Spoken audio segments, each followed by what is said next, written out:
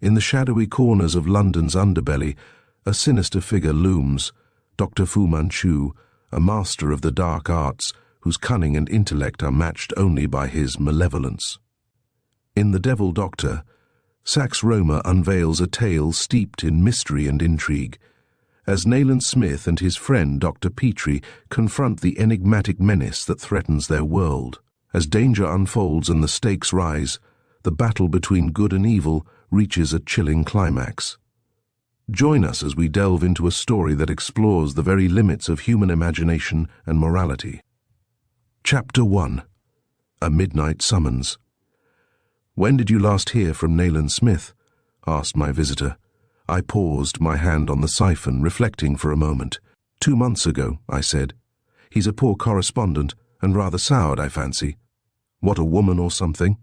"Some affair of that sort. He's such a reticent beggar. I really know very little about it." I placed a whiskey and soda before the Reverend J.D. Eltham, also sliding the tobacco jar nearer to his hand. The refined and sensitive face of the clergyman offered no indication to the truculent character of the man. His scanty fair hair, already grey over the temples, was silken and soft-looking. In appearance he was indeed a typical English churchman, but in China he had been known as the Fighting Missionary and had fully deserved the title. In fact, this peaceful-looking gentleman had directly brought about the Boxer risings. "You know," he said in his clerical voice, but meanwhile stuffing tobacco into an old pipe with fierce energy, "I have often wondered, Petrie. I have never left off wondering." "What?" "That accursed Chinese man." "Since the cellar place beneath the site of the burnt-out cottage in Dulwich Village, I have wondered more than ever."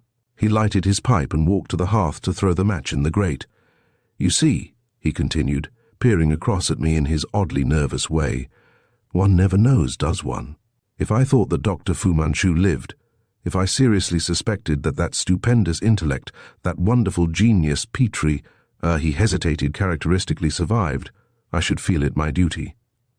"Well," I said, leaning my elbows on the table and smiling slightly, "if that satanic genius were not indeed destroyed, then the peace of the world might be threatened anew at any moment." He was becoming excited, shooting out his jaw in the truculent manner I knew, and snapping his fingers to emphasize his words, a man composed of the oddest complexities that ever dwelt beneath a clerical frock.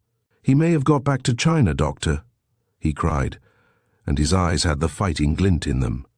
"Could you rest in peace if you thought that he lived? Should you not fear for your life every time that a night call took you out alone? Why, man alive, it is only 2 years since he was here amongst us, since we were searching every shadow for those awful green eyes. What became of his band of assassins, his stranglers, his dacoits, his damnable poisons and insects, and what not the army of creatures?" He paused, taking a drink. "You hesitated, diffidently searched in Egypt with Nayland Smith, did you not?" I nodded. "Contradict me if I am wrong," he continued, "but my impression is that you were searching for the girl Karamana, I think she was called." "Yes," I replied shortly, "but we could find no trace. No trace. You were interested?" "More than I knew," I replied, "until I realized that I had lost her. I never met Karamana, but from your account, and from others, she was quite unusually."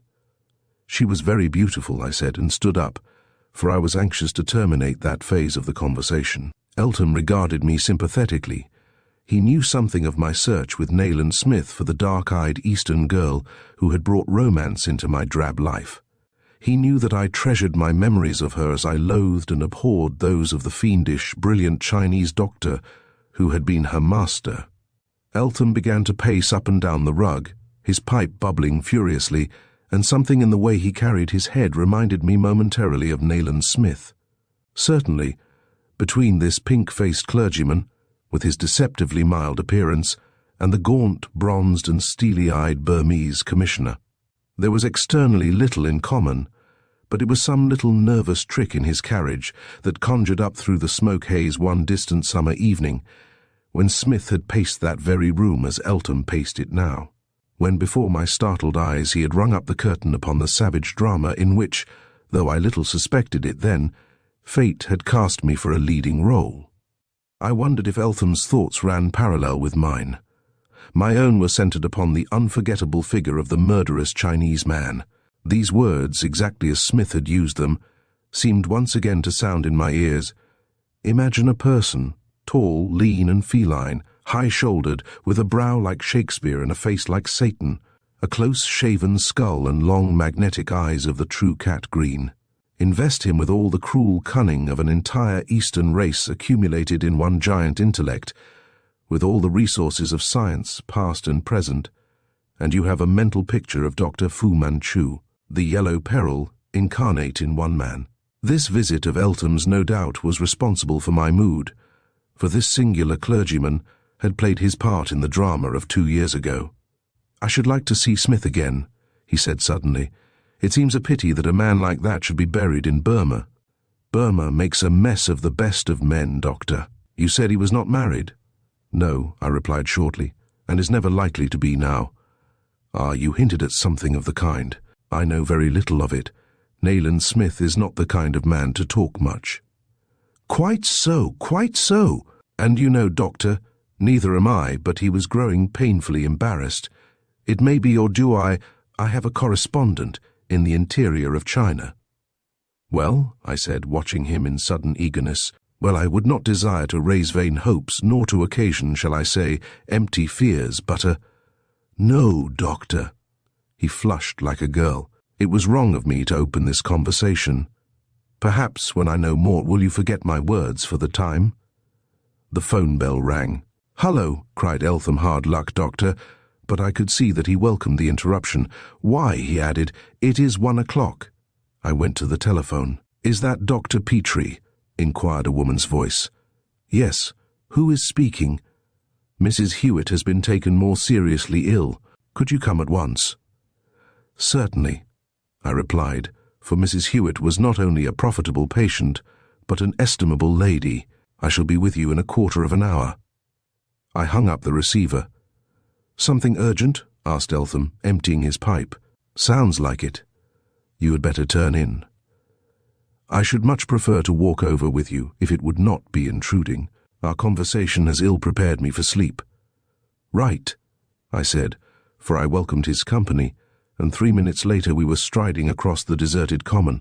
A sort of mist floated amongst the trees, seeming in the moonlight like a veil draped from trunk to trunk, as in silence we passed the mound pond and struck out for the north side of the common.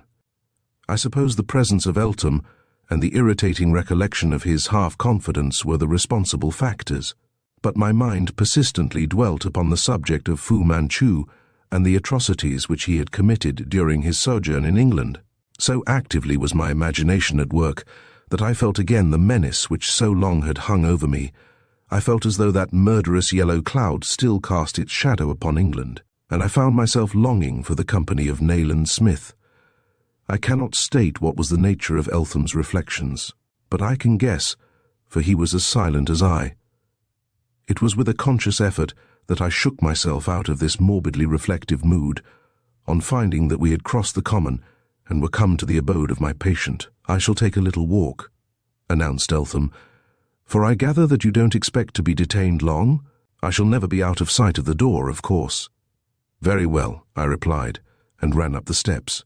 There were no lights to be seen in any of the windows, which circumstance rather surprised me, as my patient occupied, or had occupied when last I had visited her, a first-floor bedroom in the front of the house.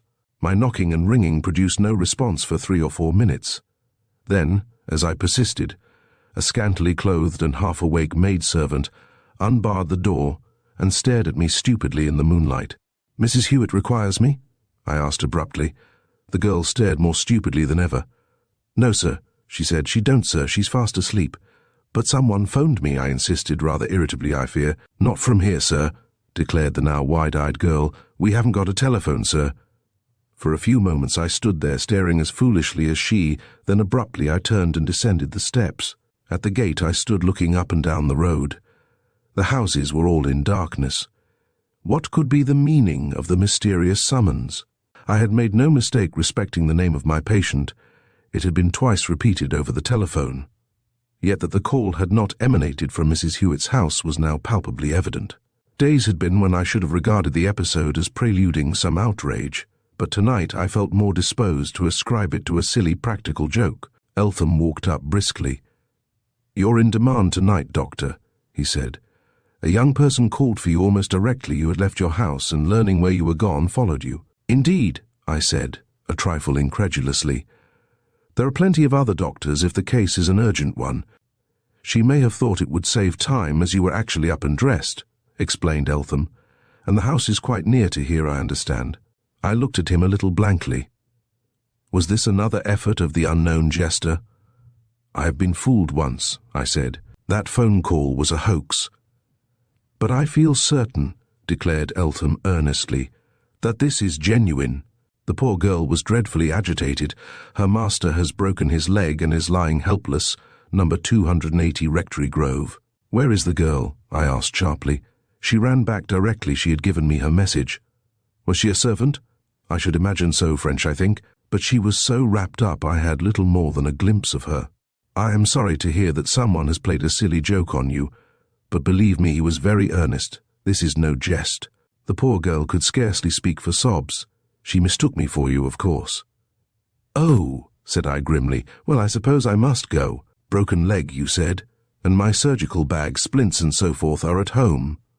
"My dear Petrie," cried Eltham in his enthusiastic way, "you no doubt can do something to alleviate the poor man's suffering immediately. I will run back to your rooms for the bag and rejoin you at 280 Rectory Grove." "It's awfully good of you, Eltham." He held up his hand. "The call of suffering humanity, Petrie, is one which I may no more refuse to hear than you."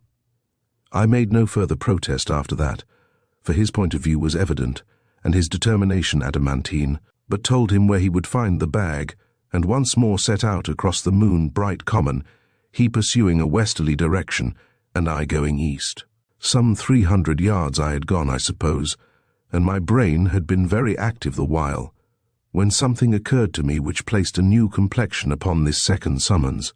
I thought of the falsity of the first, of the improbability of even the most hardened practical joker practicing his wiles at 1 o'clock in the morning.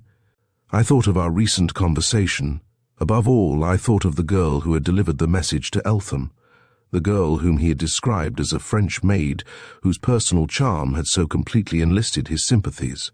Now, to this train of thought came a new one, and, adding it, my suspicion became almost a certainty. I remembered, as knowing the district, I should have remembered before, that there was no number 280 Rectory Grove. Pulling up sharply, I stood looking about me. Not a living soul was in sight, not even a policeman.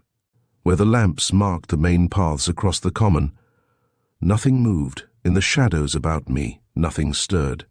But something stirred within me, a warning voice which for long had lain dormant. What was afoot? A breeze caressed the leaves overhead, breaking the silence with mysterious whisperings. Some portentous truth was seeking for admittance to my brain. I strove to reassure myself, but the sense of impending evil and of mystery became heavier. At last I could combat my strange fears no longer. I turned and began to run towards the south side of the common, towards my rooms, and after Eltham. I had hoped to head him off, but came upon no sign of him.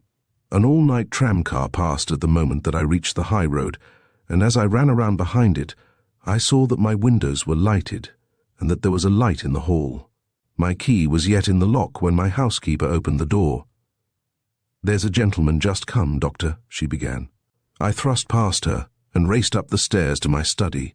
Standing by the writing table was a tall, thin man, his gaunt face brown as a coffee berry, and his steely grey eyes fixed upon me.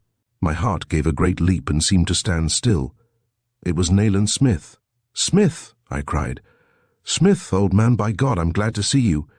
He wrung my hand hard, looking at me with his searching eyes, but there was little enough of gladness in his face. He was altogether greyer than when last I had seen him, greyer and sterner. "Where is Eltham?" I asked. Smith started back as though I had struck him. "Eltham," he whispered, "Eltham. Is Eltham here?" "I left him 10 minutes ago on the common." Smith dashed his right fist into the palm of his left hand, and his eyes gleamed almost wildly. "My God, Petrie," he said, Am I fated always to come too late? My dreadful fears in that instant were confirmed. I seemed to feel my legs totter beneath me. Smith, you don't mean— I do, Petrie. His voice sounded very far away. Fu Manchu is here, and Eltham, God help him, is his first victim. Chapter 2. Eltham vanishes. Smith went racing down the stairs like a man possessed, heavy with such a foreboding of calamity as I had not known for 2 years. I followed him along the hall and out into the road. The very peace and beauty of the night in some way increased my mental agitation. The sky was lighted almost tropically with such a blaze of stars as I could not recall to have seen since my futile search concluded. I had left Egypt. The glory of the moonlight yellowed the lamps speckled across the expanse of the common. The night was as still as night can ever be in London. The dimming pulse of a cab or car alone disturbed the quietude.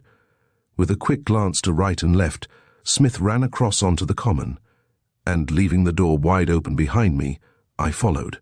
The path which Eltham had pursued terminated almost opposite to my house.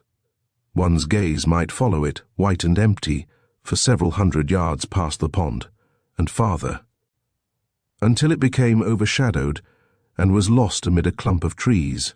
I came up with Smith, and side by side we ran on whilst pantingly I told my tale. "It was a trick to get you away from him," cried Smith. "They meant no doubt to make some attempt at your house, but as he came out with you, an alternative plan, abreast of the pond, my companion slowed down and finally stopped." "Where did you last see Eltham?" he asked rapidly. I took his arm, turning him slightly to the right, and pointed across the moon-bathed common. "You see that clump of bushes on the other side of the road," I said. "There's a path to the left of it. I took that path and he took this. We parted at the point where they meet." Smith walked right down to the edge of the water and peered about over the surface. What he hoped to find there I could not imagine.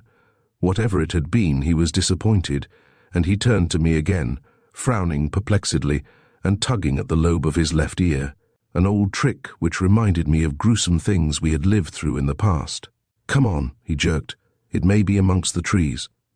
From the tone of his voice I knew that he was tensed up nervously, and his mood but added to the apprehension of my own. "What may be amongst the trees, Smith?" I asked. He walked on. "God knows, Petrie, but I fear—" Behind us, along the high road, a tramcar went rocking by, doubtless bearing a few belated workers homeward. The stark incongruity of the thing was appalling. How little those weary toilers, hemmed about with the commonplace, suspected that almost within sight from the car windows, amid prosy benches, iron railings, and unromantic, flickering lamps, 2 fellow men moved upon the border of a horror land.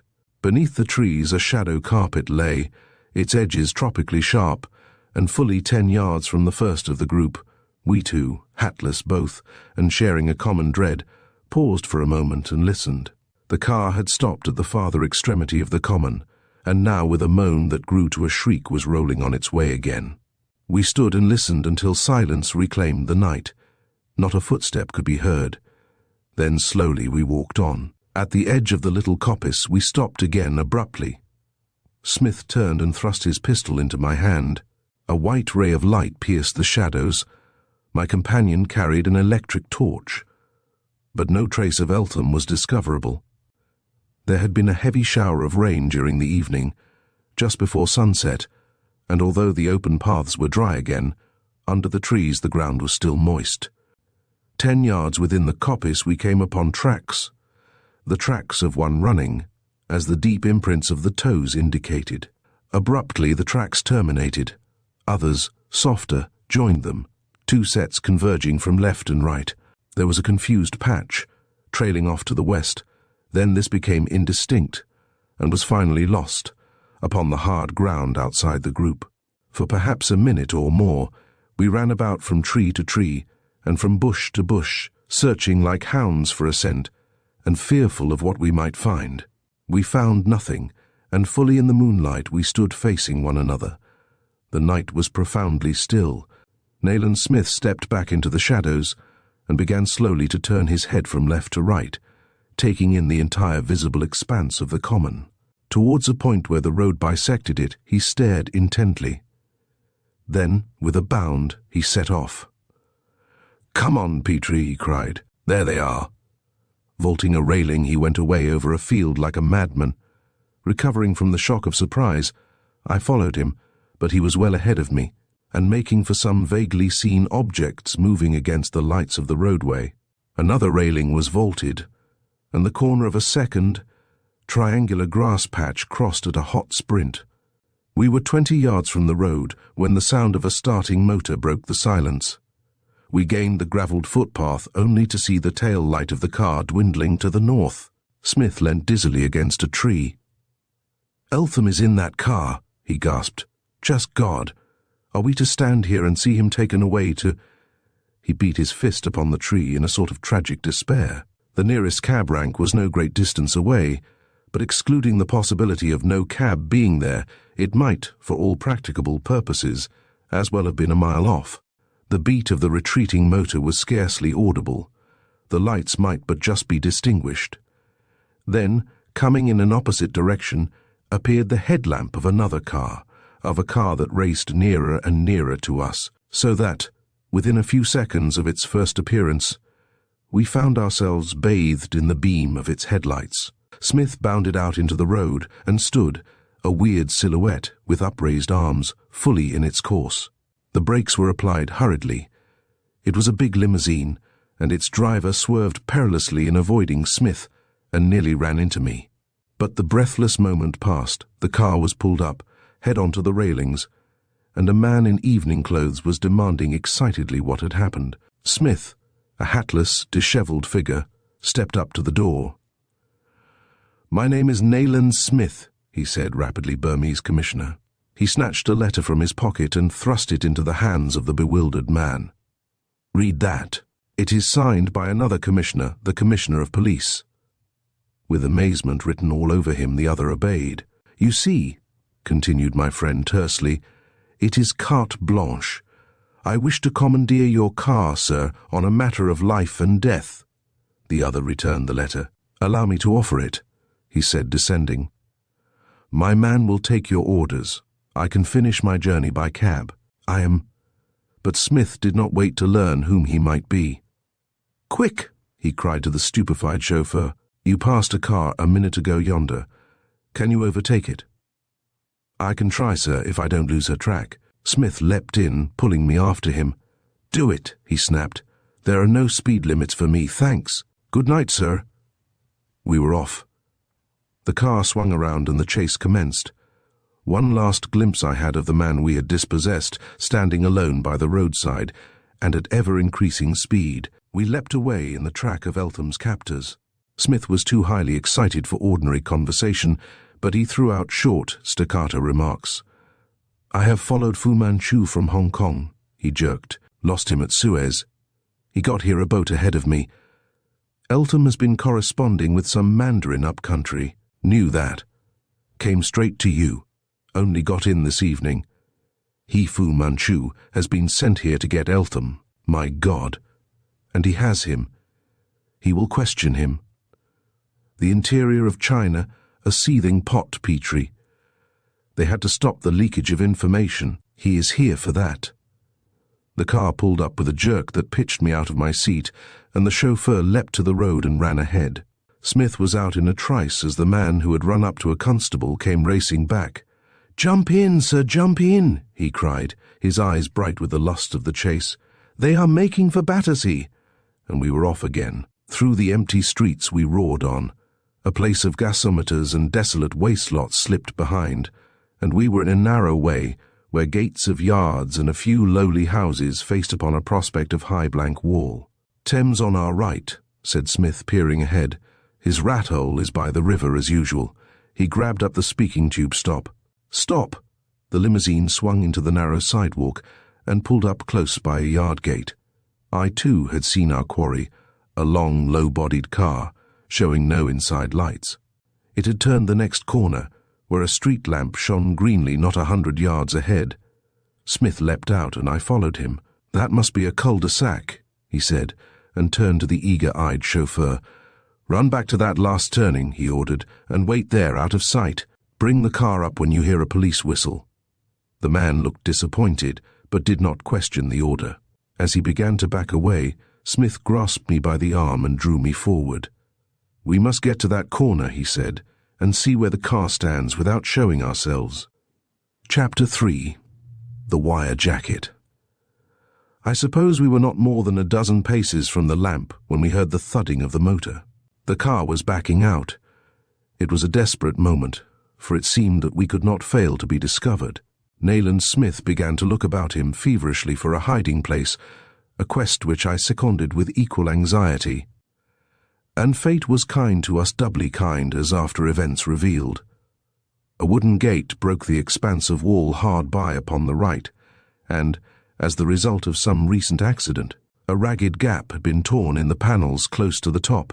The chain of the padlock hung loosely, and in a second Smith was up, with his foot in this as in a stirrup. He threw his arm over the top and drew himself upright. A second later he was astride the broken gate. "Up you come, Petrie," he said, and reached down his hand to aid me. I got my foot into the loop of chain, grasped at a projection in the gatepost, and found myself up. "There is a crossbar on this side to stand on," said Smith. He climbed over and vanished in the darkness. I was still astride the broken gate when the car turned the corner, slowly, for there was scanty room. But I was standing upon the bar on the inside, and had my head below the gap, ere the driver could possibly have seen me. "Stay where you are until he passes," hissed my companion below. "There is a row of kegs under you." The sound of the motor passing outside grew louder then began to die away. I felt about with my left foot, discerned the top of a keg, and dropped, panting, beside Smith. "Phew!" I said, "that was a close thing."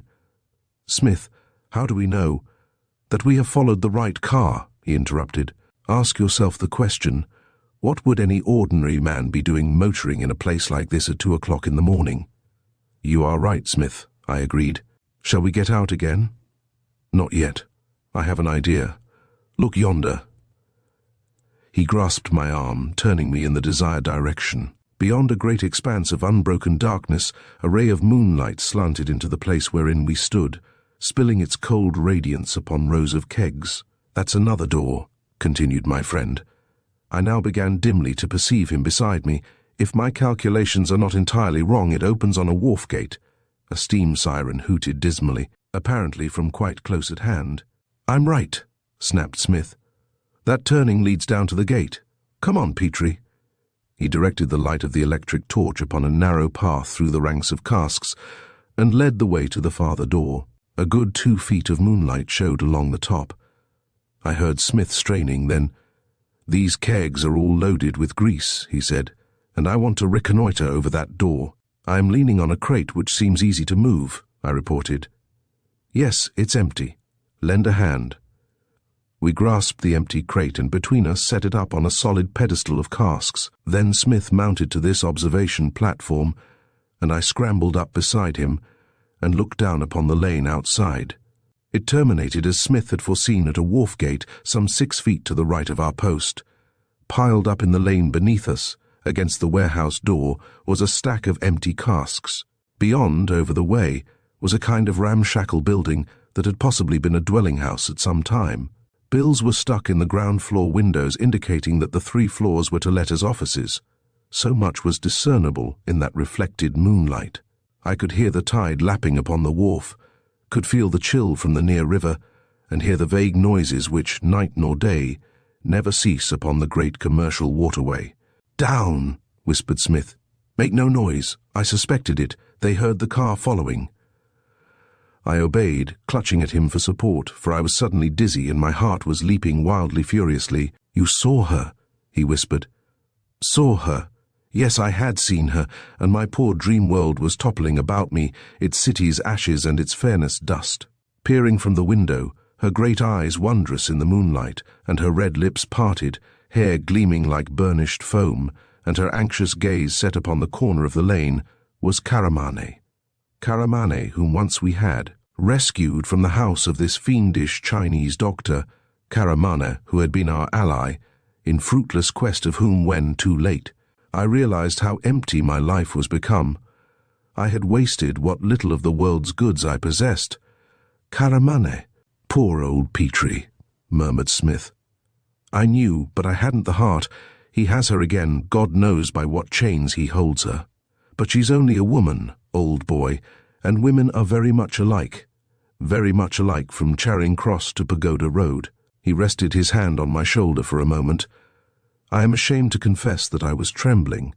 Then, clenching my teeth with that mechanical physical effort which often accompanies a mental one, I swallowed the bitter draught of Nayland Smith's philosophy. He was raising himself to peer cautiously over the top of the door. I did likewise. The window from which the girl had looked was nearly on a level with our eyes, and as I raised my head above the woodwork, I quite distinctly saw her go out of the room.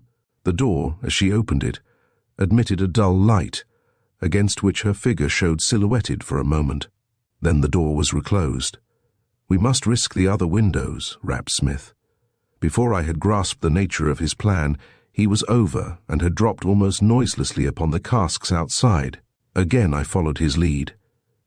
"You are not going to attempt anything, single-handed against?" I asked. "Petrie Eltham is in that house. He has been brought here to be put to the question, in the medieval and Chinese sense. Is there time to summon assistance?" I shuddered.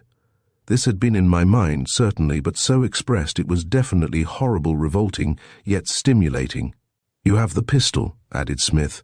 "Follow closely and quietly." He walked across the tops of the casks and leapt down, pointing to that nearest to the closed door of the house.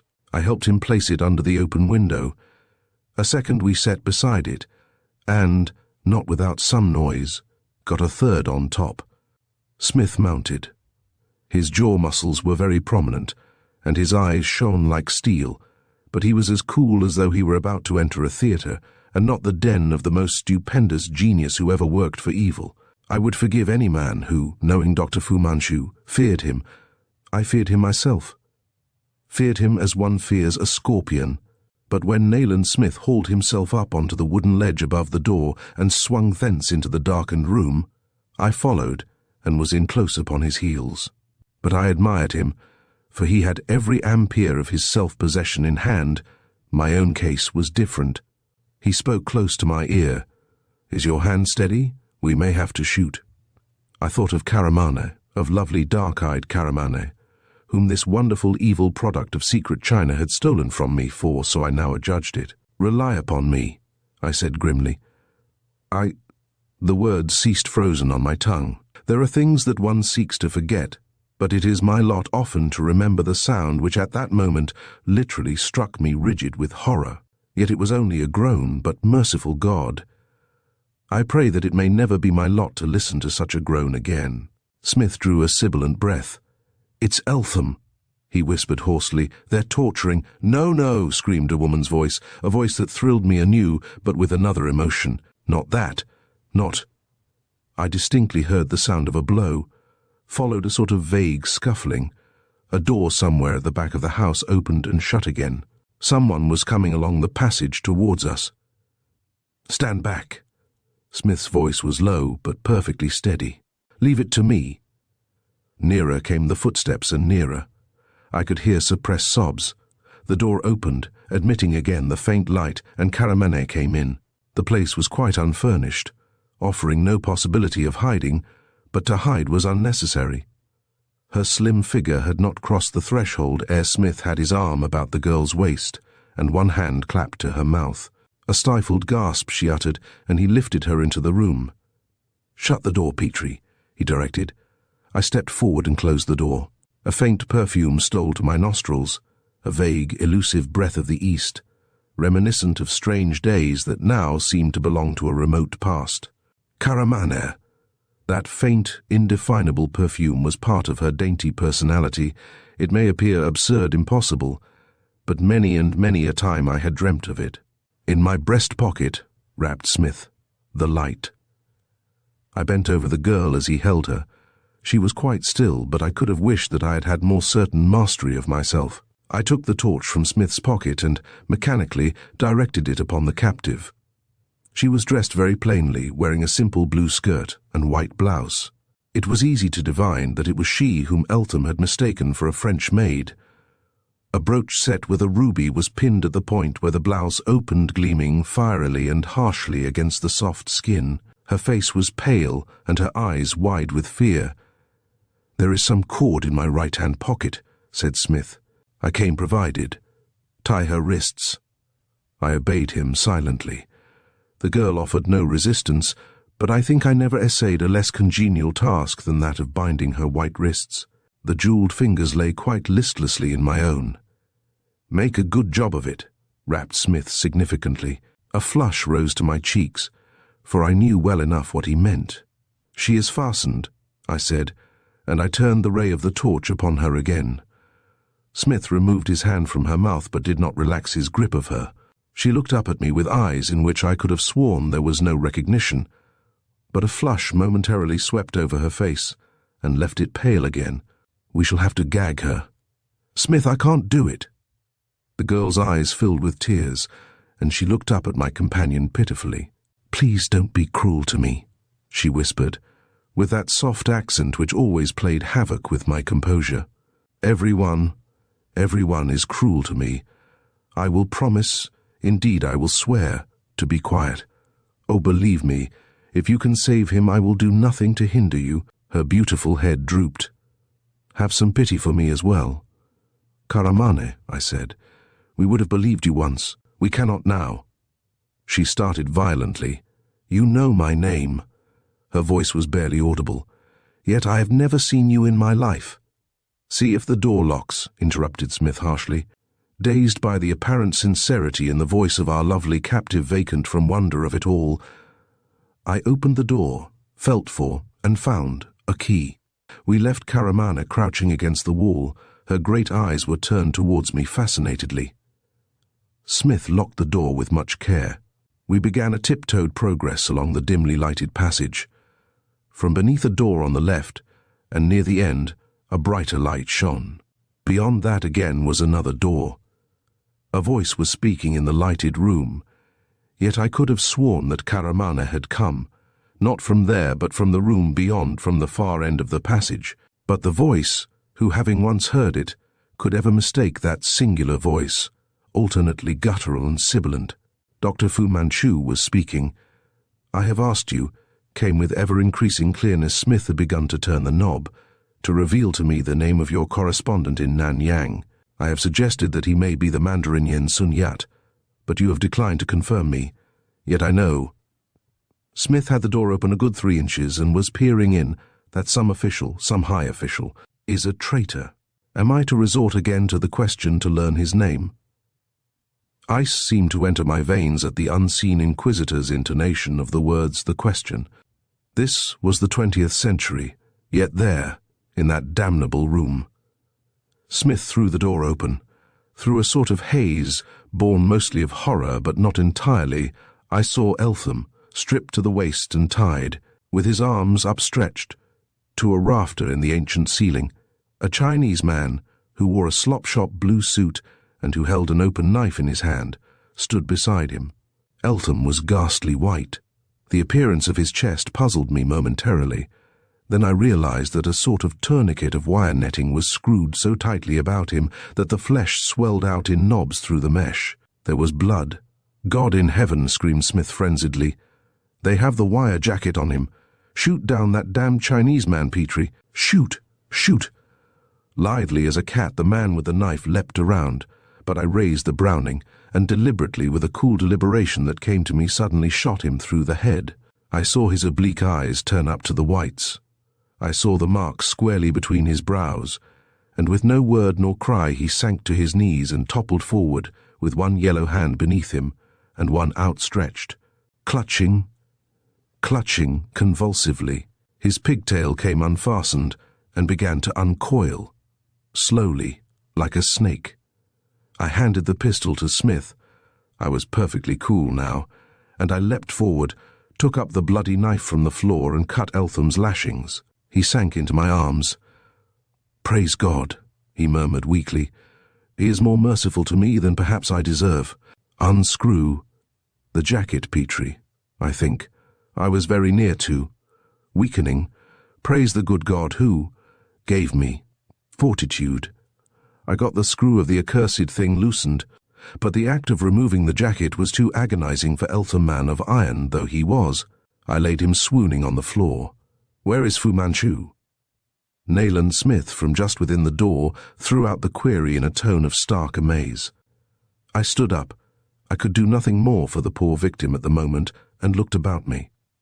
The room was innocent of furniture, save for heaps of rubbish on the floor, and a tin oil lamp hung on the wall. The dead Chinese man lay close beside Smith.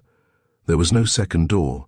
The one window was barred, and from this room we had heard the voice, the unmistakable, unforgettable voice of Fu Manchu. But Dr. Fu Manchu was not there. Neither of us could accept the fact for a moment. We stood there, looking from the dead man to the tortured man who had only swooned, in a state of helpless incredulity. Then the explanation flashed upon us both, simultaneously, and with a cry of baffled rage, Smith leapt along the passage to the second door. It was wide open. I stood at his elbow when he swept its emptiness with the ray of his pocket lamp. There was a speaking tube fixed between the two rooms. Smith literally ground his teeth. "Yet, Petrie," he said, "we have learnt something. Fu Manchu had evidently promised Eltham his life if he would divulge the name of his correspondent. He meant to keep his word. It is a sidelight on his character." "How so?" "Eltham has never seen Dr. Fu Manchu, but Eltham knows certain parts of China better than you know the Strand.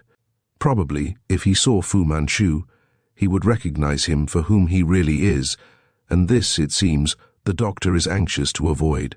We ran back to where we had left Karamana. The room was empty. "Defeated, Petrie," said Smith bitterly. "The Yellow Devil is loosed on London again." He leant from the window, and the skirl of a police whistle split the stillness of the night. Chapter 4. The Cry of a Nighthawk. Such were the episodes that marked the coming of Dr. Fu Manchu to London, that awakened fears long dormant and reopened old wounds, nay, poured poison into them. I strove desperately, by close attention to my professional duties, to banish the very memory of Karamane from my mind. Desperately, but how vainly! Peace was for me no more, joy was gone from the world, and only mockery remained as my portion. Poor Eltham we had placed in a nursing establishment, where his indescribable hurts could be properly tended, and his uncomplaining fortitude not infrequently made me thoroughly ashamed of myself. Needless to say, Smith had made such other arrangements as were necessary to safeguard the injured man, and these proved so successful that the malignant being whose plans they thwarted abandoned his designs upon the heroic clergyman and directed his attention elsewhere, as I must now proceed to relate. Dusk always brought with it a cloud of apprehension, for darkness must ever be the ally of crime, and it was one night, long after the clocks had struck the mystic hour, when churchyards yawn, that the hand of Dr. Fu Manchu again stretched out to grasp a victim. I was dismissing a chance patient. "Good night, Dr. Petrie," he said. "Good night, Mr. Forsyth," I replied, and having conducted my late visitor to the door, I closed and bolted it, switched off the light, and went upstairs. My patient was chief officer of one of the P&O boats. He had cut his hand rather badly on the homeward run, and signs of poisoning having developed, had called to have the wound treated, apologizing for troubling me at so late an hour, but explaining that he had only just come from the docks. The hall clock announced the hour of 1 as I ascended the stairs. I found myself wondering what there was in Mr. Forsyth's appearance which excited some vague and elusive memory. Coming to the top floor, I opened the door of a front bedroom and was surprised to find the interior in darkness. "Smith," I called. "Come here and watch," was the terse response. Nayland Smith was sitting in the dark at the open window and peering out across the common. Even as I saw him, a dim silhouette, I could detect that tensity in his attitude, which told of high-strung nerves. I joined him. "What is it?" I asked curiously. "I don't know. Watch that clump of elms." His masterful voice had the dry tone in it betokening excitement. I leaned on the ledge beside him and looked out. The blaze of stars almost compensated for the absence of the moon, and the night had a quality of stillness that made for awe. This was a tropical summer, and the common, with its dancing lights dotted irregularly about it, had an unfamiliar look tonight. The clump of 9 elms showed as a dense and irregular mass, lacking detail. Such moods as that which now claimed my friend are magnetic. I had no thought of the night's beauty, for it only served to remind me that somewhere amid London's millions was lurking an uncanny being, whose life was a mystery, whose very existence was a scientific miracle. "Where's your patient?" rapped Smith. His abrupt query diverted my thoughts into a new channel. No footstep disturbed the silence of the high road. Where was my patient? I craned from the window. Smith grabbed my arm. "Don't lean out," he said. I drew back, glancing at him surprisedly. "For heaven's sake, why not?" "I'll tell you presently, Petrie. Did you see him?" "I did, and I can't make out what he is doing. He seems to have remained standing at the gate for some reason." "He has seen it," snapped Smith. "Watch those elms." His hand remained upon my arm, gripping it nervously. Shall I say that I was surprised? I can say it with truth, but I shall add that I was thrilled, eerily, for this subdued excitement and alert watching of Smith's could only mean one thing, Fu Manchu, and that was enough to set me watching as keenly as he, to set me listening, not only for sounds outside the house, but for sounds within. Doubts, suspicions, dreads heaped themselves up in my mind. Why was Forsyth standing there at the gate? I had never seen him before, to my knowledge. Yet there was something oddly reminiscent about the man. Could it be that his visit formed part of a plot? Yet his wound had been genuine enough. Thus my mind worked, feverishly. Such was the effect of an unspoken thought. Fu Manchu. Nayland Smith's grip tightened on my arm. "There it is again, Petrie," he whispered. "Look, look." His words were wholly unnecessary. I too had seen it, a wonderful and uncanny sight. Out of the darkness under the elms, low down upon the ground, grew a vaporous blue light. It flared up, elfinish, then began to ascend. Like an igneous phantom, a witch flame, it rose, higher, higher, higher, to what I adjudged to be some 12 feet or more from the ground. Then, high in the air, it died away again, as it had come. "For God's sake, Smith, what was it?" "Don't ask me, Petrie. I have seen it twice. He paused. Rapid footsteps sounded below. Over Smith's shoulder I saw Forsyth cross the road, climb the low rail and set out across the common. Smith sprang impetuously to his feet. "We must stop him," he said hoarsely, then, clapping a hand to my mouth as I was about to call out, not a sound. "Petrie!" He ran out of the room and went blundering downstairs in the dark, crying, "Out through the garden, the side entrance." I overtook him as he threw wide the door of my dispensing room. Through he ran and opened the door at the other end. I followed him out, closing it behind me. The smell from some tobacco plants in a neighbouring flower bed was faintly perceptible. No breeze stirred, and in the great silence I could hear Smith, in front of me, tugging at the bolt of the gate. Then he had it open, and I stepped out, close on his heels, and left the door ajar. "We must not appear to have come from your house," explained Smith rapidly. "I will go along to the high road and cross to the common 100 yards up, where there is a pathway, as though homeward bound to the north side. Give me half a minute's start. Then you proceed in an opposite direction and cross from the corner of the next road. Directly you are out of the light of the street lamps, get over the rails and run for the elms." He thrust a pistol into my hand and was off. While he had been with me, speaking in that incisive, impetuous way of his dark face close to mine, and his eyes gleaming like steel, I had been at one with him in his feverish mood. But now, when I stood alone in that staid and respectable byway, holding a loaded pistol in my hand, the whole thing became utterly unreal. It was in an odd frame of mind that I walked to the next corner, as directed, for I was thinking not of Dr. Fu Manchu, the great and evil man who dreamed of Europe and America under Chinese rule, not of Nayland Smith, who alone stood between the Chinese man and the realization of his monstrous schemes, not even of Karamane, the slave girl, whose glorious beauty was a weapon of might in Fu Manchu's hand, but of what impression I must have made upon a patient had I encountered one then. Such were my ideas up to the moment that I crossed to the common and vaulted into the field on my right. As I began to run toward the elms, I found myself wondering what it was all about, and for what we were come. 50 yards west of the trees, it occurred to me that if Smith had counted on cutting Forsyth off, we were too late, for it appeared to me that he must already be in the coppice. I was right. 20 paces more I ran, and ahead of me from the elms came a sound. Clearly it came through the still air, the eerie hoot of a nighthawk.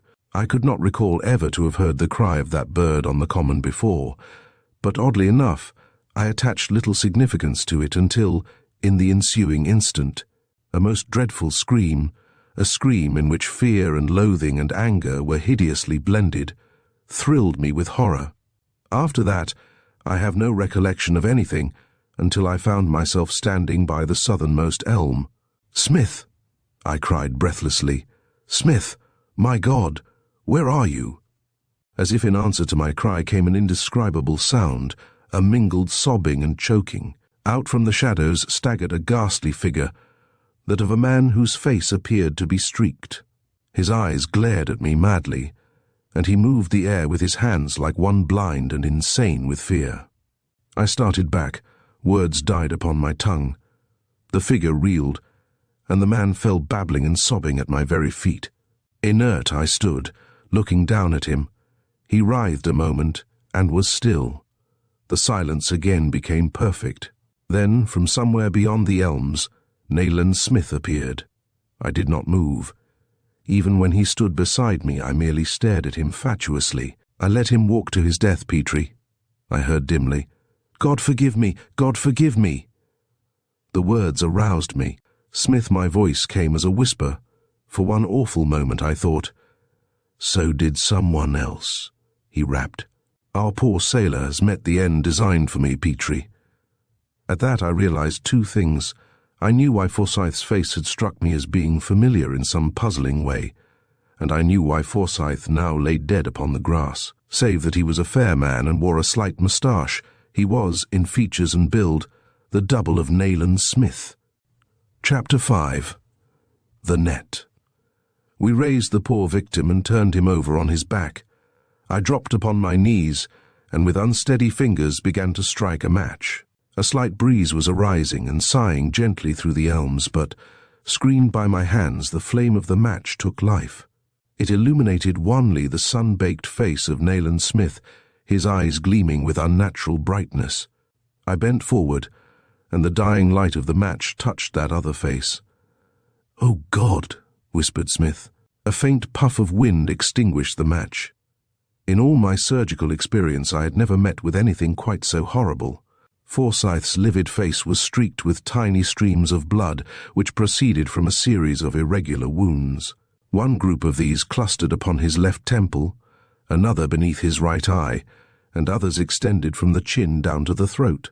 They were black, almost like tattoo marks, and the entire injured surface was bloated indescribably. His fists were clenched. He was quite rigid. Smith's piercing eyes were set upon me eloquently as I knelt on the path and made my examination, an examination which that first glimpse when Forsyth came staggering out from the trees had rendered useless, a mere matter of form. "He's quite dead, Smith," I said huskily.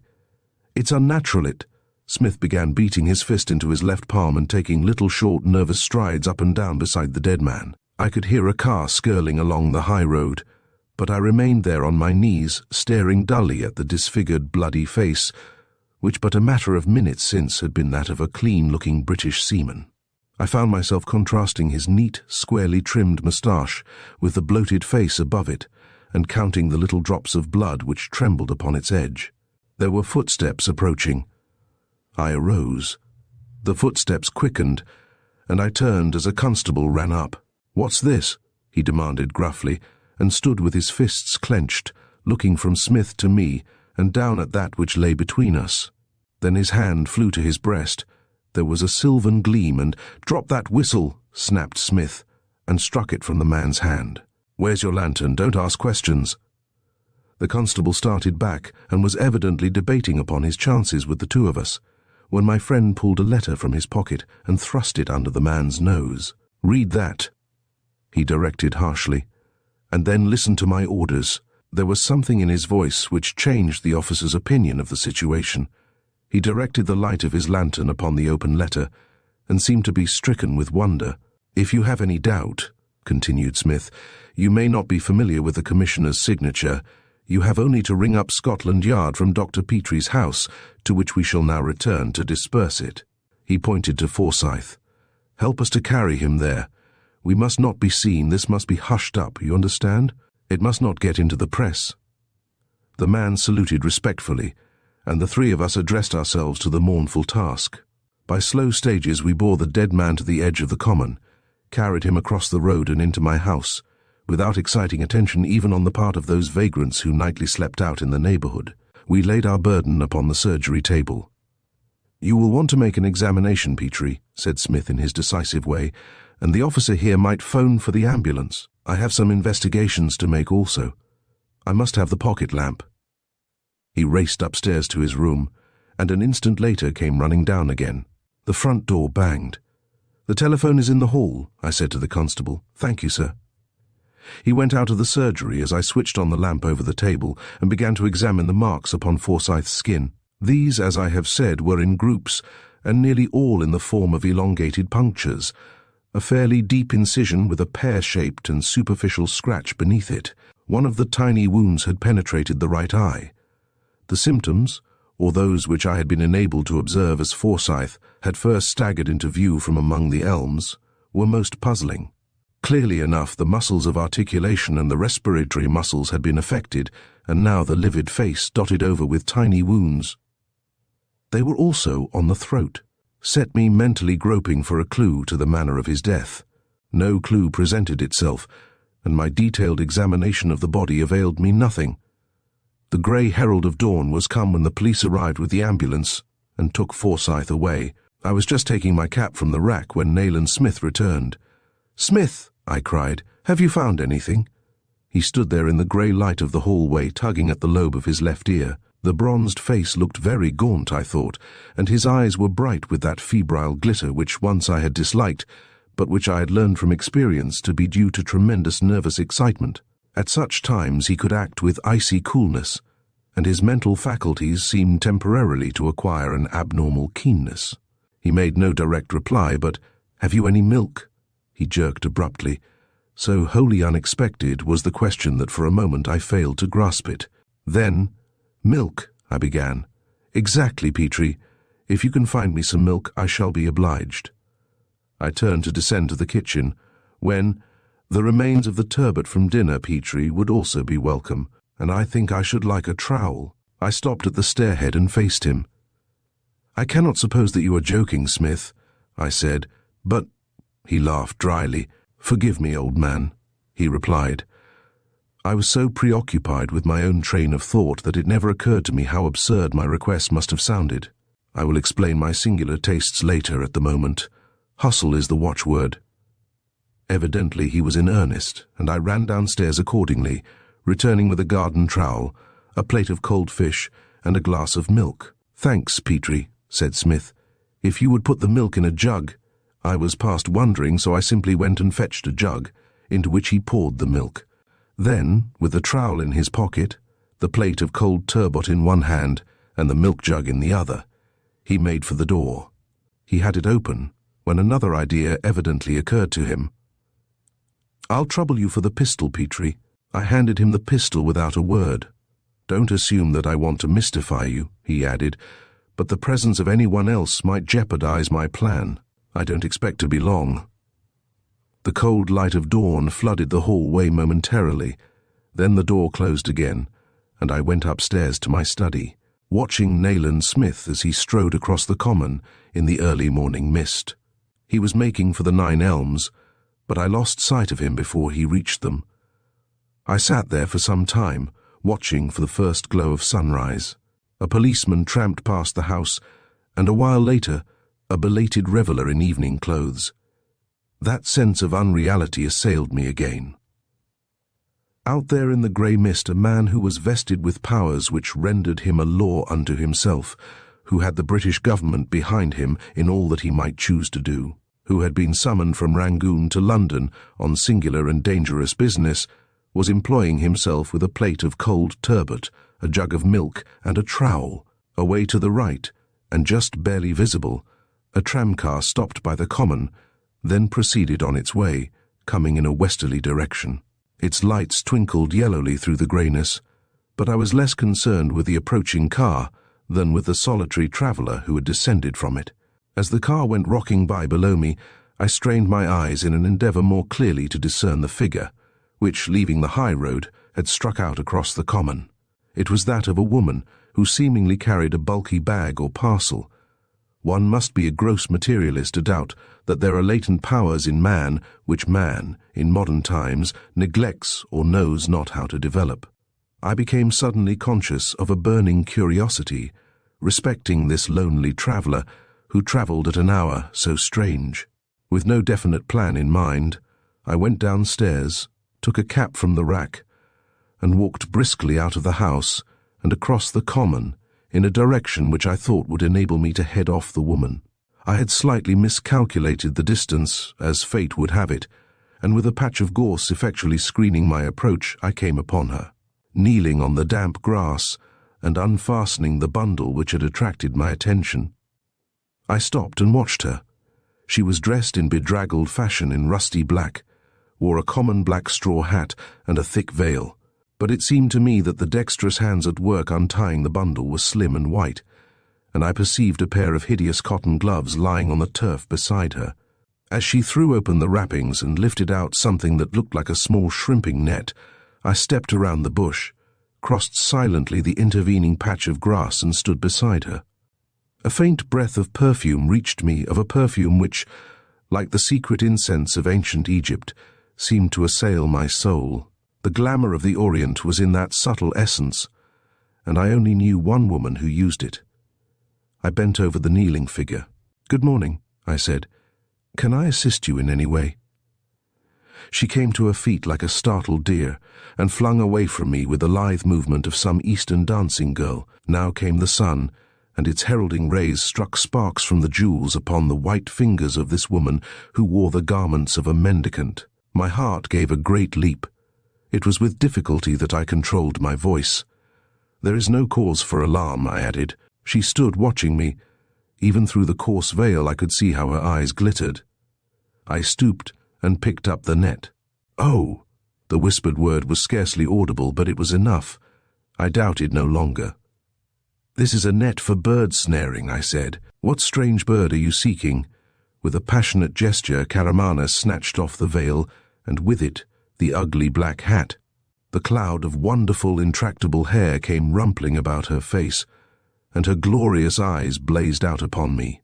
How beautiful they were, with the dark beauty of an Egyptian night. How often had they looked into mine in dreams? To labour against a ceaseless yearning for a woman whom one knows, upon evidence that none but a fool might reject, to be worthless evil, is there any torture to which the soul of man is subject, more pitiless? Yet this was my lot.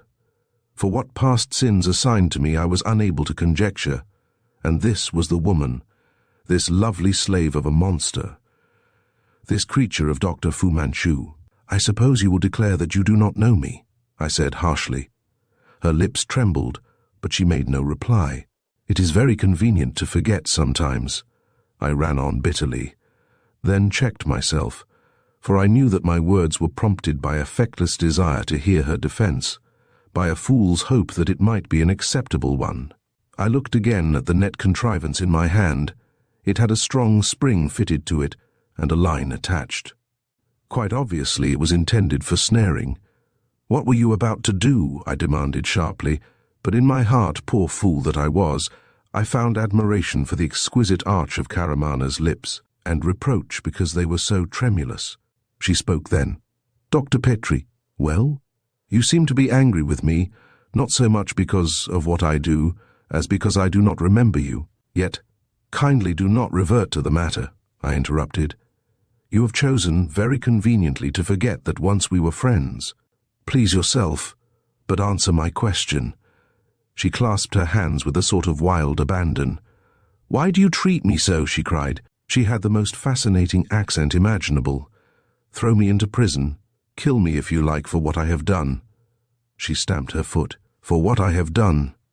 But do not torture me, try to drive me mad with your reproaches, that I forget you. I tell you again, I tell you, that until you came one night, last week, to rescue someone from there was the old trick of hesitating before the name of Fu Manchu from him. I had never seen you.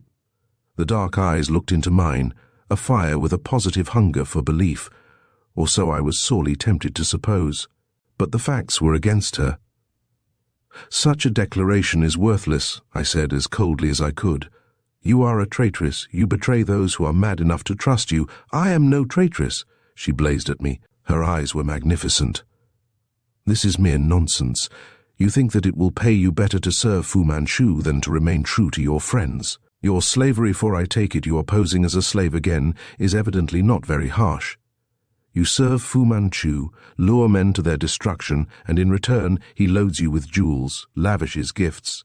Ah, so. She sprang forward, raising flaming eyes to mine. Her lips were slightly parted, with that wild abandon which betrayed the desert blood in her veins. She wrenched open the neck of her bodice and slipped a soft shoulder free of the garment. She twisted around so that the white skin was but inches removed from me. These are some of the gifts that he lavishes upon me. I clenched my teeth. Insane thoughts flooded my mind, for that creamy skin was wealed with the marks of the lash. She turned, quickly rearranging her dress and watching me the while. I could not trust myself to speak for a moment then. If I am a stranger to you, as you claim, why do you give me your confidence? I asked. I have known you long enough to trust you, she said simply, and turned her head aside. Then why do you serve this inhuman monster? She snapped her fingers oddly and looked up at me from under her lashes. Why do you question me if you think that everything I say is a lie? It was a lesson in logic from a woman. I changed the subject. Tell me what you came here to do, I demanded. She pointed to the net in my hands. To catch birds, you have said so yourself. What bird? She shrugged her shoulders, and now a memory was born within my brain. It was that of the cry of the nighthawk which had harbingered the death of Forsyth. The net was a large and strong one. Could it be that some horrible fowl of the air, some creature unknown to Western naturalists, had been released upon the common last night? I thought of the marks upon Forsyth's face and throat. I thought of the profound knowledge of obscure and dreadful things possessed by the Chinese man. The wrapping in which the net had been lay at my feet. I stooped and took out from it a wicker basket. Karamane stood watching me and biting her lip, but she made no move to check me. I opened the basket. It contained a large phial, the contents of which possessed a pungent and peculiar smell. I was utterly mystified. You will have to accompany me to my house, I said sternly. Karamane upturned her great eyes to mine. They were wide with fear. She was on the point of speaking when I extended my hand to grasp her. At that, the look of fear was gone, and one of rebellion held its place. Ere I had time to realize her purpose, she flung back from me with that wild grace which I had met with in no other woman, turned and ran. Fatuously, net and basket in hand, I stood looking after her. The idea of pursuit came to me certainly, but I doubted if I could outrun her. For Karamane ran, not like a girl used to town or even country life, but with the lightness and swiftness of a gazelle, ran like the daughter of the desert that she was. Some 200 yards she went, stopped, and looked back. It would seem that the sheer joy of physical effort had aroused the devil in her, the devil that must lie latent in every woman with eyes like the eyes of Karamane. In the ever-brightening sunlight I could see the lithe figure swaying. No rags imaginable could mask its beauty. I could see the red lips and gleaming teeth. Then, and it was music good to hear, despite its taunt. She laughed defiantly, turned, and ran again. I resigned myself to defeat. I blushed to add, gladly. Some evidences of a world awakening were perceptible about me now. Feathered choirs hailed the new day joyously. Carrying the mysterious contrivance which I had captured from the enemy, I set out in the direction of my house, my mind very busy with conjectures respecting the link between this bird snare and the cry like that of a nighthawk which we had heard at the moment of Forsyth's death. The path that I had chosen led me around the border of the mound pond, a small pool having an islet in the center. Lying at the margin of the pond, I was amazed to see the plate and jug which Nayland Smith had borrowed recently. Dropping my burden, I walked down to the edge of the water. I was filled with a sudden apprehension. Then, as I bent to pick up the now empty jug, came a hail. "All right, Petrie. Shall join you in a moment." I started up, looked to right and left. But, although the voice had been that of Nayland Smith, no sign could I discern of his presence. "Smith!" I cried. "Smith! Coming!" Seriously doubting my senses, I looked in the direction from which the voice had seemed to proceed, and there was Nayland Smith. He stood on the islet in the center of the pond, and as I perceived him, he walked down into the shallow water and waded across to me. "Good heavens," I began. One of his rare laughs interrupted me. "You must think me mad this morning, Petrie," he said, "but I have made several discoveries.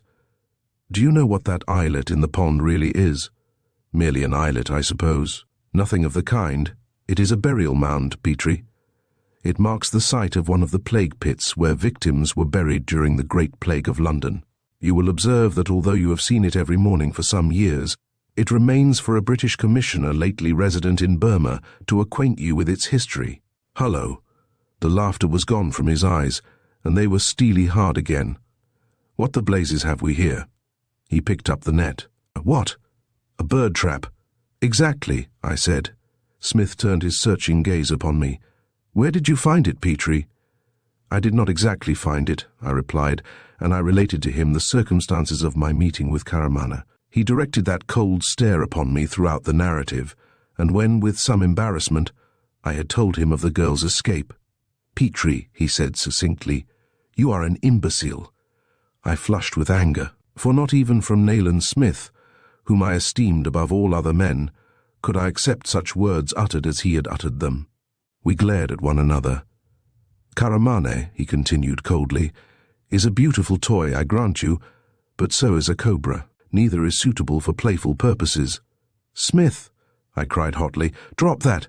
Adopt another tone, or I cannot listen to you."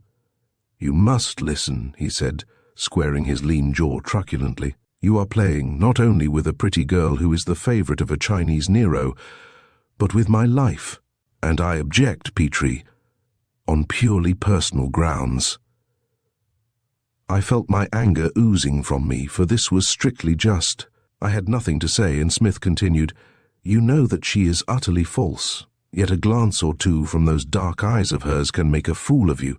A woman made a fool of me once, but I learned my lesson. You have failed to learn yours. If you are determined to go to pieces on the rock that broke up Adam, do so, but don't involve me in the wreck, Petrie, for that might mean a yellow emperor of the world, and you know it." "Your words are unnecessarily brutal, Smith," I said, feeling very crestfallen, "but perhaps I fully deserve them all." "You," he assured me, but he relaxed immediately. "A murderous attempt is made upon my life, resulting in the death of a perfectly innocent man, in no way concerned. Along you come and let an accomplice, perhaps a participant, escape, merely because she has a red mouth, or black lashes, or whatever it is that fascinates you so hopelessly." He opened the wicker basket, sniffing at the contents. "Ah," he snapped, "do you recognize this odor?" "Certainly. Then you have some idea respecting Karamana's quarry?" "Nothing of the kind."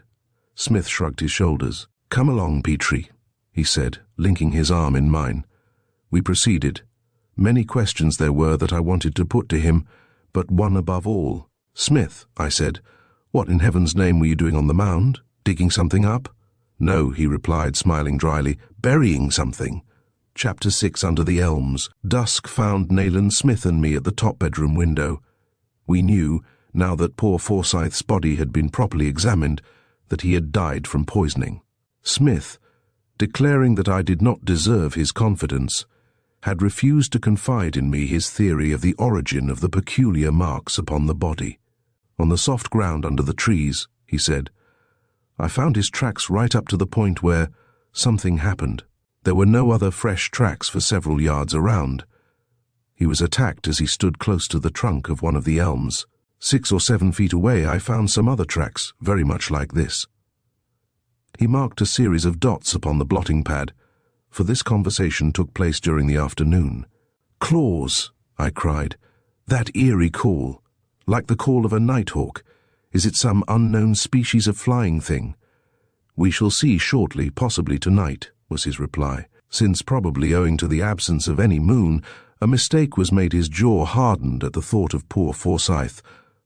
"Another attempt along the same lines will almost certainly follow, Fu Manchu's system."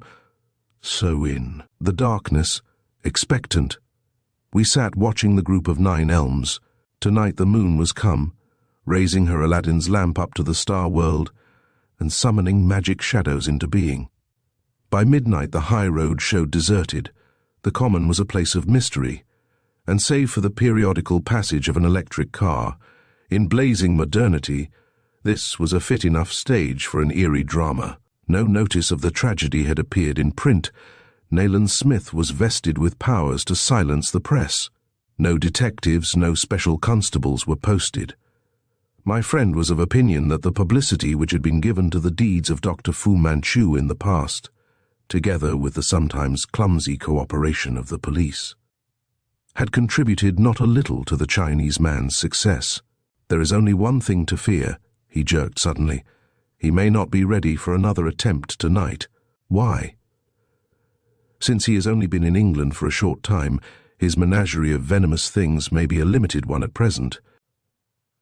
Earlier in the evening there had been a brief but violent thunderstorm, with a tropical downpour of rain, and now clouds were scudding across the blue of the sky. Through a temporary rift in the veiling, the crescent of the moon looked down upon us. It had a greenish tint, and it set me thinking of the filmed green eyes of Fu Manchu. The cloud passed, and a lake of silver spread out to the edge of the coppice, where it terminated at a shadow bank. "There it is, Petrie," hissed Nayland Smith. A lambent light was born in the darkness. It rose slowly, unsteadily, to a great height, and died. "It's under the trees, Smith." But he was already making for the door. Over his shoulder, "Bring the pistol, Petrie," he cried. "I have another. Give me at least 20 yards start, or no attempt may be made. But the instant I'm under the trees, join me." Out of the house we ran, and over onto the common, which latterly had been a pageant ground for phantom warring. The light did not appear again, and as Smith plunged off toward the trees, I wondered if he knew what uncanny thing was hidden there. I more than suspected that he had solved the mystery. His instructions to keep well in the rear I understood. Fu Manchu, or the creature of Fu Manchu, would attempt nothing in the presence of a witness, but we knew full well that the instrument of death which was hidden in the elm coppice could do its ghastly work and leave no clue, could slay and vanish. For had not Forsyth come to a dreadful end while Smith and I were within 20 yards of him? Not a breeze stirred, as Smith, ahead of me, for I had slowed my pace, came up level with the first tree. The moon sailed clear of the straggling cloud wisps which alone told of the recent storm, and I noted that an irregular patch of light lay sylvan on the moist ground under the elms where otherwise lay shadow. He passed on, slowly. I began to run again. Black against the sylvan patch, I saw him emerge and look up. "Be careful, Smith," I cried, and I was racing under the trees to join him. Uttering a loud cry, he leaped away from the pool of light. "Stand back, Petrie," he screamed. "Back, farther!" He charged into me, shoulder lowered, and sent me reeling. Mixed up with his excited cry, I had heard a loud splintering and sweeping of branches overhead. And now as we staggered into the shadows, it seemed that one of the elms was reaching down to touch us. So, at least, the phenomenon presented itself to my mind in that fleeting moment, while Smith, uttering his warning cry, was hurling me back. Then the truth became apparent. With an appalling crash, a huge bough fell from above. One piercing, awful shriek there was, a crackling of broken branches, and a choking groan. The crack of Smith's pistol close beside me completed my confusion of mind. "Missed," he yelled. "Shoot it, Petrie. On your left. For God's sake, don't miss it." I turned. A lithe black shape was streaking past me. I fired once, twice. Another frightful cry made yet more hideous the nocturne. Nayland Smith was directing the ray of a pocket torch upon the fallen bough. "Have you killed it, Petrie?" he cried. "Yes, yes." I stood beside him, looking down. From the tangle of leaves and twigs, an evil yellow face looked up at us. The features were contorted with agony, but the malignant eyes, wherein light was dying, regarded us with inflexible hatred. The man was pinned beneath the heavy bough, his back was broken, and as we watched, he expired, frothing slightly at the mouth, and quitted his tenement of clay, leaving those glassy eyes set hideously upon us. "The pagan gods fight upon our side," said Smith strangely. "Elms have a dangerous habit of shedding boughs in still weather, particularly after a storm. Pan, god of the woods, with this one has performed justice's work of retribution." "I don't understand. Where was this man?" "Up the tree, lying along the bough which fell, Petrie. That is why he left no footmarks. Last night, no doubt, he made his escape by swinging from bough to bough, ape fashion, and descending to the ground somewhere at the other side of the coppice." He glanced at me. "You are wondering, perhaps," he suggested, "what caused the mysterious light? I could have told you this morning, but I fear I was in a bad temper, Petrie. It's very simple. A length of tape soaked in spirit or something of the kind, and sheltered from the view of anyone watching from your windows behind the trunk of the tree. Then, the end ignited, lowered, still behind the tree, to the ground, the operator swinging it around. The flame ascended, of course. I found the unburned fragment of the tape used last night, a few yards from here. I was peering down at Fu Manchu's servant, the hideous yellow man who lay dead in a bower of elm leaves. He has some kind of leather bag beside him," I began. "Exactly," rapped Smith. "In that he carried his dangerous instrument of death. From that he released it." "Released what?" "What your fascinating friend came to recapture this morning." "Don't taunt me, Smith," I said bitterly. "Is it some species of bird? You saw the marks on Forsyth's body, and I told you of those which I had traced upon the ground here. They were caused by claws, Petrie." "Claws? I thought so. But what claws?" "The claws of a poisonous thing. I recaptured the one used last night, killed it against my will, and buried it on the mound. I was afraid to throw it in the pond, lest some juvenile fisherman should pull it out and sustain a scratch. I don't know how long the claws would remain venomous." "You are treating me like a child, Smith," I said slowly. "No doubt I am hopelessly obtuse, but perhaps you will tell me what this Chinese man carried in a leather bag and released upon Forsyth. It was something which you recaptured, apparently with the aid of a plate of cold turbot and a jug of milk. It was something also which Karamana had been sent to recapture with the aid." I stopped. "Go on," said Nayland Smith, turning the ray to the left. "What did she have in the basket?" "Valerian," I replied mechanically. The ray rested upon the lithe creature that I had shot down. It was a black cat. "A cat will go through fire and water for Valerian," said Smith. "But I got first innings this morning with fish and milk. I had recognized the imprints under the trees for those of a cat, and I knew that if a cat had been released here, it would still be hiding in the neighborhood, probably in the bushes. I finally located a cat, sure enough, and came for bait. I laid my trap, for the animal was too frightened to be approachable, and then shot it. I had to. That yellow fiend used the light as a decoy. The branch which killed him jutted out over the path at a spot where an opening in the foliage above allowed some moon rays to penetrate. Directly the victim stood beneath, the Chinese man uttered his bird cry, the one below looked up, and the cat, previously held silent and helpless in the leather sack, was dropped accurately upon his head. But I was growing confused. Smith stooped lower. "The cat's claws are sheathed now," he said. "But if you could examine them, you would find that they are coated with a shining black substance. Only Fu Manchu knows what that substance is, Petrie, but you and I know what it can do." Chapter 7. Enter Mr. Abel Slatin. "I don't blame you," rapped Nayland Smith. "Suppose we say, then, £1,000 if you show us the present hiding place of Fu Manchu, the payment to be in no way subject to whether we profit by your information or not." Abel Slatin shrugged his shoulders racially and returned to the armchair which he had just quitted.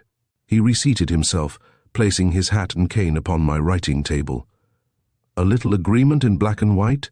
he suggested smoothly. Smith raised himself up out of the white cane chair and, bending forward over a corner of the table, scribbled busily upon a sheet of notepaper with my fountain pen.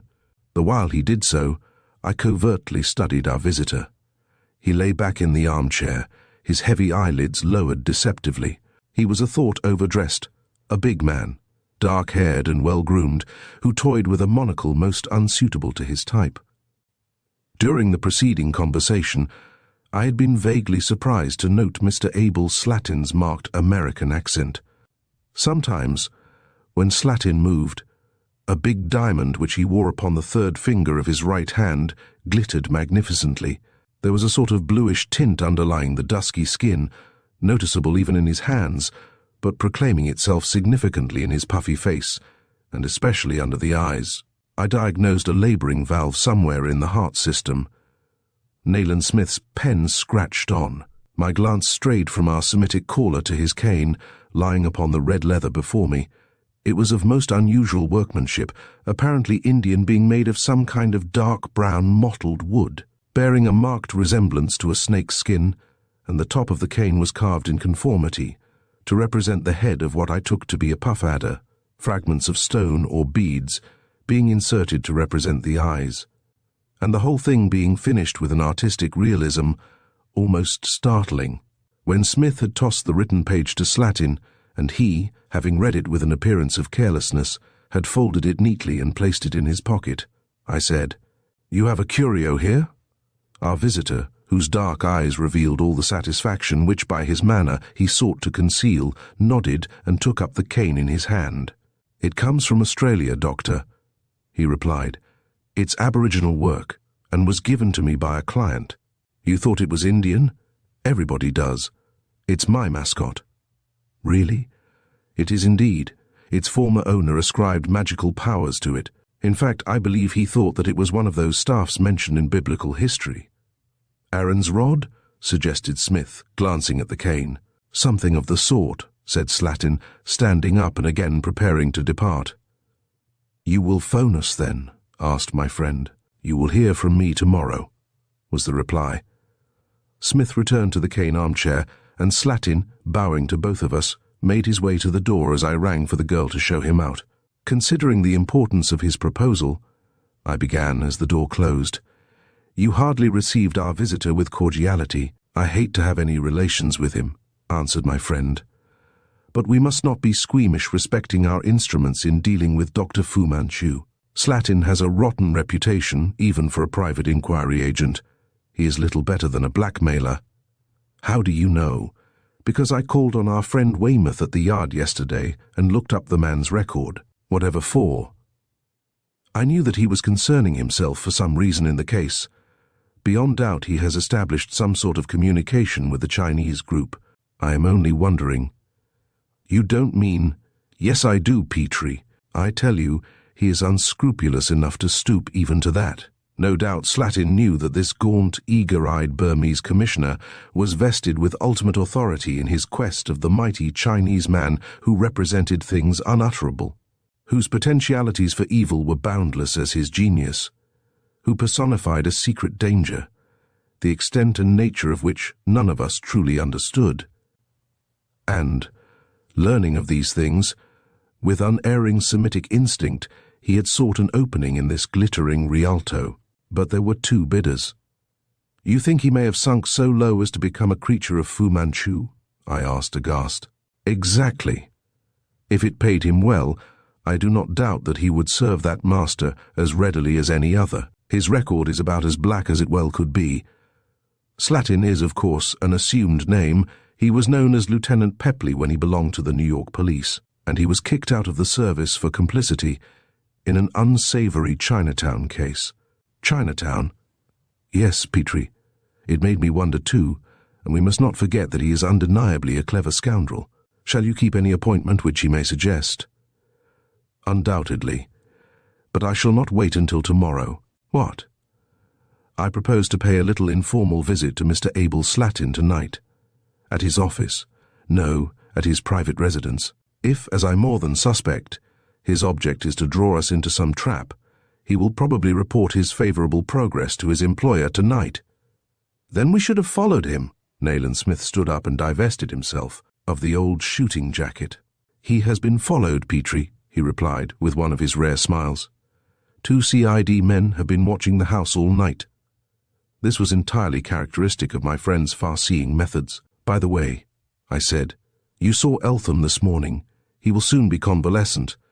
Where in heaven's name can he— Don't be alarmed on his behalf, Petrie, interrupted Smith. His life is no longer in danger. I stared stupidly. No longer in danger. He received some time yesterday a letter written in Chinese upon Chinese paper and enclosed in an ordinary business envelope, having a typewritten address and bearing a London postmark. Well? As nearly as I can render the message in English, it reads, although because you are a brave man you would not betray your correspondent in China, he has been discovered. He was a Mandarin, and as I cannot write the name of a traitor, I may not name him. He was executed 4 days ago. I salute you and pray for your speedy recovery. Fu Manchu. Fu Manchu. But it is almost certainly a trap. On the contrary, Petrie, Fu Manchu would not have written in Chinese unless he were sincere. And to clear all doubt, I received a cable this morning reporting that the Mandarin Yen Sun Yat was assassinated in his own garden, in Nanyang, 1 day last week. Chapter 8. Dr. Fu Manchu Strikes. Together we marched down the slope of the quiet, suburban avenue to take pause before a small, detached house displaying the hatchet boards of the estate agent. Here we found unkempt laurel bushes and acacias run riot, from which arboreal tangle protruded the notice, to be let or sold. Smith, with an alert glance to right and left, pushed open the wooden gate and drew me in upon the gravel path. Darkness mantled all, for the nearest street lamp was fully 20 yards beyond. From the miniature jungle bordering the path, a soft whistle sounded. "Is that Carter?" called Smith sharply. A shadowy figure uprose, and vaguely I made it out for that of a man in the unobtrusive blue serge which is the undress uniform of the force. "Well?" rapped my companion. "Mr. Slatin returned 10 minutes ago, sir," reported the constable. "He came in a cab which he dismissed. He has not left again?" "A few minutes after his return," the man continued, "another cab came up, and a lady alighted." "A lady?" "The same, sir, that has called upon him before." "Smith," I whispered, plucking at his arm. "Is it—" He half turned, nodding his head, and my heart began to throb foolishly. For now the manner of Slatin's campaign suddenly was revealed to me. In our operations against the Chinese murder group 2 years before, we had had an ally in the enemy's Camp Karamane, the beautiful slave, whose presence in those happenings of the past had colored the sometimes sordid drama with the opulence of old Arabia, who had seemed a fitting figure for the romances of Baghdad during the Caliphate Karamana, whom I had thought sincere, whose inscrutable Eastern soul I had presumed, fatuously, to have laid bare and analyzed. Now once again she was plying her old trade of go-between, professing to reveal the secrets of Dr. Fu Manchu, and all the time, I could not doubt it, inveigling men into the net of this awful fisher. Yesterday, I had been her dupe. Yesterday, I had rejoiced in my captivity. Today, I was not the favored one. Today, I had not been selected recipient of her confidences. Sweet, seductive, deadly. But Abel Slatin, a plausible rogue, who, in justice, should be immured in Sing Sing, was chosen out, was enslaved by those lovely mysterious eyes, was taking to his soul the lies which fell from those perfect lips, triumphant in a conquest that must end in his undoing, deeming, poor fool, that for love of him this pearl of the Orient was about to betray her master, to resign herself a prize to the victor. Companioned by these bitter reflections, I had lost the remainder of the conversation between Nayland Smith and the police officer. Now, casting off the succubus memory which threatened to obsess me, I put forth a giant mental effort to purge my mind of this uncleanness, and became again an active participant in the campaign against the master, the director of all things noxious. Our plans being evidently complete, Smith seized my arm, and I found myself again out upon the avenue. He led me across the road and into the gate of a house almost opposite. From the fact that 2 upper windows were illuminated, I adduced that the servants were retiring. The other windows were in darkness, except for one on the ground floor to the extreme left of the building, through the lowered Venetian blinds whereof streaks of light shone out. "Slatin's study," whispered Smith. "He does not anticipate surveillance, and you will note that the window is wide open." With that, my friend crossed the strip of lawn and, careless of the fact that his silhouette must have been visible to anyone passing the gate, climbed carefully up the artificial rockery intervening and crouched upon the window ledge peering into the room. A moment I hesitated, fearful that if I followed, I should stumble or dislodge some of the lava blocks of which the rockery was composed. Then I heard that which summoned me to the attempt, whatever the cost. Through the open window came the sound of a musical voice, a voice possessing a haunting accent, possessing a quality which struck upon my heart and set it quivering as though it were a gong hung in my bosom. Caramane was speaking. Upon hands and knees, heedless of damage to my garments, I crawled up beside Smith. One of the laths was slightly displaced, and over this my friend was peering in. Crouching close beside him, I peered in also. I saw the study of a businessman, with its files, neatly arranged works of reference, roll-top desk and Milner safe. Before the desk, in a revolving chair, sat Slatin. He sat half-turned towards the window, leaning back and smiling, so that I could note the gold crown which preserved the lower left molar.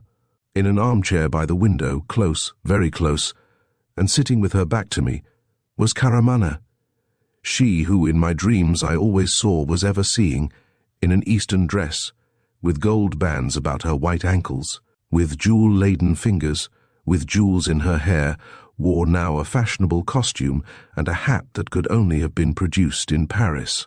Caramane was the one Oriental woman I had ever known who could wear European clothes, and as I watched that exquisite profile, I thought that Delilah must have been just such another as this, that, excepting the Empress Poppy, history has record of no woman who, looking so innocent, was yet so utterly vile. "Yes, my dear," Slatin was saying, and through his monocle ogling his beautiful visitor, "I shall be ready for you tomorrow night." I felt Smith start at the words. "There will be a sufficient number of men?" Caramana put the question in a strangely listless way. "My dear little girl," replied Slatin, rising and standing, looking down at her, with his gold tooth twinkling in the lamplight. "There will be a whole division, if a whole division is necessary." He sought to take her white-gloved hand, which rested upon the chair-arm, but she evaded the attempt with seeming artlessness, and stood up. Slatin fixed his bold gaze upon her. "So now give me my orders," he said. "I am not prepared to do so yet," replied the girl composedly, "but now that I know you are ready, I can make my plans." She glided past him to the door, avoiding his outstretched arm with an artless art which made me writhe. For once I had been the willing victim of all these wiles. "But," began Slatin. "I will ring you up in less than half an hour," said Caramana, and without further ceremony she opened the door. I still had my eyes glued to the aperture in the blind when Smith began tugging at my arm. "Down, you fool!" he hissed sharply. "If she sees us, all is lost." Realizing this, and none too soon, I turned, and rather clumsily followed my friend. I dislodged a piece of granite in my descent, but fortunately Slatin had gone out into the hall and could not well have heard it.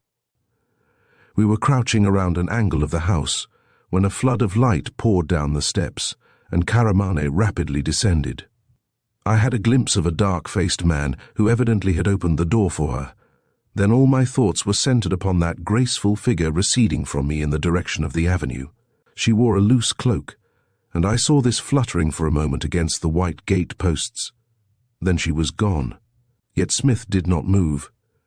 Detaining me with his hand, he crouched there against a quick-set hedge, until, from a spot lower down the hill, we heard the start of the cab, which had been waiting. 20 seconds elapsed, and from some other distant spot, a second cab started. "That's Weymouth," snapped Smith. "With decent luck, we should know Fu Manchu's hiding place before Slatin tells us. But, oh, as it happens, he's apparently playing the game." In the half-light, Smith stared at me significantly.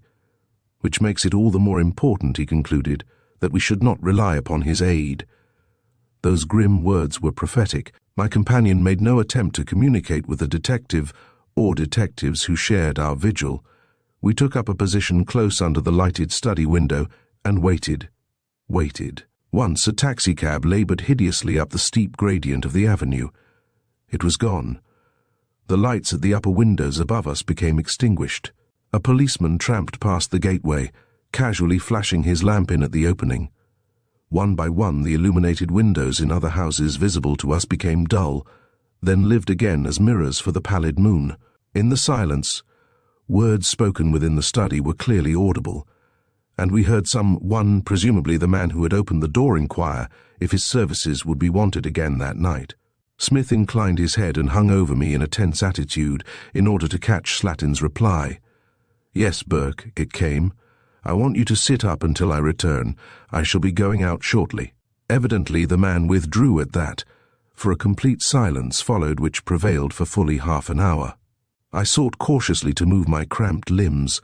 Unlike Smith, who seeming to have sinews of piano wire, crouched beside me immovable, untiringly. Then loud upon the stillness broke the strident note of the telephone bell. I started, nervously, clutching at Smith's arm. It felt hard as iron to my grip. "Hello," I heard Slatin call. "Who is speaking?" Yes, this is Mr. A.S. I'm to come at once. I know where he is. You will meet me there?" "Good. I shall be with you in half an hour. Goodbye." Distinctly I heard the creak of the revolving office chair as Slatin rose. Then Smith had me by the arm, and we were flying swiftly away from the door to take up our former post around the angle of the building. This gained. "He's going to his death," rapped Smith beside me, "but Carter has a cab from the yard waiting in the nearest rank. We shall follow to see where he goes, for it is possible that Weymouth may have been thrown off the scent. Then, when we are sure of his destination, we can take a hand in the game. The end of the sentence was lost to me, drowned in such a frightful wave of sound as I despair to describe. It began with a high, thin scream, which was choked off staccato fashion. Upon it followed a loud and dreadful cry uttered with all the strength of Slatin's lungs. "Oh God!" he cried, and again, "Oh God!" This in turn merged into a sort of hysterical sobbing. I was on my feet now, and automatically making for the door. I had a vague impression of Nayland Smith's face beside me, the eyes glassy with a fearful apprehension. Then the door was flung open, and in the bright light of the hallway I saw Slatin standing swaying and seemingly fighting with the empty air. "What is it? For God's sake, what has happened?" Reached my ears dimly, and the man Burke showed behind his master. White-faced I saw him to be, for now Smith and I were racing up the steps. Ere we could reach him, Slatin, uttering another choking cry, pitched forward and lay half across the threshold. We burst into the hall, where Burke stood with both his hands raised dazedly to his head. I could hear the sound of running feet upon the gravel, and knew that Carter was coming to join us. Burke, a heavy man with a lowering bulldog type of face, collapsed onto his knees beside Slatin and began softly to laugh in little rising peals. "Drop that!" snapped Smith, and grasping him by the shoulders, he sent him spinning along the hallway, where he sank upon the bottom step of the stairs to sit with his outstretched fingers extended before his face, and peering at us grotesquely through the crevices. There were rustlings and subdued cries from the upper part of the house. Carter came in out of the darkness, carefully stepping over the recumbent figure, and the three of us stood there in the lighted hall looking down at Slatin. "Help me to move him back," directed Smith tensely, "far enough to close the door." Between us we accomplished this, and Carter fastened the door. We were alone with the shadow of Fu Manchu's vengeance, for as I knelt beside the body on the floor, a look and a touch sufficed to tell me that this was but clay from which the spirit had fled. Smith met my glance as I raised my head, and his teeth came together with a loud snap. The jaw muscles stood out prominently beneath the dark skin, and his face was grimly set in that old, half-despairful expression which I knew so well but which boded so ill for whomsoever occasioned it. Dead, Petrie, already. Lightning could have done the work no better. Can I turn him over? Smith nodded. Together we stooped and rolled the heavy body on its back. A flood of whispers came sibilantly from the stairway. Smith spun around rapidly and glared upon the group of half-dressed servants. "Return to your rooms," he rapped imperiously. "Let no one come into the hall without my orders." The masterful voice had its usual result. There was a hurried retreat to the upper landing. Burke, shaking like a man with an ague, sat on the lower step, pathetically drumming his palms upon his uplifted knees. "I warned him, I warned him," he mumbled monotonously. "I warned him, oh, I warned him." "Stand up," shouted Smith, "stand up and come here." The man, with his frightened eyes turning to right and left, and seeming to search for something in the shadows about him, advanced obediently. "Have you a flask?" demanded Smith of Carter. The detective silently administered to Burke a stiff restorative. "Now," continued Smith, "you, Petrie, will want to examine him, I suppose?" He pointed to the body. "And in the meantime, I have some questions to put to you, my man." He clapped his hand upon Burke's shoulder. "My God!" Burke broke out. "I was 10 yards from him when it happened." "No one is accusing you," said Smith less harshly. "But since you were the only witness, it is by your aid that we hope to clear the matter up." Exerting a gigantic effort to regain control of himself, Burke nodded, watching my friend with a childlike eagerness. During the ensuing conversation, I examined Slatin for marks of violence, and of what I found, more anon. "In the first place," said Smith, "you say that you warned him. When did you warn him, and of what?"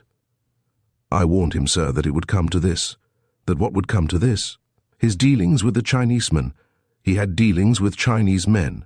He accidentally met a Chinese man at an East End gaming house, a man he had known in Frisco, a man called Singapore Charlie." "What?" "Singapore Charlie." "Yes, sir. The same man that had a dope shop 2 years ago down Ratcliffe Way. There was a fire, but Singapore Charlie escaped, sir." "And he is one of the gang?" "He is one of what we used to call, in New York, the Seven Group." Smith began to tug at the lobe of his left ear reflectively, as I saw out of the corner of my eye. "The Seven Group," he mused. "That is significant. I always suspected that Dr. Fu Manchu and the notorious Seven Group were one and the same. Go on, Burke." "Well, sir," the man continued more calmly, "The lieutenant, began Smith. Then, of course Slatin used to be a police lieutenant." "Well, sir, Mr. Slatin had a sort of hold on this Singapore Charlie, and 2 years ago, when he first met him, he thought that with his aid he was going to pull off the biggest thing of his life. Forestall me, in fact." "Yes, sir, but you got in first with the big raid and spoiled it." Smith nodded grimly, glancing at the Scotland Yard man, who returned his nod with equal grimness. "A couple of months ago," resumed Burke, "he met Charlie again down east, and the Chinese man introduced him to a girl, some sort of an Egyptian girl." "Go on," snapped Smith. "I know her. He saw her a good many times, and she came here once or twice. She made out that she and Singapore Charlie were prepared to give away the boss of the Yellow Gang. For a price, of course." "I suppose so," said Burke, "but I don't know. I only know that I warned him." Muttered Smith. "And now, what took place tonight?" "He had an appointment here with a girl," began Burke. "I know all that," interrupted Smith. "I merely want to know what took place after the telephone call." "Well, he told me to wait up, and I was dozing in the next room to the study, the dining room, when the phone bell aroused me. I heard the Lieutenant Mr. Slatin coming out, and I ran out too, but only in time to see him taking his hat from the rack. But he wears no hat. He never got it off the peg." Just as he reached up to take it, he gave a most frightful scream and turned around like lightning as though someone had attacked him from behind. There was no one else in the hall, no one at all. I was standing down there, outside the dining room, just by the stairs, but he didn't turn in my direction. He turned and looked right behind him, where there was no one, nothing. His cries were frightful. Burke's voice broke, and he shuddered feverishly. Then he made a rush for the front door. It seemed as though he had not seen me.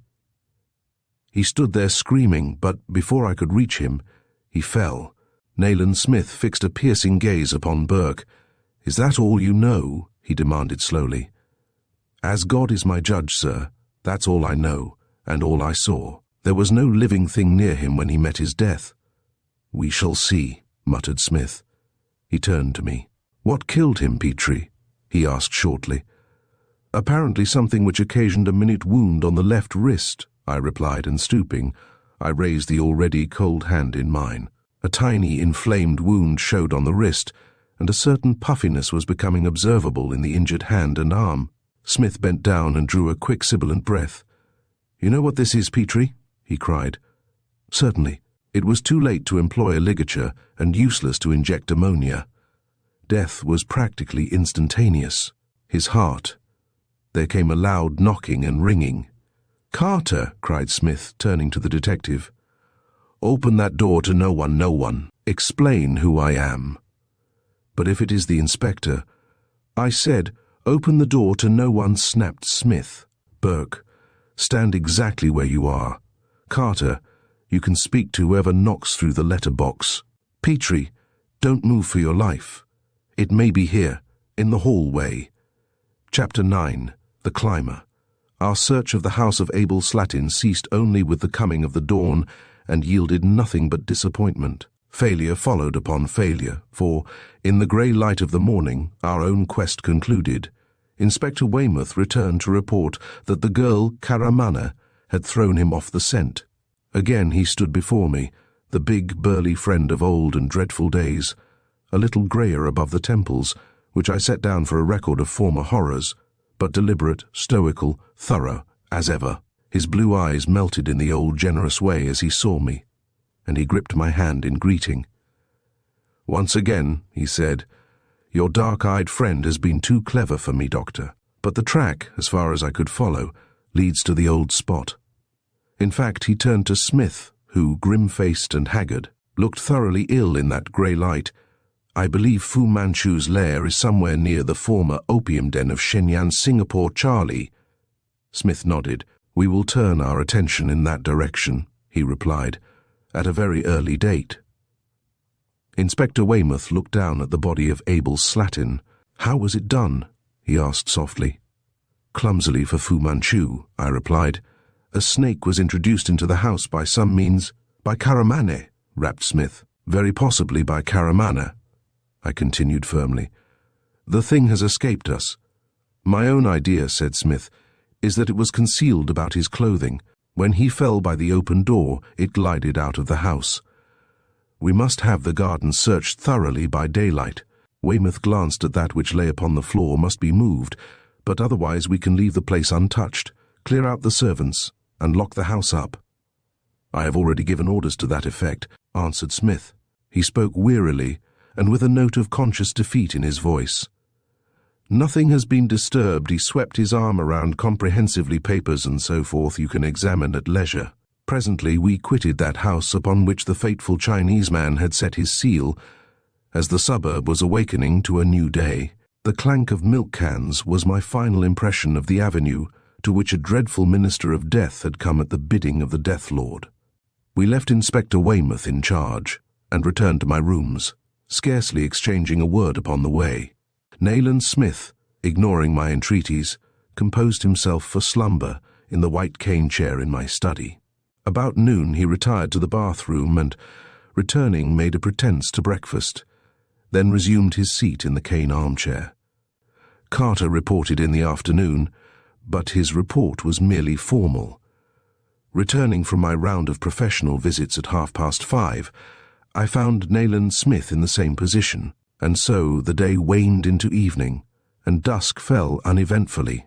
In the corner of the big room by the empty fireplace, Nayland Smith lay, his long, lean frame extended in the white cane chair. A tumbler, from which 2 straws protruded, stood by his right elbow, and a perfect continent of tobacco smoke lay between us, wafted towards the door by the draught from an open window. He had littered the hearth with matches and tobacco ash, being the most untidy smoker I had ever met, and save for his frequent rappings out of his pipe bowl and perpetual striking of matches, he had shown no sign of activity for the past hour. Collarless and wearing an old tweed jacket, he had spent the evening, as he had spent the day, in the cane chair, only quitting it for some 10 minutes or less to toy with dinner. My several attempts at conversation had elicited nothing but growls. Therefore, as dusk descended, having dismissed my few patients, I busied myself collating my notes upon the renewed activity of the Yellow Doctor, and was thus engaged when the phone bell disturbed me. It was Smith who was wanted, however, and he went out eagerly, leaving me to my task. At the end of a lengthy conversation, he returned from the phone and began, restlessly, to pace the room. I made a pretense of continuing my labors, but covertly I was watching him. He was twitching at the lobe of his left ear, and his face was a study in perplexity. Abruptly he burst out, "I shall throw the thing up, Petrie. Either I am growing too old to cope with such an adversary as Fu Manchu, or else my intellect has become dull. I cannot seem to think clearly or consistently. For the doctor, this crime, this removal of Slatin, is clumsy unfinished. There are two explanations. Either he too is losing his old cunning, or he has been interrupted." "Interrupted? Take the facts, Petrie." Smith clapped his hands upon my table and bent down, peering into my eyes. "Is it characteristic of Fu Manchu to kill a man by the direct agency of a snake and to implicate one of his own damnable servants in this way?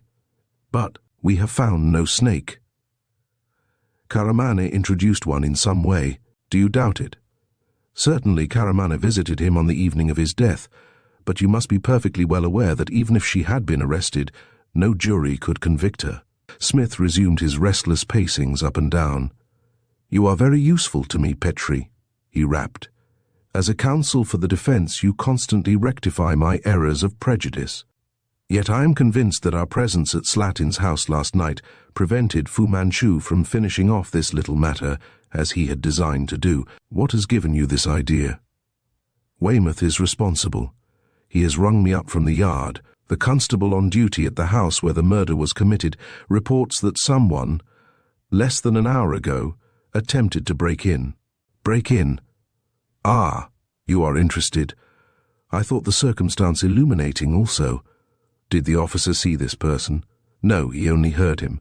It was someone who endeavored to enter by the bathroom window, which, I am told, may be reached fairly easily by an agile climber. The attempt did not succeed." "No," the constable interrupted, "but failed to make a capture or even to secure a glimpse of the man." We were both silent for some moments. Then, "What do you propose to do?" I asked. "We must not let Fu Manchu's servants know," replied Smith. "But tonight I shall conceal myself in Slatin's house and remain there for a week or a day. It matters not how long until that attempt is repeated. Quite obviously, Petrie, we have overlooked something which implicates the murderer with the murder. In short, either by accident, by reason of our superior vigilance, or by the clumsiness of his plans, Fu Manchu, for once in an otherwise blameless career, has left a Chapter 10. The climber returns. In utter darkness we groped our way through into the hall of Slatin's house, having entered stealthily from the rear, for Smith had selected the study as a suitable base of operations. We reached it without mishap, and presently I found myself seated in the very chair which Karamane had occupied. My companion took up a post just within the widely opened door. So we commenced our ghostly business in the house of the murdered man, a house from which, but a few hours since, his body had been removed. This was such a vigil as I had endured once before, when, with Nayland Smith and another, I had waited for the coming of one of Fu Manchu's death agents. Of all the sounds which one by one now began to detach themselves from the silence, there was a particular sound, homely enough at another time, which spoke to me more dreadfully than the rest. It was the ticking of the clock upon the mantelpiece, and I thought how this sound must have been familiar to Abel Slatin, how it must have formed part and parcel of his life, as it were, and how it went on now, tick, tick, tick, tick, whilst he, for whom it had ticked, lay unheeding, would never heed it more. As I grew more accustomed to the gloom, I found myself staring at the office chair. Once I found myself expecting Abel Slatin to enter the room and occupy it.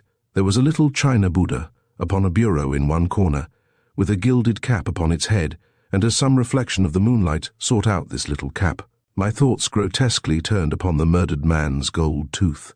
Vague creakings from within the house, sounds as though of stealthy footsteps upon the stairs, set my nerves tingling.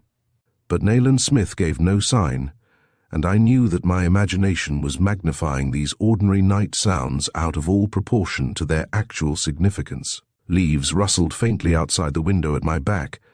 I construed their sibilant whispers into the dreaded name, Fu Manchu, Fu Manchu, Fu Manchu. So wore on the night, and when the ticking clock hollowly boomed the hour of 1, I almost leapt out of my chair, so highly strung were my nerves, and so appallingly did the sudden clangor beat upon them.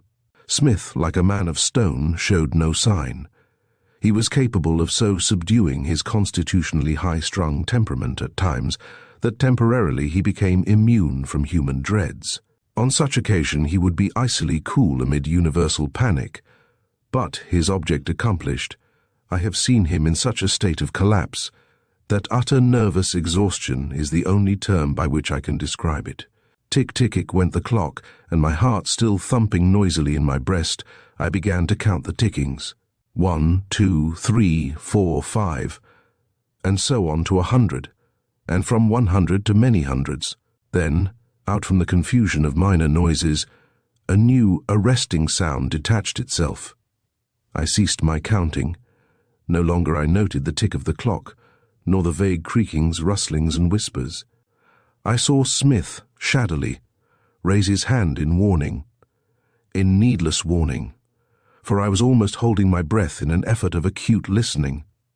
From high up in the house this new sound came, from above the topmost rooms it seemed, up under the roof, a regular squeaking, oddly familiar, yet elusive.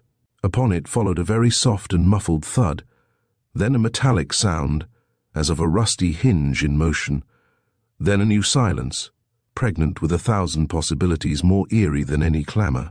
My mind was rapidly at work. Lighting the topmost landing of the house was a sort of glazed trap, evidently set in the floor of a loft-like place extending over the entire building.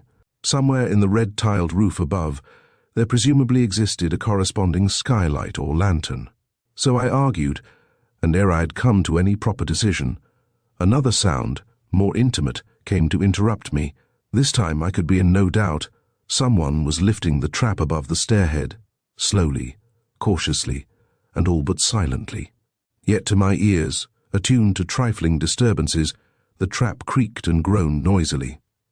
Nayland Smith waved to me to take a stand on the other side of the open door behind it, in fact, where I should be concealed from the view of anyone descending the stair. I stood up and crossed the floor to my new post. A dull thud told of the trap fully raised and resting upon some supporting joist. A faint rustling of discarded garments, I told myself, spoke to my newly awakened, acute perceptions of the visitor preparing to lower himself to the landing. Followed a groan of woodwork submitted to sudden strain, and the unmistakable pad of bare feet upon the linoleum of the top corridor. I knew now that one of Dr. Fu Manchu's uncanny servants had gained the roof of the house by some means, had broken through the skylight, and had descended by means of the trap beneath onto the landing. In such a tensed-up state as I cannot describe, nor, at this hour, mentally reconstruct, I waited for the creaking of the stairs which should tell of the creature's descent. I was disappointed. Removed scarce a yard from me as he was, I could hear Nayland Smith's soft, subdued breathing. But my eyes were all for the darkened hallway, for the smudgy outline of the stair rail with the faint patterning in the background, which, alone, indicated the wall. It was amid an utter silence, unheralded by even so slight a sound as those which I had acquired the power of detecting, that I saw the continuity of the smudgy line of stair rail to be interrupted. A dark patch showed upon it, just within my line of sight, invisible to Smith, on the other side of the doorway, and some 10 or 12 stairs up. No sound reached me, but the dark patch vanished, and reappeared 3 feet lower down. Still I knew that this phantom approach must be unknown to my companion, and I knew that it was impossible for me to advise him of it, unseen by the dreaded visitor. A third time the dark patch, the hand of one who, ghostly silent, was creeping down into the hall, vanished and reappeared on a level with my eyes. Then a vague shape became visible, no more than a blur upon the dim design of the wallpaper, and Nayland Smith got his first sight of the stranger. The clock on the mantelpiece boomed out the half-hour. At that, such was my state, I blushed to relate it. I uttered a faint cry. It ended all secrecy, that hysterical weakness of mine. It might have frustrated our hopes. That it did not do so was in no measure due to me. But in a sort of passionate whirl, the ensuing events moved swiftly. Smith hesitated not one instant. With a panther-like leap, he hurled himself into the hall. "The lights, Petrie," he cried. "The lights! The switch is near the street door." I clenched my fists in a swift effort to regain control of my treacherous nerves, and bounding past Smith, and past the foot of the stair, I reached out my hand to the switch. The situation of which, fortunately, I knew. Around I came, in response to a shrill cry from behind me, an inhuman cry, less a cry than the shriek of some enraged animal. With his left foot upon the first stair, Nayland Smith stood, his lean body bent perilously backward, his arms rigidly thrust out, and his sinewy fingers gripping the throat of an almost naked man, a man whose brown body glistened unctuously, whose shaven head was apish low, whose bloodshot eyes were the eyes of a mad dog. His teeth, upper and lower, were bared, they glistened, they gnashed, and a froth was on his lips. With both his hands he clutched a heavy stick, and twice he brought it down upon Nayland Smith's head. I leapt forward to my friend's aid, but as though the blows had been those of a feather, he stood like some figure of archaic statuary, nor for an instant relaxed the death grip which he had upon his adversary's throat. Thrusting my way up the stairs, I wrenched the stick from the hand of the dacoit, for in this glistening brown man I recognized one of that deadly brotherhood who hailed Dr. Fu Manchu their lord and master. I cannot dwell upon the end of that encounter. I cannot hope to make acceptable to my readers an account of how Nayland Smith, glassy-eyed, and with consciousness ebbing from him instant by instant, stood there, a realization of Leighton's athlete, his arms rigid as iron bars, even after Fu Manchu's servant hung limply in that frightful grip. In his last moment of consciousness, with the blood from his wounded head trickling down into his eyes, he pointed to the stick which I had torn from the grip of the dacoit, and which I still held in my hand. "Not Aaron's rod, Petrie," he gasped hoarsely. "The rod of Moses, Slatin's stick." Even in upon my anxiety for my friend, amazement intruded. "But," I began, and turned to the rack in which Slatin's favourite cane at that moment had reposed at the time of his death. Yes, there stood Slatin's cane. We had not moved it. We had disturbed nothing in that stricken house. There it stood, in company with an umbrella and a malacca. I glanced at the cane in my hand. Surely there could not be two such in the world. Smith collapsed on the floor at my feet. "Examine the one in the rack, Petrie," he whispered, almost inaudibly. "But do not touch it. It may not be yet." I propped him up against the foot of the stairs, and as the constable began knocking violently at the street door, crossed to the rack, and lifted out the replica of the cane which I held in my hand. A faint cry from Smith, and as if it had been a leprous thing, I dropped the cane instantly. "Merciful God," I groaned, although in every other particular it corresponded with that which I held, which I had taken from the dacoit, which he had come to substitute for the cane now lying upon the floor. In one dreadful particular it differed. Up to the snake's head it was an accurate copy, but the head lived. Either from pain, fear, or starvation, the thing confined in the hollow tube of this awful duplicate was become torpid. Otherwise, no power on earth could have saved me from the fate of Abel Slatin, for the creature was an Australian death adder. Chapter 11. The White Peacock. Nayland Smith wasted no time in pursuing the plan of campaign which he had mentioned to Inspector Weymouth. Less than 48 hours after quitting the house of the murdered Slatin, I found myself bound along Whitechapel Road upon strange enough business. A very fine rain was falling, which rendered it difficult to see clearly from the windows, but the weather apparently had little effect upon the commercial activities of the district. The cab was threading a hazardous way through the cosmopolitan throng crowding the street. On either side of me extended a row of stalls, seemingly established in opposition to the more legitimate shops upon the inner side of the pavement. Jewish hawkers, many of them in their shirt sleeves, acclaimed the rarity of the bargains which they had to offer.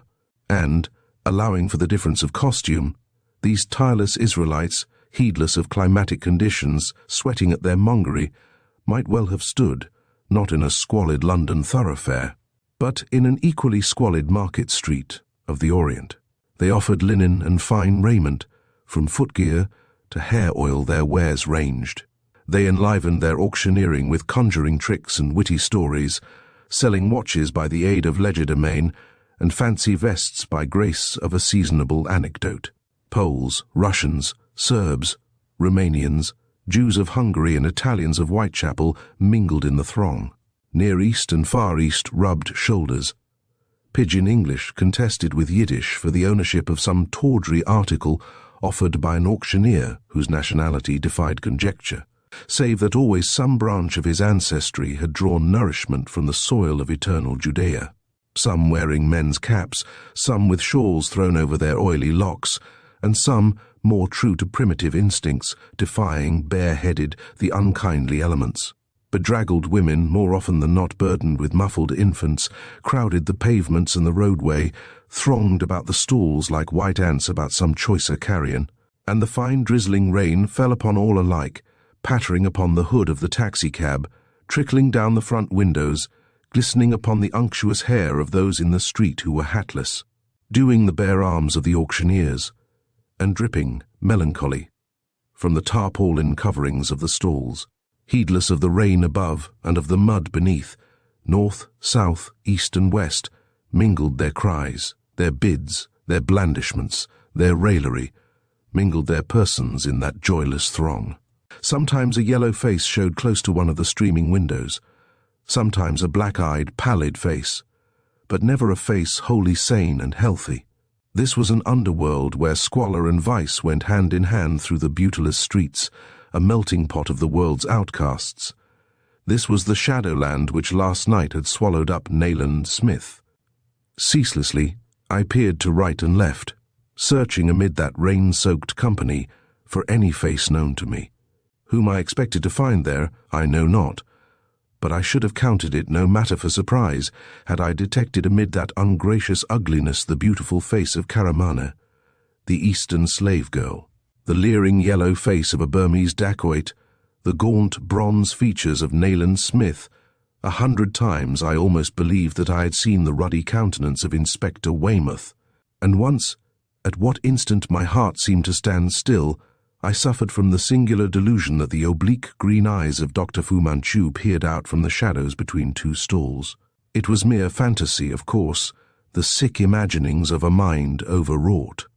I had not slept and had scarcely tasted food for more than 30 hours, for, following up a faint clue supplied by Burke, Slatin's man, and like his master, an ex-officer of New York police, my friend Nayland Smith, on the previous evening had set out in quest of some obscene den where the man called Shen Yan, former keeper of an opium shop, was now said to be in hiding. Shen Yan we knew to be a creature of the Chinese doctor, and only a most urgent call had prevented me from joining Smith upon this promising, though hazardous, expedition. At any rate, fate willing it so, he had gone without me, and now, although Inspector Weymouth, assisted by a number of CID men, was sweeping the district about me, to the time of my departure, nothing whatever had been heard of Smith. The ordeal of waiting finally had proved too great to be borne. With no definite idea of what I proposed to do, I had thrown myself into the search, filled with such dreadful apprehensions as I hope never again to experience. I did not know the exact situation of the place to which Smith was gone, for owing to the urgent case which I have mentioned, I had been absent at the time of his departure, nor could Scotland Yard enlighten me upon this point. Weymouth was in charge of the case under Smith's direction, and since the inspector had left the yard early that morning, he had disappeared as completely as Smith, no report having been received from him. As my driver turned into the black mouth of a narrow, ill-lighted street, and the glare and clamour of the greater thoroughfare died behind me, I sank into the corner of the cab, burdened with such a sense of desolation as mercifully comes, but rarely. We were heading now for that strange settlement off the West India Dock Road, which, bounded by Limehouse Causeway and Pennyfields, and narrowly confined within 4 streets, composes an unique Chinatown, a miniature of that at Liverpool and of the greater one in San Francisco. Inspired with an idea which promised hopefully, I raised the speaking tube. "Take me first to the River Police Station," I directed, "along Ratcliffe Highway." The man turned and nodded comprehendingly, as I could see through the wet pane. Presently we swerved to the right and into an even narrower street. This inclined in an easterly direction and proved to communicate with a wide thoroughfare along which passed brilliantly lighted electric trams. I had lost all sense of direction, and when, swinging to the left and to the right again, I looked through the window and perceived that we were before the door of the police station, I was dully surprised. In quite mechanical fashion I entered the depot. Inspector Ryman, our associate in one of the darkest episodes of the campaign with the Yellow Doctor 2 years before, received me in his office. By a negative shake of the head, he answered my unspoken question. "The 10 o'clock boat is lying off the stone stairs, Doctor," he said, "and cooperating with some of the Scotland Yard men who are dragging that district." I shuddered at the word dragging. Ryman had not used it literally, but nevertheless it had conjured up a dread possibility, a possibility in accordance with the methods of Dr. Fu Manchu. All within space of an instant I saw the tide of Limehouse reach, the Thames lapping about the green-coated timbers of a dock pier, and rising, falling, sometimes disclosing to the pallid light a rigid hand, sometimes a horribly bloated face. I saw the body of Nayland Smith at the mercy of those oily waters. Ryman continued, "There is a launch out too, patrolling the riverside from here to Tilbury. Another lies at the breakwater." He jerked his thumb over his shoulder. "Should you care to take a run down and see for yourself?" "No, thanks," I replied, shaking my head. "You are doing all that can be done. Can you give me the address of the place to which Mr. Smith went last night?" "Certainly," said Ryman. "I thought you knew it. You remember Shenyan's place by Limehouse Basin? Well, farther east of the causeway, between Gill Street and 3 Colt Street, is a block of wooden buildings. You recall them?" "Yes," I replied. "Is the man established there again, then?" "It appears so, but although you have evidently not been informed of the fact, Weymouth raided the establishment in the early hours of this morning." "Well," I cried, "unfortunately with no result," continued the inspector. "The notorious Shen-Yan was missing, and although there is no real doubt that the place is used as a gaming house, not a particle of evidence to that effect could be obtained. Also, there was no sign of Mr. Nayland Smith, and no sign of the American Burke, who had led him to the place. Is it certain that they went there?" 2 CID men, who were shadowing, actually saw the pair of them enter. A signal had been arranged, but it was never given, and at about 4:30 the place was raided. Surely some arrests were made. "But there was no evidence," cried Ryman. "Every inch of the rat burrow was searched. The Chinese gentleman, who posed as the proprietor of what he claimed to be a respectable lodging house, offered every facility to the police. What could we do?" "I take it that the place is being watched." "Certainly," said Ryman, "both from the river and from the shore." "Oh, they are not there. God knows where they are, but they are not." I stood for a moment in silence, endeavouring to determine my course. Then, telling Ryman that I hoped to see him later, I walked out slowly into the rain and mist, and nodding to the taxi driver to proceed to our original destination, I re-entered the cab.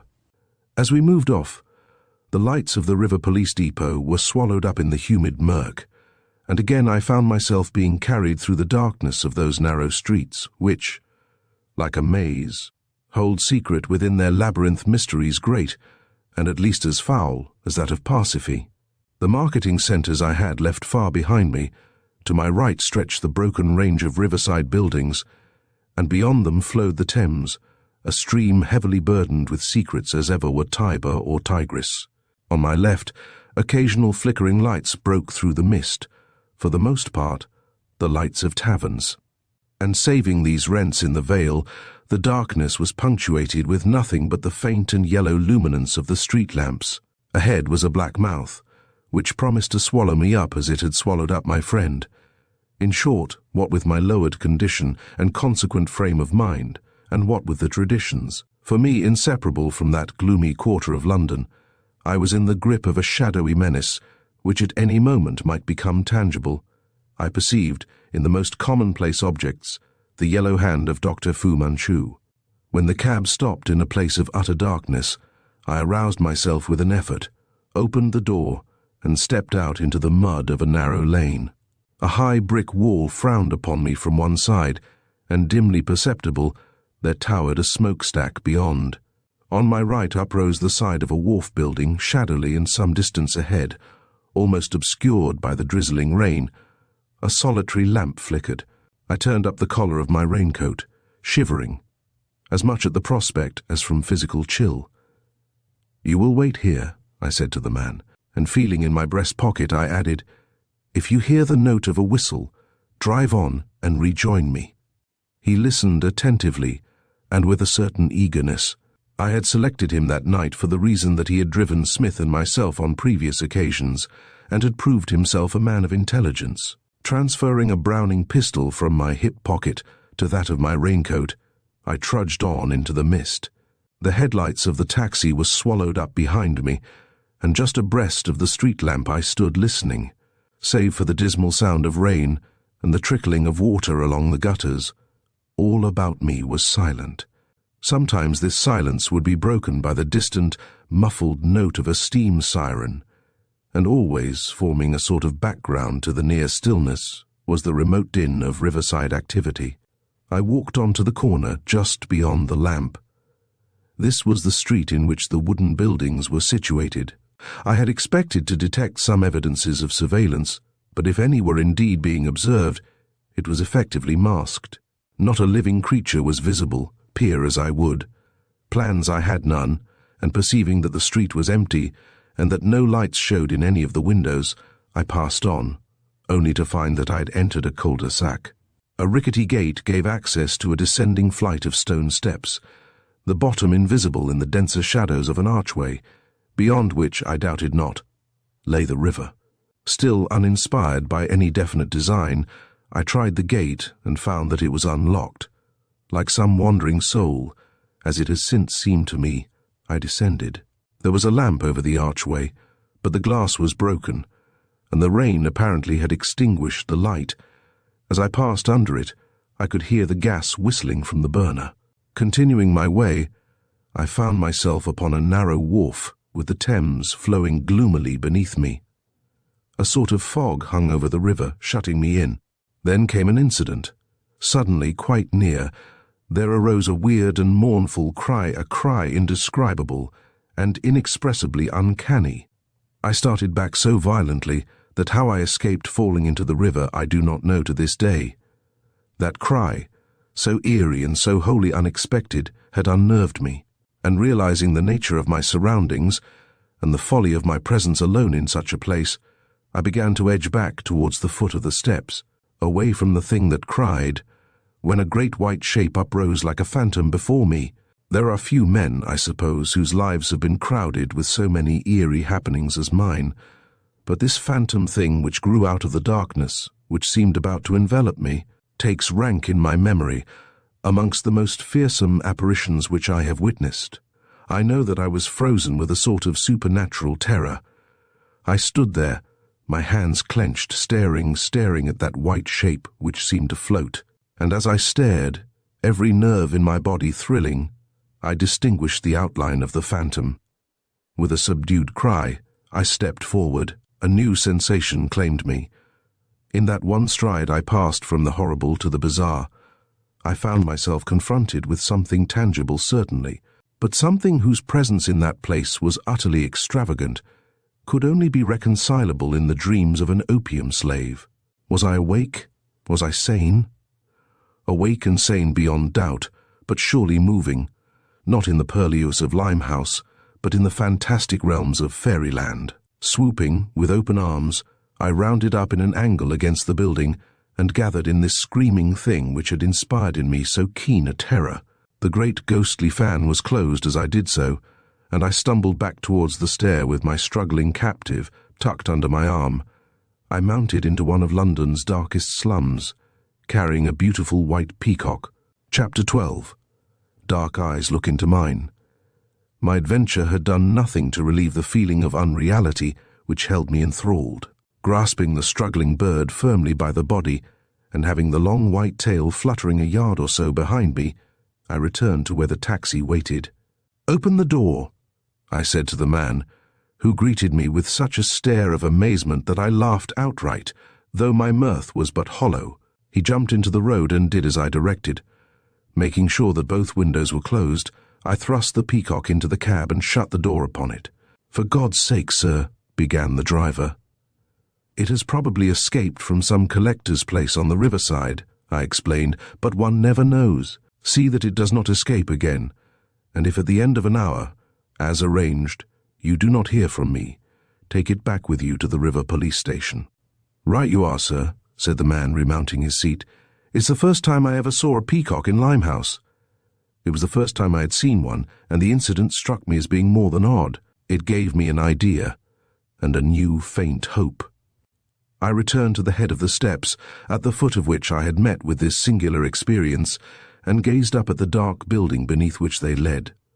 3 windows were visible, but they were broken and neglected. One, immediately above the arch, had been pasted up with brown paper, and this was now peeling off in the rain, a little stream of which trickled down from the detached corner to drop drearily upon the stone stairs beneath. Where were the detectives?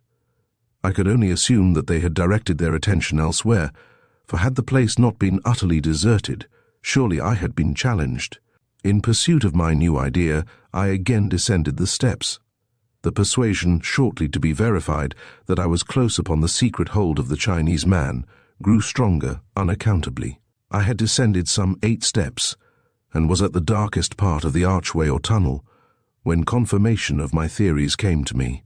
A noose settled accurately upon my shoulders, was snatched tight about my throat, and with a feeling of insupportable agony at the base of my skull, and a sudden supreme knowledge that I was being strangled hanged, I lost consciousness. How long I remained unconscious, I was unable to determine at the time, but I learned later that it was for no more than half an hour. At any rate, recovery was slow. The first sensation to return to me was a sort of repetition of the asphyxia. The blood seemed to be forcing itself into my eyes. I choked. I felt that my end was come, and, raising my hands to my throat, I found it to be swollen and inflamed. Then the floor upon which I lay seemed to be rocking like the deck of a ship, and I glided back again into a place of darkness and forgetfulness. My second awakening was heralded by a returning sense of smell, for I became conscious of a faint, exquisite perfume. It brought me to my senses as nothing else could have done, and I sat upright with a hoarse cry. I could have distinguished that perfume amid 1,000 others, could have marked it apart from the rest in a scent bazaar. For me it had one meaning, and one meaning only Karamana. She was near to me, or had been near to me, and in the first moments of my awakening, I groped about in the darkness blindly seeking her. Then my swollen throat and throbbing head, together with my utter inability to move my neck even slightly, reminded me of the facts as they were. I knew in that bitter moment that Karamane was no longer my friend, but, for all her beauty and charm, was the most heartless, the most fiendish creature in the service of Dr. Fu Manchu. I groaned aloud in my despair and misery. Something stirred near to me in the room, and set my nerves creeping with a new apprehension. I became fully alive to the possibilities of the darkness. To my certain knowledge, Dr. Fu Manchu at this time had been in England for fully 3 months, which meant that by now he must be equipped with all the instruments of destruction, animate and inanimate, which dread experience had taught me to associate with him. Now, as I crouched there in that dark apartment, listening for a repetition of the sound, I scarcely dared to conjecture what might have occasioned it, but my imagination peopled the place with reptiles which writhed upon the floor, with tarantulas and other deadly insects which crept upon the walls, which might drop upon me from the ceiling at any moment. Then, since nothing stirred about me, I ventured to move, turning my shoulders, for I was unable to move my aching head, and I looked in the direction from which a faint, very faint, light proceeded. A regular tapping sound now began to attract my attention, and having turned about, I perceived that behind me was a broken window, in places patched with brown paper. The corner of one sheet of paper was detached, and the rain trickled down upon it with a rhythmical sound. In a flash, I realized that I lay in the room immediately above the archway, and listening intently, I perceived above the other faint sounds of the night, or thought that I perceived, the hissing of the gas from the extinguished lamp burner. Unsteadily I rose to my feet, but found myself swaying like a drunken man. I reached out for support, stumbling in the direction of the wall. My foot came in contact with something that lay there, and I pitched forward and fell. I anticipated a crash which would put an end to my hopes of escape. But my fall was comparatively noiseless, for I fell upon the body of a man who lay bound up with rope close against the wall. A moment I stayed as I fell, the chest of my fellow captive rising and falling beneath me as he breathed. Knowing that my life depended upon retaining a firm hold upon myself, I succeeded in overcoming the dizziness and nausea, which threatened to drown my senses, and moving back so that I knelt upon the floor. I fumbled in my pocket for the electric lamp which I had placed there. My raincoat had been removed whilst I was unconscious, and with it my pistol, but the lamp was untouched. I took it out, pressed the button, and directed the ray upon the face of the man beside me. It was Nayland Smith. Trussed up and fastened to a ring in the wall he lay, having a cork gag strapped so tightly between his teeth that I wondered how he had escaped suffocation. But although a greyish pallor showed through the tan of his skin, his eyes were feverishly bright, and there, as I knelt beside him, I thanked heaven silently, but fervently. Then, in furious haste, I set to work to remove the gag. It was most ingeniously secured by means of leather straps buckled at the back of his head, but I unfastened these without much difficulty, and he spat out the gag, uttering an exclamation of disgust. "Thank God, old man," he said huskily. "Thank God that you are alive. I saw them drag you in, and I thought, I have been thinking the same about you for more than 24 hours, I said reproachfully. "Why did you start without—" "I did not want you to come, Petrie," he replied. "I had a sort of premonition. You see, it was realized, and instead of being as helpless as I, fate has made you the instrument of my release. Quick! You have a knife? Good." The old feverish energy was by no means extinguished in him. "Cut the ropes about my wrists and ankles, but don't otherwise disturb them." I set to work eagerly. "Now," Smith continued, "put that filthy gag in place again, but you need not strap it so tightly. Directly they find that you are alive, they will treat you the same. You understand? She has been here 3 times. Karamana?" I heard a sound like the opening of a distant door. "Quick, the straps of the gag," whispered Smith, "and pretend to recover consciousness just as they enter." Clumsily I followed his directions, for my fingers were none too steady, replaced the lamp in my pocket, and threw myself upon the floor. Through half-shut eyes, I saw the door open, and obtained a glimpse of a desolate, empty passage beyond. On the threshold stood Karamane. She held in her hand a common tin oil lamp, which smoked and flickered with every movement, filling the already none too cleanly air with an odour of burning paraffin. She personified the outre. Nothing so incongruous as her presence in that place could well be imagined. She was dressed as I remembered once to have seen her 2 years before, in the gauzy silks of the harem. There were pearls glittering like great tears amid the cloud of her wonderful hair. She wore broad gold bangles upon her bare arms, and her fingers were laden with jewellery. A heavy girdle swung from her hips, defining the lines of her slim shape, and about one white ankle was a gold band. As she appeared in the doorway, I almost entirely closed my eyes, but my gaze rested fascinatedly upon the little red slippers which she wore. Again I detected the exquisite, elusive perfume which, like a breath of musk, spoke of the Orient, and, as always, it played havoc with my reason, seeming to intoxicate me as though it were the very essence of her loveliness. But I had a part to play, and throwing out one clenched hand so that my fist struck upon the floor, I uttered a loud groan, and made as if to rise upon my knees. One quick glimpse I had of her wonderful eyes, widely opened and turned upon me with such an enigmatical expression as set my heart leaping wildly.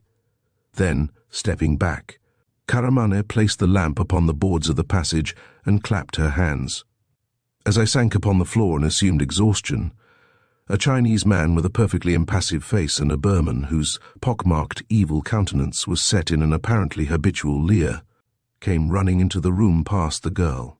With a hand which trembled violently, she held the lamp whilst the two yellow ruffians tied me. I groaned and struggled feebly. Fixing my gaze upon the lamp-bearer in a silent reproach which was by no means without its effect, she lowered her eyes and I could see her biting her lip, whilst the colour gradually faded from her cheeks. Then, glancing up again quickly, and still meeting that reproachful stare, she turned her head aside altogether and rested one hand upon the wall, swaying slightly as she did so. It was a singular ordeal for more than one of that incongruous group, but in order that I may not be charged with hypocrisy or with seeking to hide my own folly, I confess here that when again I found myself in darkness, my heart was leaping not because of the success of my strategy, but because of the success of that reproachful glance which I had directed toward the lovely, dark-eyed Karamane, toward the faithless evil Karamane. So much for myself. The door had not been closed 10 seconds, ere Smith again was spitting out the gag, swearing under his breath, and stretching his cramped limbs free from their binding.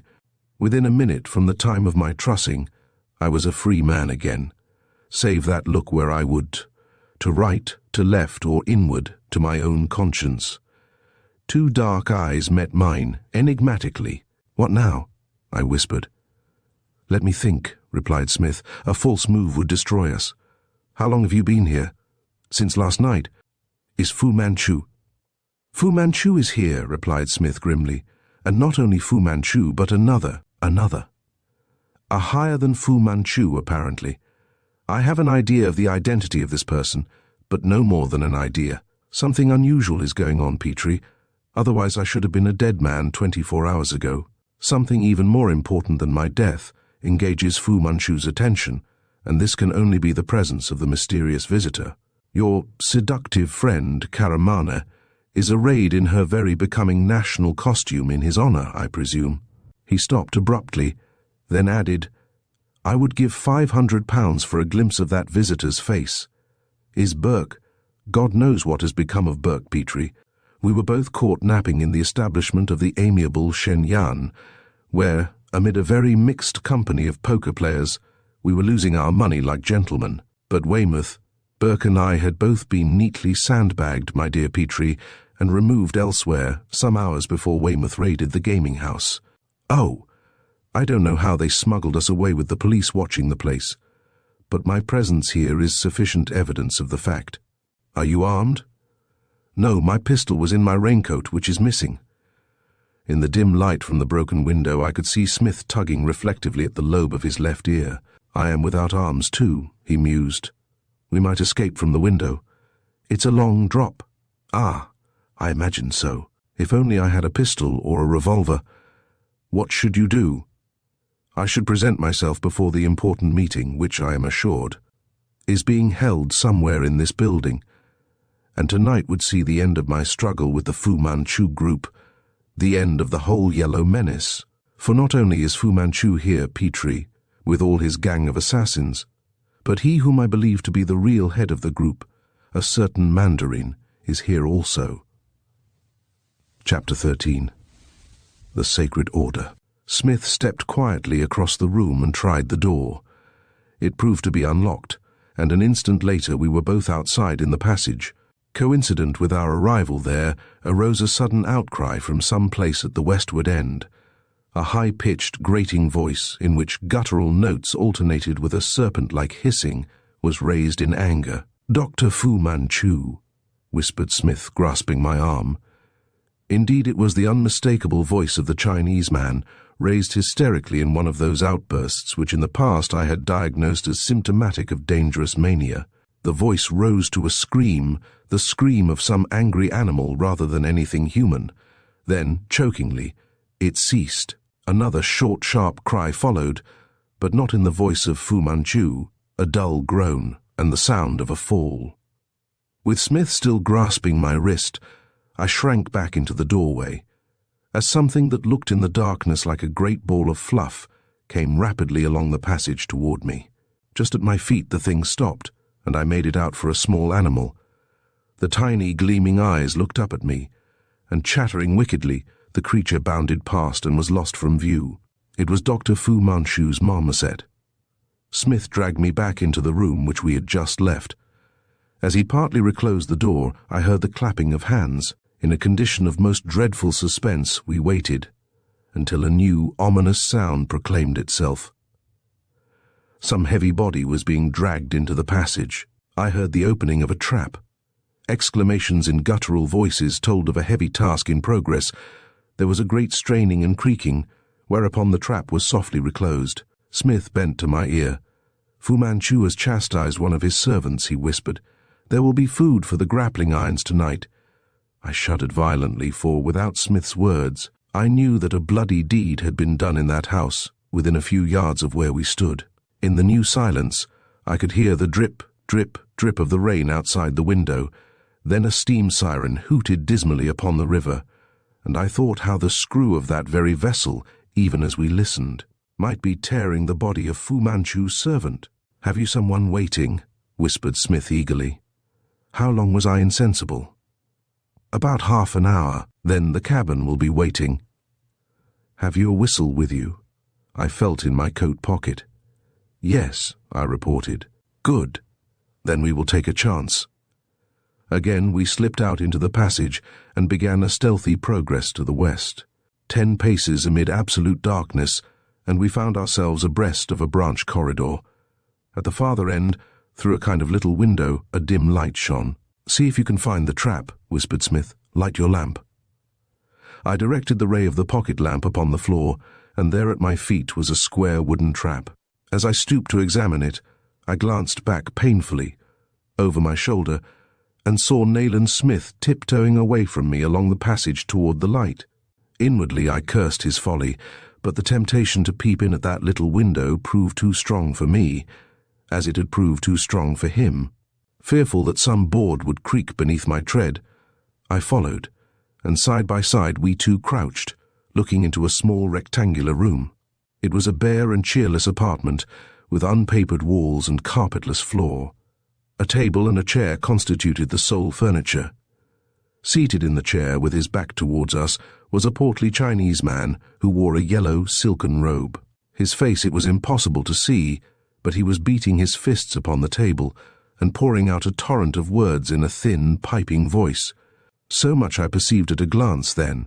Into view at the distant end of the room paced a tall, high-shouldered figure, a figure, unforgettable, at once imposing and dreadful, stately and sinister, with the long, bony hands behind him, fingers twining and intertwining serpentinely about the handle of a little fan, and with the pointed chin resting on the breast of the yellow robe, so that the light from the lamp swinging in the center of the ceiling gleamed upon the great, dome-like brow. This tall man paced somberly from left to right. He cast a sidelong, venomous glance at the voluble speaker out of half-shut eyes. In the act they seemed to light up as with an internal luminance, momentarily. They sparkled like emeralds. Then their brilliance was filmed over, as one sees in the eyes of a bird when the membrane is lowered. My blood seemed to chill, and my heart to double its pulsations. Beside me, Smith was breathing more rapidly than usual. I knew now the explanation of the feeling which had claimed me when first I had descended the stone stairs. I knew what it was that hung like a miasma over that house. It was the aura, the glamour, which radiated from this wonderful and evil man, as light radiates from radium. It was the vril, the force, of Dr. Fu Manchu. I began to move away from the window, but Smith held my wrist as in a vice. He was listening raptly to the torrential speech of the Chinese man who sat in the chair, and I perceived in his eyes the light of a sudden comprehension. As the tall figure of the Chinese doctor came pacing into view again, Smith, his head below the level of the window, pushed me gently along the passage. Regaining the sight of the trap, he whispered to me, "We owe our lives, Petrie, to the national childishness of the Chinese. A race of ancestor worshippers is capable of anything, and Dr. Fu Manchu, the dreadful being who has rained terror upon Europe, stands in imminent peril of disgrace for having lost a decoration. What do you mean, Smith? I mean that this is no time for delay, Petrie. Here, unless I am greatly mistaken, lies the rope by means of which you made your entrance. It shall be the means of your exit. Open the trap. Handing the lamp to Smith, I stooped and carefully raised the trap door, at which moment a singular and a dramatic thing happened. A softly musical voice, the voice of my dreams, spoke. Not that way. Oh God, not that way. In my surprise and confusion, I all but let the trap fall, but I retained sufficient presence of mind to replace it gently. Standing upright, I turned, and there, with her little jeweled hand resting upon Smith's arm, stood Karamaneh. In all my experience of him, I had never seen Nayland Smith so utterly perplexed. Between anger, distrust, and dismay, he wavered, and each passing emotion was written legibly upon the lean bronzed features. Rigid with surprise, he stared at the beautiful face of the girl. She, although her hand still rested upon Smith's arm, had her dark eyes turned upon me with that same enigmatical expression. Her lips were slightly parted, and her breast heaved tumultuously. This 10 seconds of silence in which we three stood looking at one another encompassed the whole gamut of human emotion. The silence was broken by Karamaneh. "They will be coming back that way," she whispered, bending eagerly toward me. How in the most desperate moments I loved to listen to that odd musical accent. "Please, if you would save your life and spare mine, trust me." She suddenly clasped her hands together and looked up into my face, passionately. "Trust me just for once, and I will show you the way." Nayland Smith never removed his gaze from her for a moment, nor did he stir. "Oh," she whispered tremulously, and stamped one little red slipper upon the floor. "Won't you heed me? Come, or it will be too late." I glanced anxiously at my friend. The voice of Dr. Fu Manchu, now raised again in anger, was audible above the piping tones of the other Chinese man. And as I caught Smith's eye, in silent query, the trap at my feet began slowly to lift. Karamaneh stifled a little sobbing cry, but the warning came too late. A hideous yellow face, with oblique squinting eyes, appeared in the aperture. I found myself inert, useless. I could neither think nor act. Nayland Smith, however, as if instinctively, delivered a pitiless kick at the head, protruding above the trap. A sickening, crushing sound, with a sort of muffled snap, spoke of a broken jawbone, and with no word or cry the Chinese man fell. As the trap descended with a bang, I heard the thud of his body on the stone stairs beneath. But we were lost. Karamaneh fled along one of the passages lightly as a bird, and disappeared as Doctor. Fu Manchu, his top lip drawn up above his teeth in the manner of an angry jackal, appeared from the other. "This way!" cried Smith, in a voice that rose almost to a shriek. "This way!" And he led toward the room overhanging the steps. Off we dashed with panic swiftness, only to find that this retreat also was cut off. Dimly visible in the darkness was a group of yellow men, and despite the gloom, the curved blades of the knives which they carried glittered menacingly. The passage was full of dacoits. Smith and I turned, together. The trap was raised again, and the Burman, who had helped to tie me, was just scrambling up beside Dr. Fu Manchu, who stood there watching us, a shadowy, sinister figure. "The game's up, Petrie," muttered Smith. "It has been a long fight, but Fu Manchu wins." "Not entirely," I cried. I whipped the police whistle from my pocket and raised it to my lips, but brief as the interval had been, the dacoits were upon me. A sinewy brown arm shot over my shoulder, and the whistle was dashed from my grasp. Then came a riot of maelstrom fighting, with Smith and myself ever sinking lower amid a whirlpool, as it seemed, of blood-lustful eyes, yellow fangs, and gleaming blades. I had some vague idea that the rasping voice of Fu Manchu broke once through the turmoil, and when, with my wrists tied behind me, I emerged from the strife to find myself lying beside Smith in the passage. I could only assume that the Chinese man had ordered his bloody servants to take us alive. For saving numerous bruises and a few superficial cuts, I was unwounded. The place was utterly deserted again, and we two panting captives found ourselves alone with Dr. Fu Manchu. The scene was unforgettable, that dimly lighted passage, its extremities masked in shadows, and the tall, yellow-robed figure of the satanic Chinese man towering over us where we lay. He had recovered his habitual calm, and as I peered at him through the gloom, I was impressed anew with the tremendous intellectual force of the man. He had the brow of a genius, the features of a born ruler, and even in that moment I could find time to search my memory and to discover that the face, saving the indescribable evil of its expression, was identical with that of Seti I, the mighty pharaoh who lives in the Cairo Museum. Down the passage came leaping and gambolling the doctor's marmoset. Uttering its shrill, whistling cry, it leapt onto his shoulder, clutched with its tiny fingers at the scanty, neutral-coloured hair upon his crown, and bent forward, peering grotesquely into that still, dreadful face. Dr. Fu Manchu stroked the little creature and crooned to it, as a mother to her infant. Only this crooning, and the laboured breathing of Smith and myself, broke that impressive stillness. Suddenly the guttural voice began, "You come at an opportune time, Mr. Commissioner Nayland Smith and Dr. Petrie, at a time when the greatest man in China flatters me with a visit. In my absence from home, a tremendous honour has been conferred upon me, and in the hour of this supreme honour, dishonour and calamity have befallen. For my services to China, the new China, the China of the future, I have been admitted by the sublime prince to the sacred order of the White Peacock." Warming to his discourse, he threw wide his arms, hurling the chattering marmoset fully 5 yards along the corridor. "O God of Cathay," he cried sibilantly, "in what have I sinned that this catastrophe has been visited upon my head? Learn, my two dear friends, that the sacred White Peacock, brought to these misty shores for my undying glory, has been lost to me. Death is the penalty of such a sacrilege. Death shall be my lot, since death I deserve." Covertly, Smith nudged me with his elbow. I knew what the nudge was designed to convey. He would remind me of his words anent the childish trifles which sway the life of intellectual China. Personally, I was amazed. That Fu Manchu's anger, grief, sorrow, and resignation were real. No one watching him and hearing his voice could doubt. He continued, "By one deed and one deed alone may I win a lighter punishment. By one deed and the resignation of all my titles, all my lands, and all my honours, may I merit to be spared to my work which has only begun." I knew now that we were lost. Indeed, these were confidences which our graves should hold inviolate.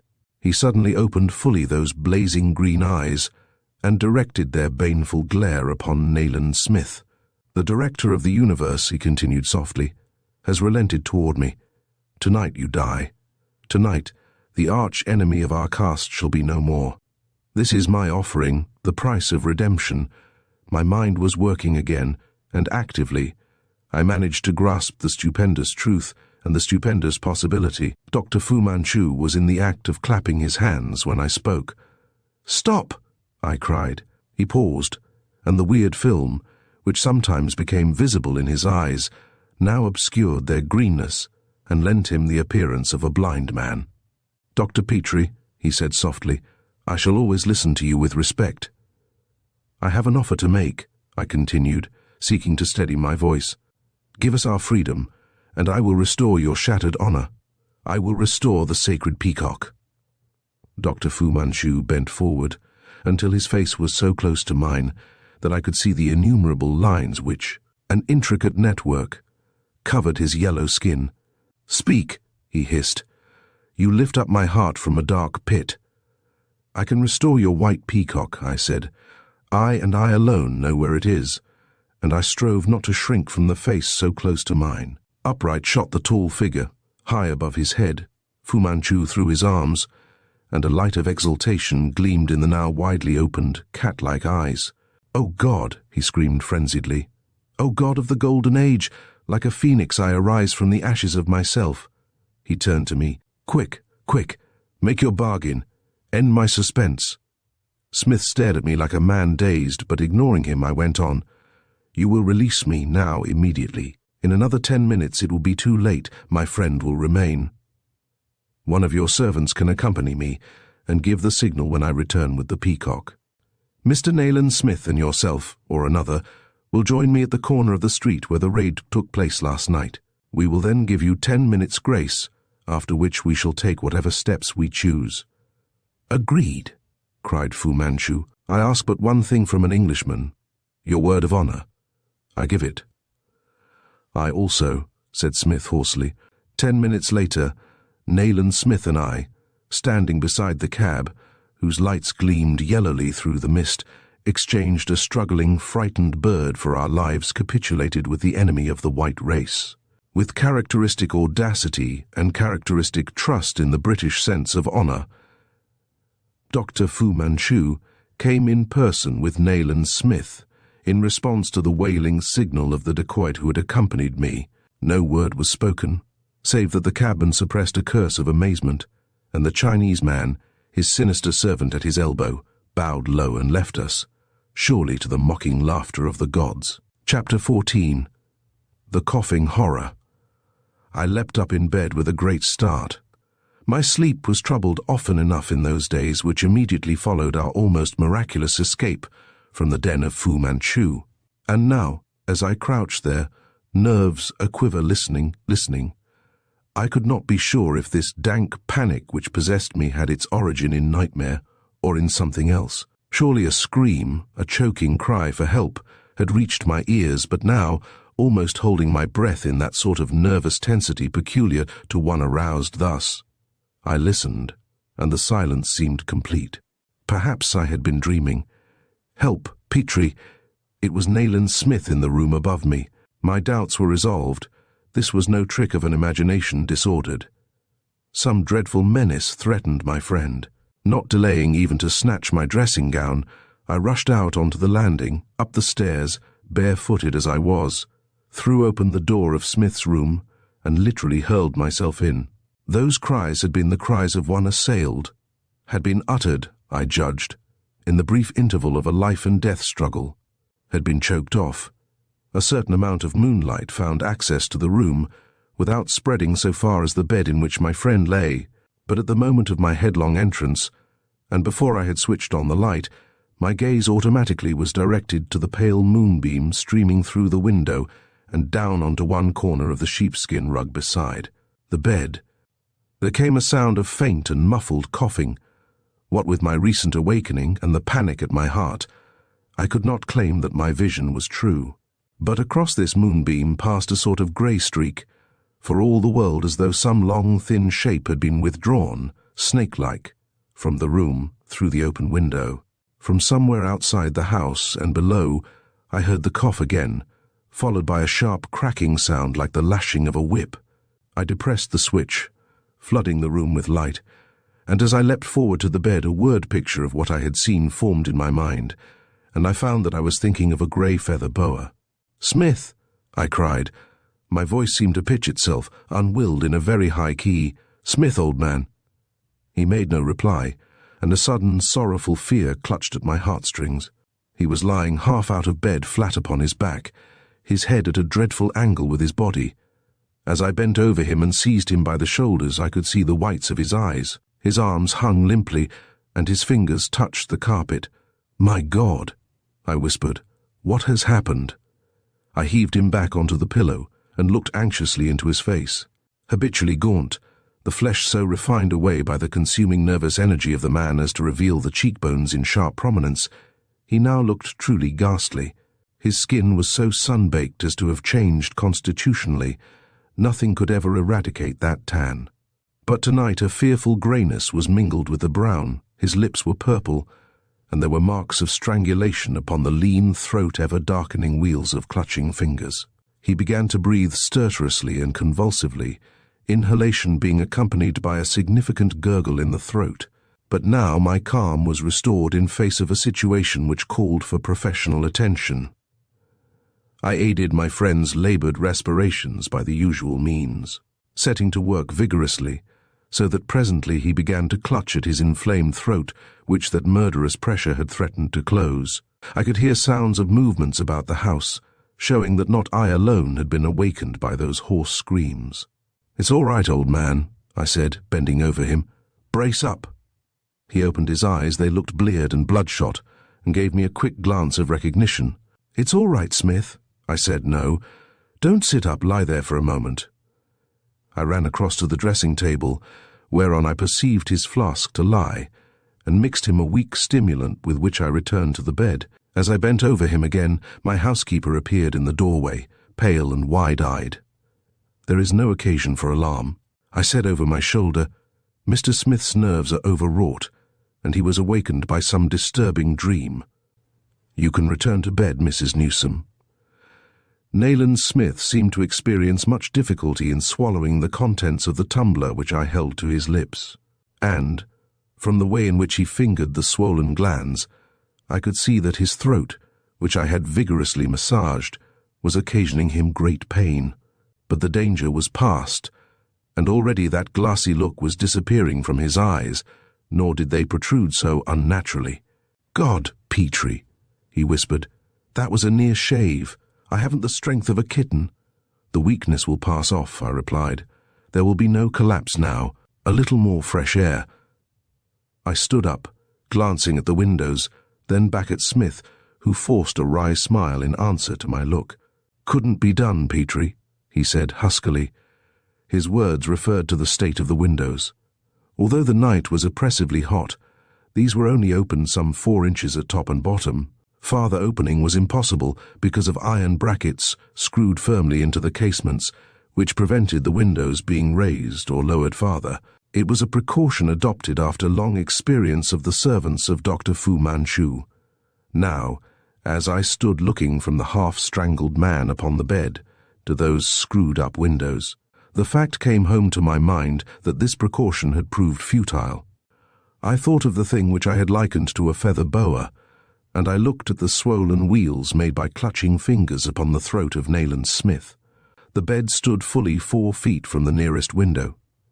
I suppose the question was written in my face, for, as I turned again to Smith, who, having struggled upright, was still fingering his injured throat ruefully. "God only knows, Petrie," he said. "No human arm could have reached me. For us, the night was ended so far as sleep was concerned." Arrayed in his dressing gown, Smith sat in the white cane chair in my study with a glass of brandy and water beside him, and, despite my official prohibition with the cracked briar, which had sent up its incense in many strange and dark places of the East, and which yet survived to perfume these prosy rooms in suburban London, between his teeth, I stood with my elbow resting upon the mantelpiece looking down at him where he sat. "By God, Petrie," he said yet again, with his fingers straying gently over the surface of his throat, "that was a narrow shave, a damned narrow shave." "Narrower than perhaps you appreciate, old man," I replied. "You were a most unusual shade of blue when I found you." "I managed," said Smith evenly, "to tear those clutching fingers away for a moment and to give a cry for help. It was only for a moment, though. Petrie, they were fingers of steel of steel." "The bed," I began. "I know that," rapped Smith.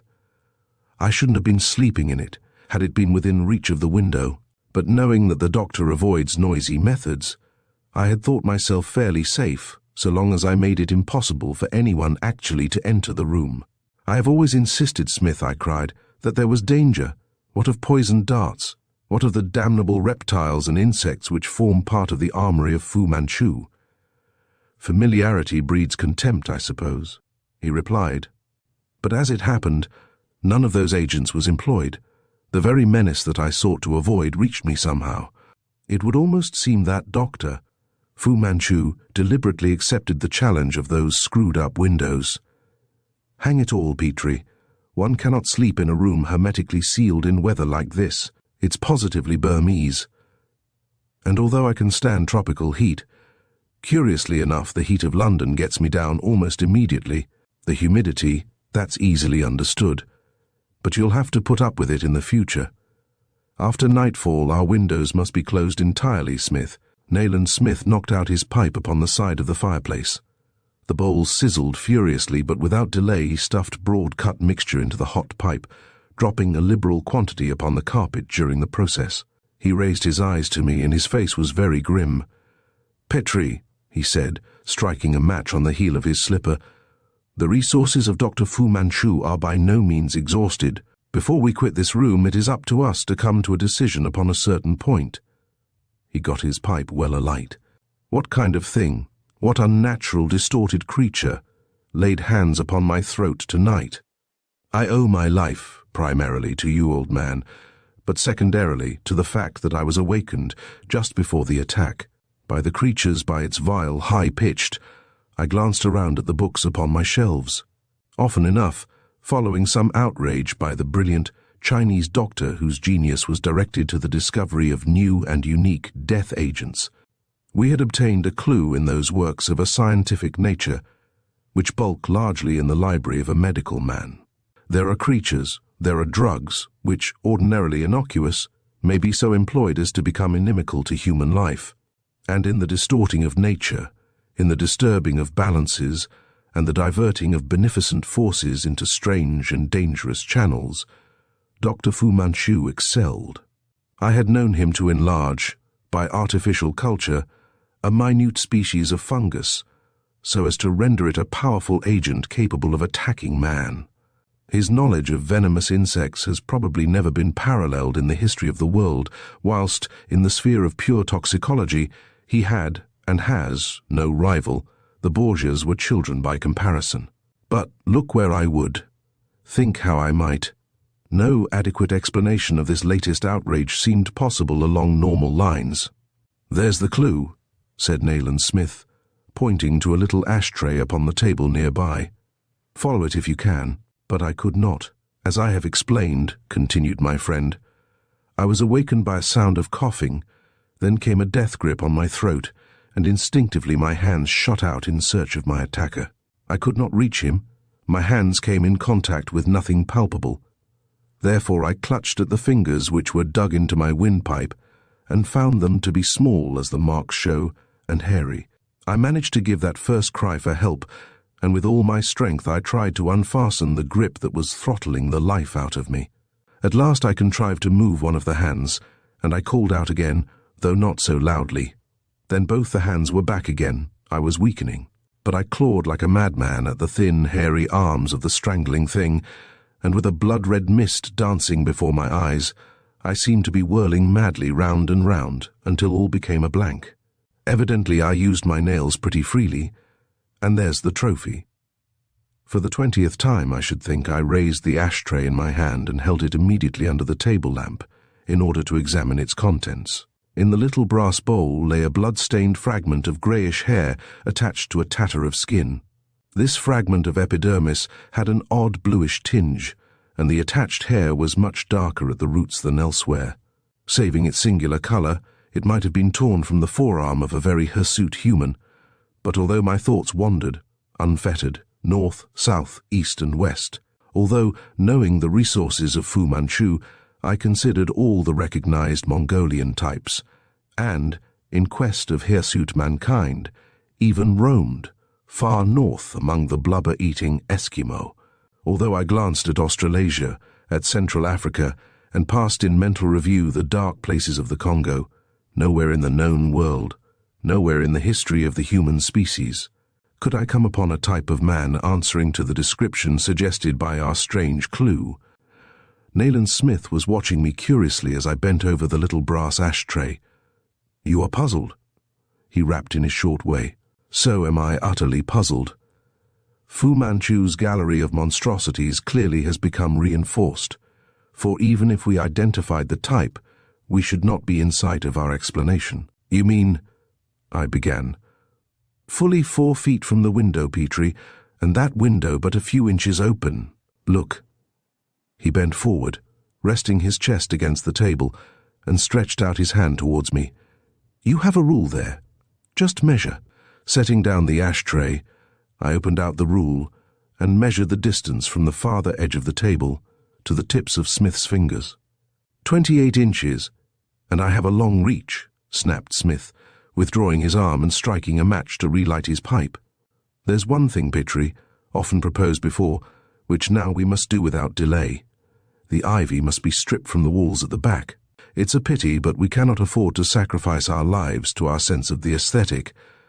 What do you make of the sound like the cracking of a whip?" "I make nothing of it, Smith," I replied wearily. It might have been a thick branch of ivy breaking beneath the weight of a climber. Did it sound like it? I must confess that the explanation does not convince me, but I have no better one. Smith, permitting his pipe to go out, sat staring straightly before him and tugging at the lobe of his left ear. The old bewilderment is seizing me, I continued.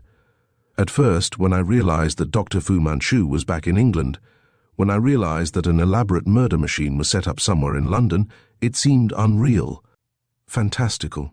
Then I met Karamane.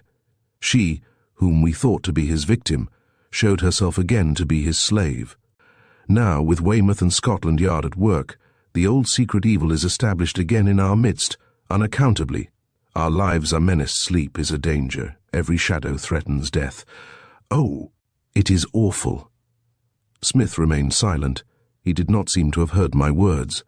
I knew these moods and had learnt that it was useless to seek to interrupt them. With his brows drawn down and his deep-set eyes staring into space, he sat there gripping his cold pipe so tightly that my own jaw muscles ached sympathetically. No man was better equipped than this gaunt British commissioner to stand between society and the menace of the Yellow Doctor. I respected his meditations, for, unlike my own, they were informed by an intimate knowledge of the dark and secret things of the East, of that mysterious East out of which Fu Manchu came, of that jungle of noxious things whose miasma had been wafted westward with the implacable Chinese man. I walked quietly from the room, occupied with my own bitter reflections. Chapter 15. Bewitchment. "You say you have 2 pieces of news for me," said Nayland Smith, looking across the breakfast table to where Inspector Weymouth sat sipping coffee. "There are 2 points, yes," replied the Scotland Yard man, while Smith paused, egg spoon in hand, and fixed his keen eyes upon the speaker. "The first is this: the headquarters of the Yellow Group is no longer in the East End." "How can you be sure of that?" "For 2 reasons. In the first place, that district must now be too hot to hold Dr. Fu Manchu. In the second place, we have just completed a house-to-house inquiry which has scarcely overlooked a rat hole or a rat. That place where you say Fu Manchu was visited by some Chinese mandarin, where you, Mr. Smith, and glancing in my direction, you, Doctor, were confined for a time." "Yes," snapped Smith, attacking his egg. "Well," continued the inspector, "it is all deserted now. There is not the slightest doubt that the Chinese man has fled to some other abode. I am certain of it. My second piece of news will interest you very much, I am sure. You were taken to the establishment of the Chinese man, Shen Yan, by a certain ex-officer of New York Police Burke." "Good God!" cried Smith, looking up with a start. "I thought they had him." "So did I," replied Weymouth grimly. "But they haven't. He got away in the confusion following the raid, and has been hiding ever since with a cousin and nurseryman out Upminster Way." "Hiding?" snapped Smith. "Exactly, hiding. He has been afraid to stir ever since and has scarcely shown his nose outside the door. He says he is watched night and day." "Then how?" "He realized that something must be done," continued the inspector, "and made a break this morning. He is so convinced of this constant surveillance that he came away secretly, hidden under the boxes of a market wagon. He landed at Covent Garden in the early hours of this morning and came straight away to the Yard." "What is he afraid of exactly?" Inspector Weymouth put down his coffee cup and bent forward slightly. "He knows something," he said in a low voice, "and they are aware that he knows it." "And what is this he knows?" Nayland Smith stared eagerly at the detective. "Every man has his price," replied Weymouth with a smile, "and Burke seems to think that you are a more likely market than the police authorities." "I see," snapped Smith. He wants you to go and see," was the reply. "I think he anticipates that you may make a capture of the person or persons spying upon him." "Did he give you any particulars?" "Several. He spoke of a sort of gypsy girl with whom he had a short conversation one day, over the fence which divides his cousin's flower plantations from the lane adjoining." "Gypsy girl," I whispered, glancing rapidly at Smith. "I think you are right, Doctor," said Weymouth with his slow smile. "It was Karamane. She asked him the way to somewhere or other, and got him to write it upon a loose page of his notebook, so that she should not forget it." "You hear that, Petrie?" rapped Smith. "I hear it," I replied, but I don't see any special significance in the fact. I do, rapped Smith. I didn't sit up the greater part of last night, thrashing my weary brains for nothing. But I am going to the British Museum today to confirm a certain suspicion. He turned to Weymouth. Did Burke go back? He demanded abruptly. He returned hidden under the empty boxes, was the reply. Oh, you never saw a man in such a funk in all your life. He may have good reasons, I said. He has good reasons, replied Nayland Smith grimly. If that man really possesses information inimical to the safety of Fu Manchu, he can only escape doom by means of a miracle similar to that which hitherto has protected you and me. Burke insists, said Weymouth at this point, that something comes almost every night after dusk, slinking about the house. It's an old farmhouse. I understand, and on 2 or 3 occasions he has been awakened, fortunately for him, he is a light sleeper, by sounds of coughing immediately outside his window. He is a man who sleeps with a pistol under his pillow, and more than once, on running to the window, he has had a vague glimpse of some creature leaping down from the tiles of the roof, which slopes up to his room, into the flower beds below. Creature, said Smith, his grey eyes ablaze now. You said, I used the word deliberately, replied Weymouth, because Burke seems to have the idea that it goes on all fours. There was a short and rather strained silence. Then, in descending a sloping roof, I suggested, a human being would probably employ his hands as well as his feet. Quite so, agreed the inspector. I am merely reporting the impression of Burke. Has he heard no other sound? Rapped Smith. One like the cracking of dry branches, for instance. He made no mention of it, replied Weymouth, staring. And what is the plan? One of his cousin's vans, said Weymouth with his slight smile, has remained behind at Covent Garden and will return late this afternoon. I propose that you and I, Mr. Smith, imitate Burke and ride down to Upminster under the empty boxes. Nayland Smith stood up, leaving his breakfast half finished, and began to wander up and down the room, reflectively tugging at his ear. Then he began to fumble in the pockets of his dressing gown, and finally produced the inevitable pipe, dilapidated pouch, and box of safety matches. He began to load the much-charred agent of reflection. Do I understand that Burke is actually too afraid to go out openly even in daylight? He asked suddenly. He has not hitherto left his cousin's plantations at all, replied Weymouth. He seems to think that openly to communicate with the authorities, or with you, would be to seal his death warrant. He's right, snapped Smith. Therefore he came and returned secretly, continued the inspector, and if we are to do any good, obviously we must adopt similar precautions. The market wagon, loaded in such a way as to leave ample space in the interior for us, will be drawn up outside the office of Messrs. Pike and Pike in Covent Garden until about 5 o'clock this afternoon. At, say, 4:30, I propose that we meet there and embark upon the journey. The speaker glanced in my direction interrogatively. Include me in the programme, I said. Will there be room in the wagon? Certainly, was the reply. It is most commodious, but I cannot guarantee its comfort. Nayland Smith promenaded the room unceasingly, and presently he walked out altogether, only to return ere the inspector and I had had time to exchange more than a glance of surprise, carrying a brass ash-tray.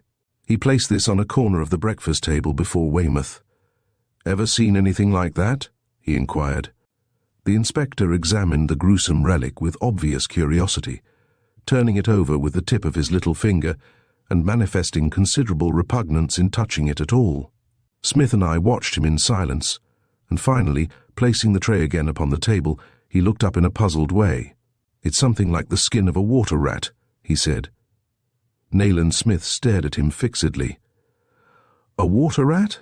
Now that you come to mention it, I perceive a certain resemblance, yes. But he had been wearing a silk scarf about his throat, and now he unwrapped it. Did you ever see a water rat that could make marks like these? Weymouth started to his feet with some muttered exclamation. What is this? He cried. When did it happen, and how? In his own terse fashion, Nayland Smith related the happenings of the night. At the conclusion of the story, by heaven, whispered Weymouth, the thing on the roof, the coughing thing that goes on all fours, seen by Burke. My own idea exactly, cried Smith. Fu Manchu, I said excitedly. has brought some dreadful creature from Burma. No, Petrie, snapped Smith, turning upon me suddenly. Not from Burma, from Abyssinia. That day was destined to be an eventful one, a day never to be forgotten by any of us concerned in those happenings which I have to record.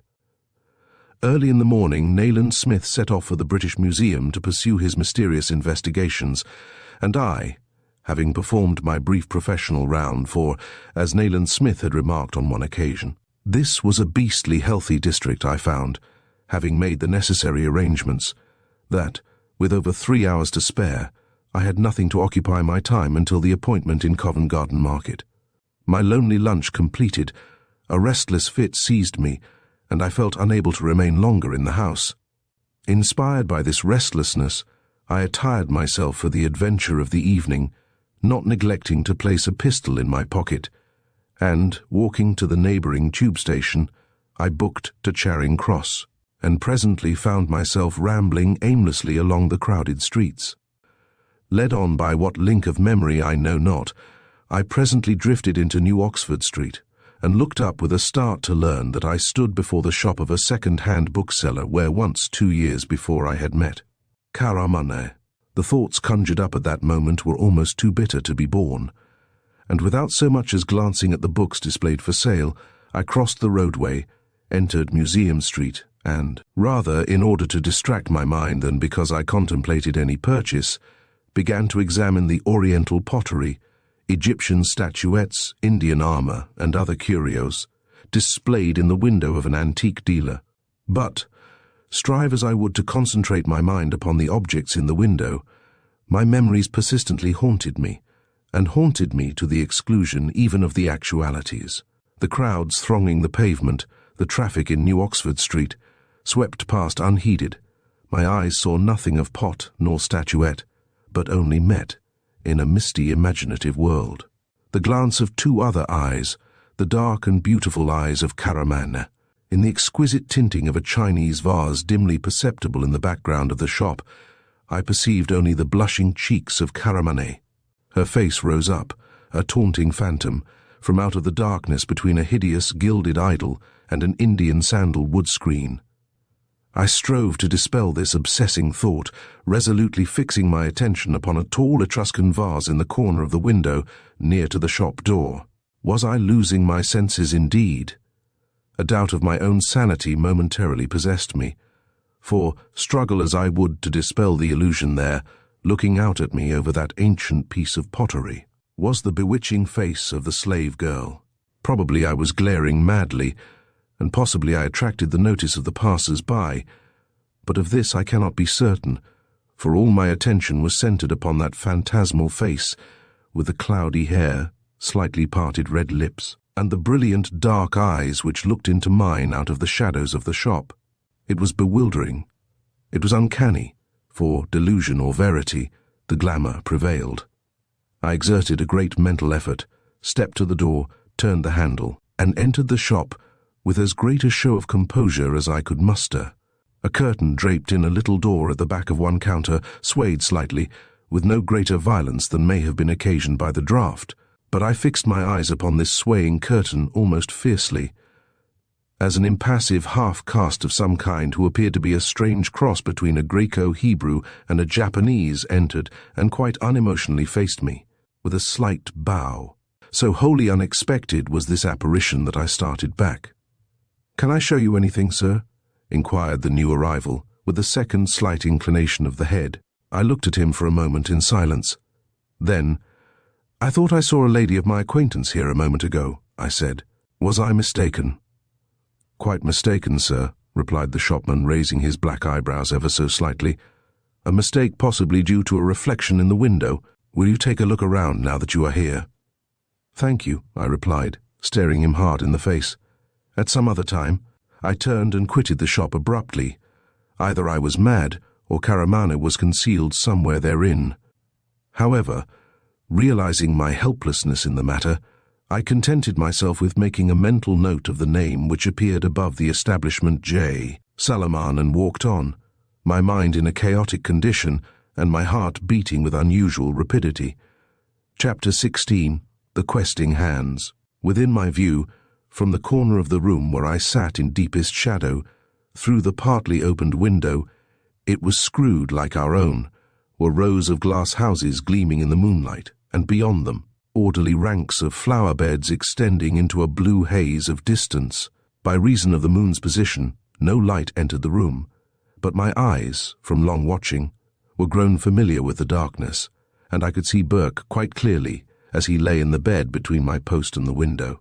I seemed to be back again in those days of the troubled past when first Nayland Smith and I had come to grips with the servants of Dr. Fu Manchu. A more peaceful scene than this flower-planted corner of Essex it would be difficult to imagine, but either because of my knowledge that its peace was chimerical, or because of that outflung consciousness of danger which actually, or in my imagination, preceded the coming of the Chinese man's agents. To my seeming, the silence throbbed electrically, and the night was laden with stilly omens. Already cramped by my journey in the market cart, I found it difficult to remain very long in any one position. What information had Burke to sell? He had refused for some reason to discuss the matter that evening, and now, enacting the part allotted him by Nayland Smith, he feigned sleep consistently, although at intervals he would whisper to me his doubts and fears. All the chances were in our favor tonight, for whilst I could not doubt that Dr. Fu Manchu was set upon the removal of the ex-officer of New York police, neither could I doubt that our presence in the farm was unknown to the agents of the Chinese man. According to Burke, constant attempts had been made to achieve Fu Manchu's purpose, and had only been frustrated by his Burke's wakefulness. There was every probability that another attempt would be made tonight.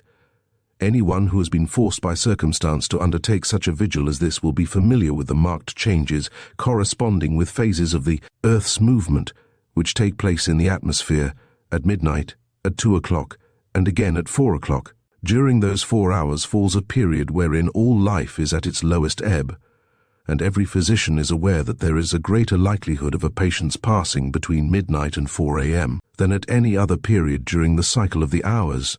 Tonight I became specially aware of this lowering of vitality, and now, with the night at that darkest phase which precedes the dawn, an indescribable dread, such as I had known before in my dealings with the Chinese man, assailed me when I was least prepared to combat it. The stillness was intense then. "Here it is," whispered Burke from the bed. The chill at the very center of my being, which but corresponded with the chill of all surrounding nature at that hour, became intensified, keener, at the whispered words. I rose stealthily out of my chair, and from my nest of shadows watched intently the bright oblong of the window. Without the slightest heralding sound, a black silhouette crept up against the pane. The silhouette of a small, malformed head, a dog-like head, deep-set in square shoulders. Malignant eyes peered intently in. Higher it rose that wicked head against the window, then crouched down on the sill and became less sharply defined as the creature stooped to the opening below. There was a faint sound of sniffing. Judging from the stark horror which I experienced myself, I doubted now if Burke could sustain the role allotted him. In beneath the slightly raised window came a hand, perceptible to me despite the darkness of the room. It seemed to project from the black silhouette outside the pane, to be thrust forward and forward and forward. That small hand with the outstretched fingers. The unknown possesses unique terrors, and since I was unable to conceive what manner of thing this could be, which, extending its incredibly long arms, now sought the throat of the man upon the bed, I tasted of that sort of terror which ordinarily one knows only in dreams. "Quick! Sir Quick!" screamed Burke, starting up from the pillow. The questing hands had reached his throat, choking down an urgent dread that I had of touching the thing which had reached through the window to kill the sleeper. I sprang across the room and grasped the rigid, hairy forearms. Heavens! Never have I felt such muscles, such tendons, as those beneath the hirsute skin. They seemed to be of steel wire, and with a sudden, frightful sense of impotence, I realized that I was as powerless as a child to relax that stranglehold. Burke was making the most frightful sounds, and quite obviously was being asphyxiated before my eyes. "Smith!" I cried. "Smith! Help! Help! For God's sake!" Despite the confusion of my mind, I became aware of sounds outside and below me. Twice the thing at the window coughed. There was an incessant, lash-like cracking, then some shouted words which I was unable to make out, and finally the sharp report of a pistol. Snarling like that of a wild beast came from the creature with the hairy arms, together with renewed coughing. But the steel grip relaxed not one iota. I realized two things. The first, that in my terror at the suddenness of the attack, I had omitted to act as prearranged. The second, that I had discredited the strength of the visitant, whilst Smith had foreseen it. Desisting in my vain endeavour to pit my strength against that of the nameless thing, I sprang back across the room and took up the weapon which had been left in my charge earlier in the night, but which I had been unable to believe it would be necessary to employ. This was a sharp and heavy axe which Nayland Smith, when I had met him in Covent Garden, had brought with him, to the great amazement of Weymouth and myself. As I leapt back to the window and uplifted this primitive weapon, a second shot sounded from below, and more fierce snarling, coughing, and guttural mutterings assailed my ears from beyond the pane. Lifting the heavy blade, I brought it down with all my strength upon the nearer of those hairy arms, where it crossed the window ledge, severing muscle. Tendon and bone as easily as a knife might cut cheese. A shriek neither human nor animal, but gruesomely compound of both followed, and merged into a choking cough. Like a flash the other shaggy arm was withdrawn, and some vaguely seen body went rolling down the sloping red tiles and crashed onto the ground beneath. With a second piercing shriek, louder than that recently uttered by Burke, wailing through the night from somewhere below, I turned desperately to the man on the bed, who now was become significantly silent. A candle with matches stood upon a table hard by, and my fingers far from steady, I set about obtaining a light. This accomplished, I stood the candle upon the little chest of drawers and returned to Burke's side. "Merciful God," I cried. "Of all the pictures which remain in my memory, some of them dark enough, I can find none more horrible than that which now confronted me in the dim candlelight." Burke lay crosswise on the bed, his head thrown back and sagging, one rigid hand he held in the air, and with the other grasped the hairy forearm, which I had severed with the axe. For, in a death-like grip, the dead fingers were still fastened, vice-like, at his throat. His face was nearly black, and his eyes projected from their sockets horribly. Mastering my repugnance, I seized the hideous piece of bleeding anatomy and strove to release it. It defied all my efforts. In death it was as implacable as in life. I took a knife from my pocket, and tendon by tendon cut away that uncanny grip from Burke's throat. But my labour was in vain. Burke was dead. I think I failed to realize this for some time. My clothes were sticking clammily to my body. I was bathed in perspiration, and shaking furiously, I clutched at the edge of the window, avoiding the bloody patch upon the ledge, and looked out over the roofs to where, in the more distant plantations, I could hear excited voices. What had been the meaning of that scream which I had heard, but to which in my frantic state of mind I had paid comparatively little attention? There was a great stirring all about me. "Smith!" I cried from the window. "Smith, for mercy's sake, where are you?" Footsteps came racing up the stairs. Behind me the door burst open, and Nayland Smith stumbled into the room. "God!" he said, and started back in the doorway. "Have you got it, Smith?" I demanded hoarsely. "In sanity's name, what is it? What is it?" "Come downstairs," replied Smith quietly, "and see for yourself." He turned his head aside from the bed. Very unsteadily I followed him down the stairs and through the rambling old house out into the stone-paved courtyard. There were figures moving at the end of a long alleyway between the glass houses, and one, carrying a lantern, stooped over something which lay upon the ground. "That's Burke's cousin with the lantern," whispered Smith in my ear. "Don't tell him yet." I nodded, and we hurried up to join the group. I found myself looking down at one of those thick-set Burmans whom I always associated with Fu Manchu's activities.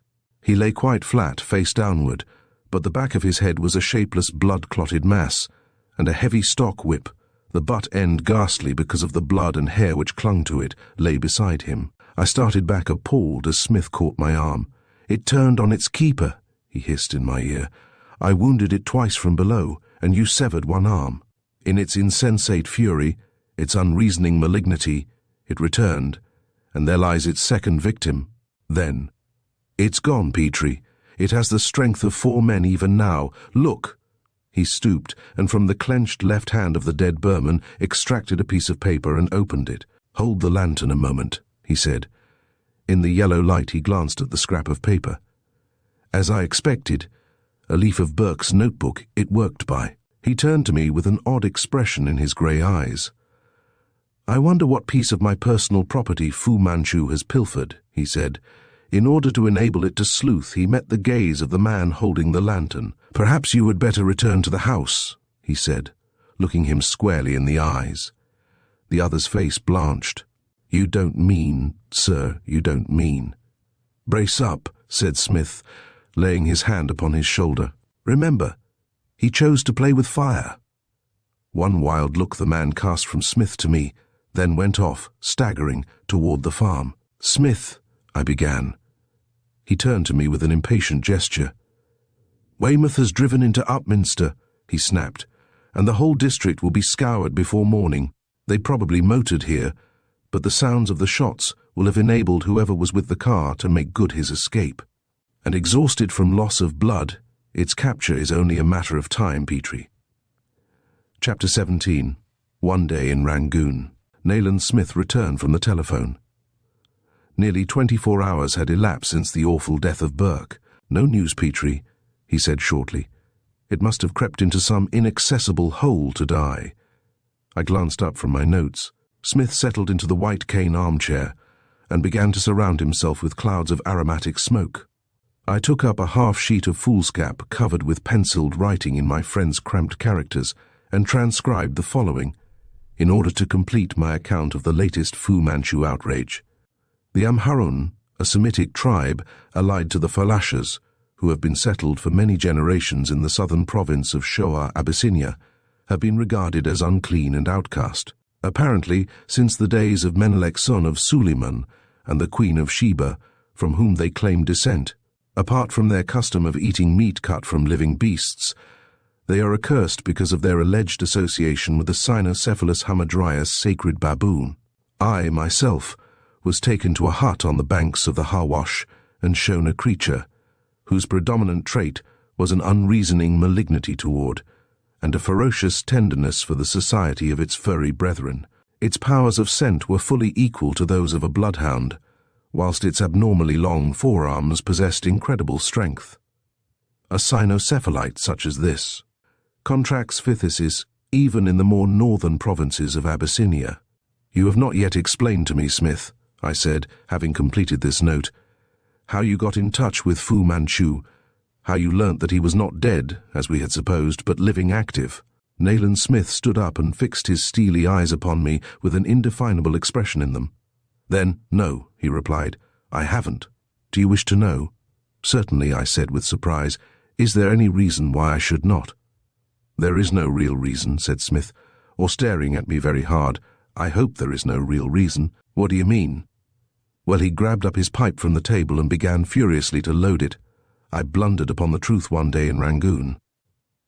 I was walking out of a house which I occupied there for a time, and as I swung around the corner into the main street, I literally ran into. Again he hesitated oddly, then closed up his pouch and tossed it into the cane chair. He struck a match. "I ran into Karamane," he continued abruptly, and began to puff away at his pipe, filling the air with clouds of tobacco smoke. I caught my breath. This was the reason why he had kept me so long in ignorance of the story. He knew of my hopeless, uncrushable sentiments towards the gloriously beautiful, but utterly hypocritical and evil Eastern girl, who was perhaps the most dangerous of all Dr. Fu Manchu's servants. For the power of her loveliness was magical, as I knew to my cost. "What did you do?" I asked quietly, my fingers drumming upon the table. "Naturally enough," continued Smith, with a cry of recognition I held out both my hands to her gladly. "I welcomed her as a dear friend regained. I thought of the joy with which you would learn that I had found the missing one. I thought how you would be in Rangoon just as quickly as the fastest steamer would get you there." "Well?" Karamane started back and treated me to a glance of absolute animosity. No recognition was there, and no friendliness, only a sort of scornful anger. He shrugged his shoulders and began to walk up and down the room. "I do not know what you would have done in the circumstances, Petrie, but Yes? I dealt with the situation rather promptly, I think. I simply picked her up without another word, right there in the public street, and raced back into the house, with her kicking and fighting like a little demon. She did not shriek or do anything of that kind, but fought silently like a vicious wild animal. Oh, I had some scars, I assure you, but I carried her up into my office, which fortunately was empty at the time, plumped her down in a chair, and stood looking at her. "Go on," I said rather hollowly. "What next?" She glared at me with those wonderful eyes, an expression of implacable hatred in them, remembering all that we had done for her, remembering our former friendship. Above all, remembering this look of hers almost made me shiver. She was dressed very smartly in European fashion, and the whole thing had been so sudden that as I stood looking at her, I half expected to wake up presently and find it all a daydream. But it was real as her enmity. I felt the need for reflection, and having vainly endeavored to draw her into conversation, and elicited no other answer than this glare of hatred, I left her there, going out and locking the door behind me. Very high-handed. A commissioner has certain privileges, Petrie, and any action I might choose to take was not likely to be questioned. There was only one window to the office, and it was fully 20 feet above the level. It overlooked a narrow street off the main thoroughfare. I think I've explained that the house stood on a corner, so I did not fear her escaping. I had an important engagement which I had been on my way to fulfill when the encounter took place, and now, with a word to my native servant, who chanced to be downstairs, I hurried off. Smith's pipe had gone out as usual, and he proceeded to relight it. Whilst, my eyes lowered, I continued to drum upon the table.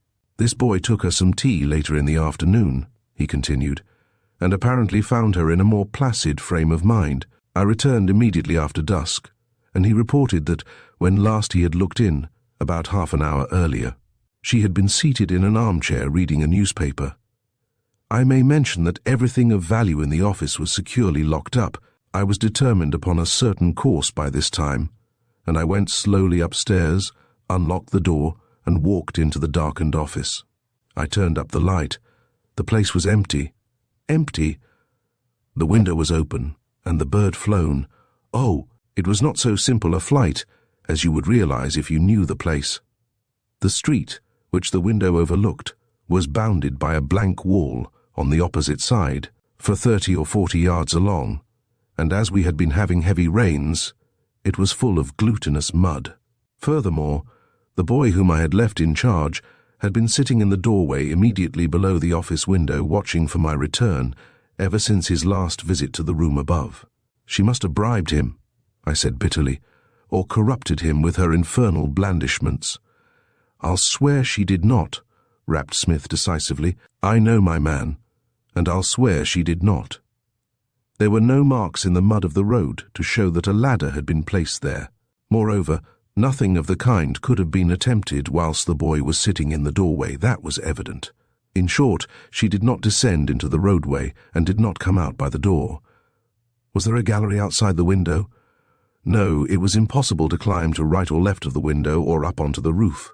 I convinced myself of that. "But my dear man," I cried, "you are eliminating every natural mode of egress. Nothing remains but flight." I am aware, Petrie, that nothing remains but flight. In other words, I have never to this day understood how she quitted the room. I only know that she did. And then I saw in this incredible escape the cunning hand of Dr. Fu Manchu, saw it at once. Peace was ended, and I set to work along certain channels without delay.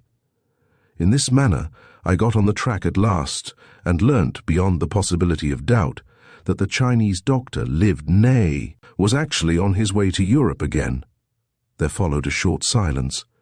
Then, "I suppose it's a mystery that will be cleared up some day," concluded Smith, "but to date the riddle remains intact." He glanced at the clock. "I have an appointment with Weymouth, therefore, leaving you to the task of solving this problem which thus far has defied my own efforts. I will get along." He read a query in my glance. "Oh, I shall not be late," he added, I think I may venture out alone on this occasion without personal danger. Nayland Smith went upstairs to dress, leaving me seated at my writing table deep in thought. My notes upon the renewed activity of Dr. Fu Manchu were stacked on my left hand, and, opening a new writing block, I commenced to add to them particulars of this surprising event in Rangoon, which properly marked the opening of the Chinese man's second campaign. Smith looked in at the door on his way out, but seeing me thus engaged, did not disturb me. I think I have made it sufficiently evident in these records that my practice was not an extensive one, and my hour for receiving patients arrived and passed with only 2 professional interruptions. My task concluded, I glanced at the clock and determined to devote the remainder of the evening to a little private investigation of my own. From Nayland Smith I had preserved the matter a secret, largely because I feared his ridicule, but I had by no means forgotten that I had seen, or had strongly imagined that I had seen, Karamane, that beautiful anomaly who, in modern London, asserted herself to be a slave, in the shop of an antique dealer not 100 yards from the British Museum. A theory was forming in my brain, which I was burningly anxious to put to the test. I remembered how, 2 years before, I had met Karamane near to this same spot, and I had heard Inspector Weymouth assert positively that Fu Manchu's headquarters were no longer in the East End, as of yore. There seemed to me to be a distinct probability that a suitable centre had been established for his reception in this place, so much less likely to be suspected by the authorities. Perhaps I attached too great a value to what may have been a delusion. Perhaps my theory rested upon no more solid foundation than the belief that I had seen Karamane in the shop of the curio dealer. If her appearance there should prove to have been imaginary, the structure of my theory would be shattered at its base. Tonight I should test my premises, and upon the result of my investigations determine my future action. Chapter 18. The Silver Buddha. Museum Street certainly did not seem a likely spot for Dr. Fu Manchu to establish himself, yet, unless my imagination had strangely deceived me. From the window of the antique dealer who traded under the name of J. Salomon, those wonderful eyes of Karamane, like the velvet midnight of the Orient, had looked out at me. As I paced slowly along the pavement toward that lighted window, my heart was beating far from normally, and I cursed the folly which, despite all, refused to die, but lingered on, poisoning my life. Comparative quiet reigned in Museum Street, at no time a busy thoroughfare, and excepting another shop at the museum end, commercial activities had ceased there. The door of a block of residential chambers, almost immediately opposite to the shop which was my objective, threw out a beam of light across the pavement. Not more than 2 or 3 people were visible upon either side of the street. I turned the knob of the door and entered the shop. The same dark and immobile individual whom I had seen before, and whose nationality defied conjecture, came out from the curtained doorway at the back to greet me. "Good evening, sir," he said monotonously, with a slight inclination of the head. "Is there anything which you desire to inspect?" "I merely wish to take a look round," I replied. "I have no particular item in view." The shopman inclined his head again, swept a yellow hand comprehensively about, as if to include the entire stock, and seated himself on a chair behind the counter. I lighted a cigarette with such an air of nonchalance as I could summon to the operation, and began casually to inspect the varied articles of virtu loading the shelves and tables about me. I am bound to confess that I retain no one definite impression of this tour. Vases I handled, statuettes, Egyptian scarabs, bead necklaces, illuminated missals, portfolios of old prints, jade ornaments, bronzes, fragments of rare lace, early printed books, Assyrian tablets, daggers, Roman rings, and 100 other curiosities, leisurely, and I trust with apparent interest, yet without forming the slightest impression respecting any one of them. Probably I employed myself in this way for half an hour or more, and whilst my hands busied themselves among the stock of J. Salomon, my mind was occupied entirely elsewhere. Furtively, I was studying the shopman himself, a human presentment of a Chinese idol. I was listening and watching, especially I was watching the curtained doorway at the back of the shop. "We close at about this time, sir," The man interrupted me, speaking in the emotionless, monotonous voice which I had noted before. I replaced upon the glass counter a little Sekhet boat, carved in wood and highly coloured, and glanced up with a start. Truly, my methods were amateurish. I had learnt nothing. I was unlikely to learn anything. I wondered how Nayland Smith would have conducted such an inquiry, and I racked my brains for some means of penetrating into the recesses of the establishment. Indeed, I had been seeking such a plan for the past half an hour, but my mind had proved incapable of suggesting one. Why I did not admit failure I cannot imagine, but instead I began to tax my brains anew for some means of gaining further time. And, as I looked about the place, the shopman very patiently awaiting my departure, I observed an open case at the back of the counter. The 3 lower shelves were empty, but upon the 4th shelf squatted a silver Buddha. "I should like to examine the silver image yonder," I said. "What price are you asking for it?" "It is not for sale, sir," replied the man, with a greater show of animation than he had yet exhibited. "Not for sale?" I said, my eyes ever seeking the curtained doorway. "How's that?" "It is sold." "Well, even so, there can be no objection to my examining it. It is not for sale, sir."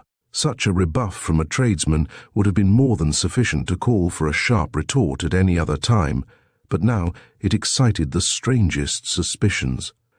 The street outside looked comparatively deserted, and prompted primarily by an emotion which I did not pause to analyze. I adopted a singular measure. Without doubt, I relied upon the unusual powers vested in Nayland Smith to absolve me in the event of error. I made as if to go out into the street, then turned, leapt past the shopman, ran behind the counter, and grasped at the silver Buddha. That I was likely to be arrested for attempted larceny I cared not. The idea that Karamana was concealed somewhere in the building ruled absolutely, and a theory respecting this silver image had taken possession of my mind. Exactly what I expected to happen at that moment I cannot say, but what actually happened was far more startling than anything I could have imagined. At the instant that I grasped the figure, I realized that it was attached to the woodwork. In the next, I knew that it was a handle. As I tried to pull it toward me, I became aware that this handle was the handle of a door. For that door swung open before me, and I found myself at the foot of a flight of heavily carpeted stairs. Anxious as I had been to proceed a moment before, I was now trebly anxious to retire, and for this reason, on the bottom step of the stairs, facing me, stood Dr. Fu Manchu. Chapter 19. Dr. Fu Manchu's Laboratory. I cannot conceive that any ordinary mortal ever attained to anything like an intimacy with Dr. Fu Manchu. I cannot believe that any man could ever grow used to his presence, could ever cease to fear him. I suppose I had set eyes upon Fu Manchu some 5 or 6 times prior to this occasion, and now he was dressed in the manner which I always associated with him, probably because it was thus I first saw him. He wore a plain yellow robe, and, his pointed chin resting upon his bosom, he looked down at me, revealing a great expanse of the marvelous brow with its sparse neutral-colored hair. Never in my experience have I known such force to dwell in the glance of any human eye as dwelt in that of this uncanny being. His singular affliction, if affliction it were, the film or slight membrane which sometimes obscured the oblique eyes, was particularly evident at the moment that I crossed the threshold. But now, as I looked up at Dr. Fu Manchu, it lifted, revealing the eyes in all their emerald greenness. The idea of physical attack upon this incredible being seemed childish inadequate. But, following that first instant of stupefaction, I forced myself to advance upon him. A dull, crushing blow descended on the top of my skull, and I became oblivious of all things. My return to consciousness was accompanied by tremendous pains in my head, whereby, from previous experience, I knew that a sandbag had been used against me by someone in the shop, presumably by the immobile shopman. This awakening was accompanied by none of those hazy doubts respecting previous events and present surroundings, which are the usual symptoms of revival from sudden unconsciousness. Even before I opened my eyes, before I had more than a partial command of my senses, I knew that, with my wrists handcuffed behind me, I lay in a room which was also occupied by Dr. Fu Manchu. This absolute certainty of the Chinese man's presence was evidenced not by my senses, but only by an inner consciousness, and the same that always awakened into life at the approach not only of Fu Manchu in person, but of certain of his uncanny servants. A faint perfume hung in the air about me. I do not mean that of any essence or of any incense, but rather the smell which is suffused by Oriental furniture, by Oriental draperies, the indefinable but unmistakable perfume of the East. Thus, London has a distinct smell of its own, and so has Paris, whilst the difference between Marseille and Suez, for instance, is even more marked. Now, the atmosphere surrounding me was Eastern, but not of the East that I knew, rather it was Far Eastern. Perhaps I do not make myself very clear, but to me there was a mysterious significance in that perfumed atmosphere. I opened my eyes. I lay upon a long, low settee in a fairly large room which was furnished, as I had anticipated, in an absolutely Oriental fashion. The two windows were so screened as to have lost, from the interior point of view, all resemblance to European windows, and the whole structure of the room had been altered in conformity, bearing out my idea that the place had been prepared for Fu Manchu's reception some time before his actual return. I doubt if, east or west, a duplicate of that singular apartment could be found. The end in which I lay was, as I have said, typical of an Eastern house, and a large, ornate lantern hung from the ceiling almost directly above me. The farther end of the room was occupied by tall cases, some of them containing books, but the majority filled with scientific paraphernalia, rows of flasks and jars, frames of test tubes, retorts, scales, and other objects of the laboratory. At a large and very finely carved table sat Dr. Fu Manchu, a yellow and faded volume open before him, and some dark red fluid, almost like blood, bubbling in a test tube which he held over the flame of a Bunsen burner.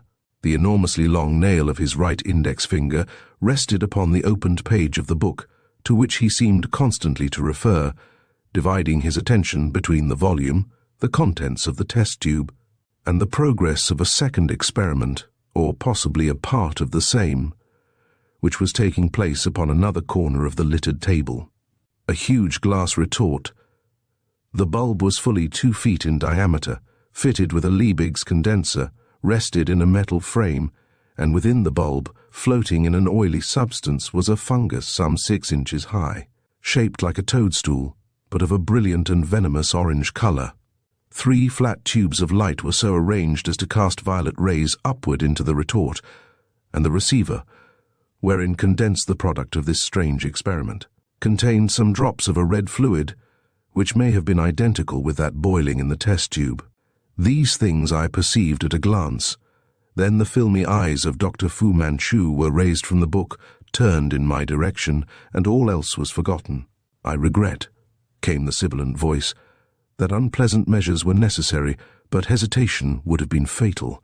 I trust, Dr. Petrie, that you suffer no inconvenience." To this speech no reply was possible, and I attempted none. "You have long been aware of my esteem for your requirements," continued the Chinese man, his voice occasionally touching deep guttural notes, "and you will appreciate the pleasure which this visit affords me. I kneel at the feet of my silver Buddha. I look to you, when you shall have overcome your prejudices, due to ignorance of my true motives, to assist me in establishing that intellectual control which is destined to be the new world force. I bear you no malice for your ancient enmity," and even now he waved one yellow hand toward the retort. "I am conducting an experiment designed to convert you from your misunderstanding and to adjust your perspective." Quite unemotionally he spoke, then turned again to his book, his test tube and retort, in the most matter-of-fact way imaginable. I do not think the most frenzied outburst on his part, the most fiendish threats, could have produced such effect upon me as those cold and carefully calculated words, spoken in that unique voice, in its tones, in the glance of the green eyes, in the very pose of the gaunt, high-shouldered body. There was power force. I counted myself lost, and in view of the doctor's words, studied the progress of the experiment with frightful interest. But a few moments sufficed in which to realize that, for all my training, I knew as little of chemistry, as understood by this man's genius, as a junior student in surgery knows of trephining. The process in operation was a complete mystery to me. The means and the end were alike incomprehensible. Thus, in the heavy silence of that room, a silence only broken by the regular bubbling from the test tube, I found my attention straying from the table to the other objects surrounding it, and at one of them my gaze stopped and remained chained with horror. It was a glass jar, some 5 feet in height, and filled with viscous fluid of a light amber color. Out from this peered a hideous dog-like face, low-browed, with pointed ears and a nose almost hoggishly flat. By the death grin of the face the gleaming fangs were revealed, and the body, the long yellow-grey body, rested, or seemed to rest, upon short, malformed legs, whilst one long limp arm, the right, hung down straightly in the preservative. The left arm had been severed above the elbow. Fu Manchu, finding his experiment to be proceeding favorably, lifted his eyes to me again. "You are interested in my poor," he said, and his eyes were filmed like the eyes of one afflicted with cataract. He was a devoted servant, Dr. Petrie, but the lower influences in his genealogy sometimes conquered. Then he got out of hand, and at last he was so ungrateful toward those who had educated him that, in one of those paroxysms of his, he attacked and killed a most faithful Burman, one of my oldest followers. Fu Manchu returned to his experiment. Not the slightest emotion had he exhibited thus far, but had chatted with me as any other scientist might chat with a friend who casually visits his laboratory. The horror of the thing was playing havoc with my own composure, however. There I lay, fettered, in the same room with this man whose existence was a menace to the entire white race, whilst placidly he pursued an experiment designed, if his own words were believable, to cut me off from my kind, to wreak some change, psychological or physiological I knew not, to place me, it might be, upon a level with such brute things as that which now hung, half floating in the glass jar. Something I know of the history of that ghastly specimen, that thing neither man nor ape, for within my own knowledge had it not attempted the life of Nayland Smith, and was it not I who, with an axe, had maimed it in the instant of one of its last slayings? Of these things Dr. Fu Manchu was well aware, so that his placid speech was doubly, trebly horrible to my ears. I sought, furtively, to move my arms, only to realize that, as I had anticipated, the handcuffs were chained to a ring in the wall behind me. The establishments of Dr. Fu Manchu were always well provided with such contrivances as these. I uttered a short, harsh laugh. Fu Manchu stood up slowly from the table, and placing the test tube in a rack, deposited the latter carefully upon a shelf at his side. "I am happy to find you in such good humor," he said softly. "Other affairs call me, and in my absence that profound knowledge of chemistry, of which I have had evidence in the past, will enable you to follow with intelligent interest the action of these violet rays upon this exceptionally fine specimen of Siberian Amanita muscaria at some future time, possibly when you are my guest in China, which country I am now making arrangements for you to visit. I shall discuss with you some lesser-known properties of this species, and I may say that one of your first tasks when you commence your duties as assistant in my laboratory in Kiangsu will be to conduct a series of 12 experiments, which I have outlined, into other potentialities of this unique fungus." He walked quietly to a curtained doorway, with his cat-like yet awkward gait, lifted the drapery, and bestowing upon me a slight bow of farewell, went out of the room. Chapter 20. The Crossbar. How long I lay there alone I had no means of computing. My mind was busy with many matters, but principally concerned with my fate in the immediate future. That Dr. Fu Manchu entertained for me a singular kind of regard. I had had evidence before. He had formed the erroneous opinion that I was an advanced scientist who could be of use to him in his experiments, and I was aware that he cherished a project of transporting me to some place in China where his principal laboratory was situated. Respecting the means which he proposed to employ, I was unlikely to forget that this man, who had penetrated further along certain byways of science than seemed humanly possible, undoubtedly was master of a process for producing artificial catalepsy. It was my lot, then, to be packed in a chest, to all intents and purposes a dead man for the time being, and dispatched to the interior of China. What a fool I had been! To think that I had learnt nothing from my long and dreadful experience of the methods of Dr. Fu Manchu, to think that I had come alone in quest of him, that, leaving no trace behind me, I had deliberately penetrated to his secret abode. I have said that my wrists were manacled behind me, the manacles being attached to a chain fastened in the wall. I now contrived, with extreme difficulty, to reverse the position of my hands, that is to say, I climbed backward through the loop formed by my fettered arms, so that instead of the gyves being behind me, they now were in front. Then I began to examine them, learning, as I had anticipated, that they fastened with a lock. I sat gazing at the steel bracelets in the light of the lamp which swung over my head, and it became apparent to me that I had gained little by my contortion. A slight noise disturbed these unpleasant reveries. It was nothing less than the rattling of keys. For a moment I wondered if I had heard aright, or if the sound portended the coming of some servant of the doctor who was locking up the establishment for the night. The jangling sound was repeated, and in such a way that I could not suppose it to be accidental.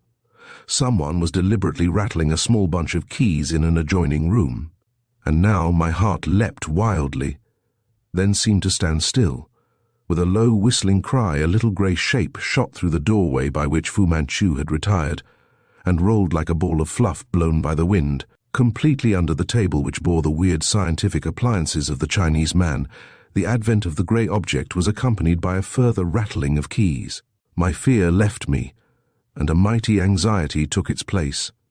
This creature which now crouched chattering at me from beneath the big table was Fu Manchu's marmoset, and in the intervals of its chatterings and grimacing it nibbled, speculatively, at the keys upon the ring which it clutched in its tiny hands.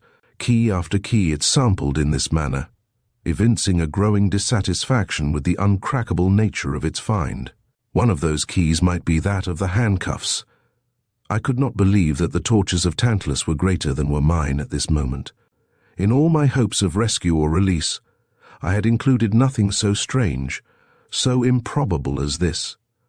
A sort of awe possessed me, for if by this means the key which should release me should come into my possession, how ever again could I doubt a beneficent providence? But they were not yet in my possession. Moreover, the key of the handcuffs might not be amongst the bunch. Were there no means whereby I could induce the marmoset to approach me? Whilst I racked my brains for some scheme, the little animal took the matter out of my hands.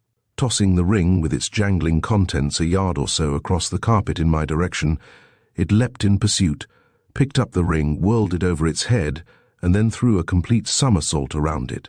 Now it snatched up the keys again, and holding them close to its ear, rattled them furiously.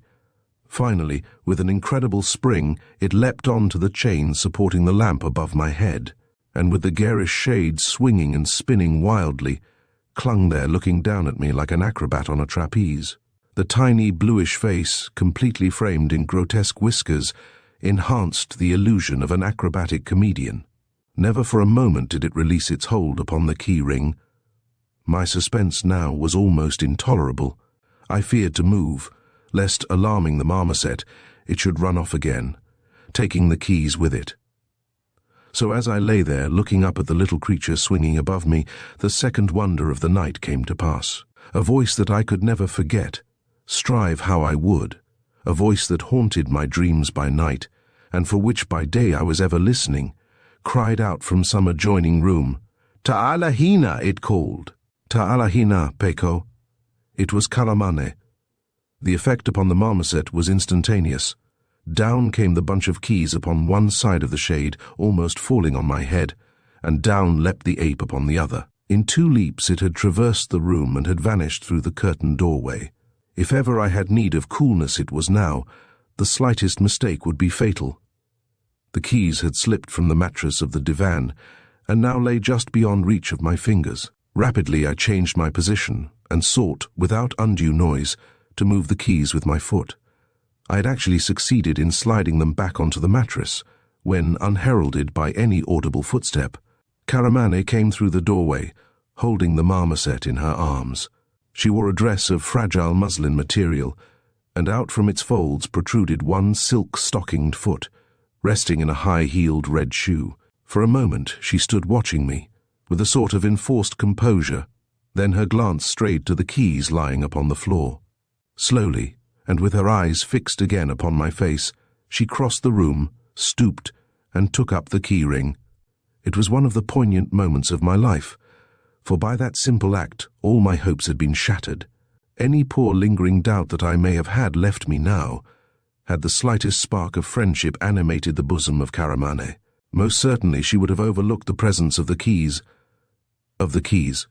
which represented my one hope of escape from the clutches of the fiendish Chinese man.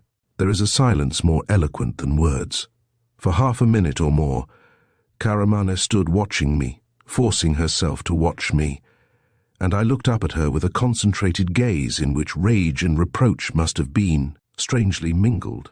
What eyes she had, of that blackly lustrous sort nearly always associated with unusually dark complexions. But Caramane's complexion was peach-like, or rather of an exquisite and delicate fairness, which reminded me of the petal of a rose. By some I have been accused of romancing about this girl's beauty, but only by those who had not met her, for indeed she was astonishingly lovely. At last her eyes fell, the long lashes drooped upon her cheeks.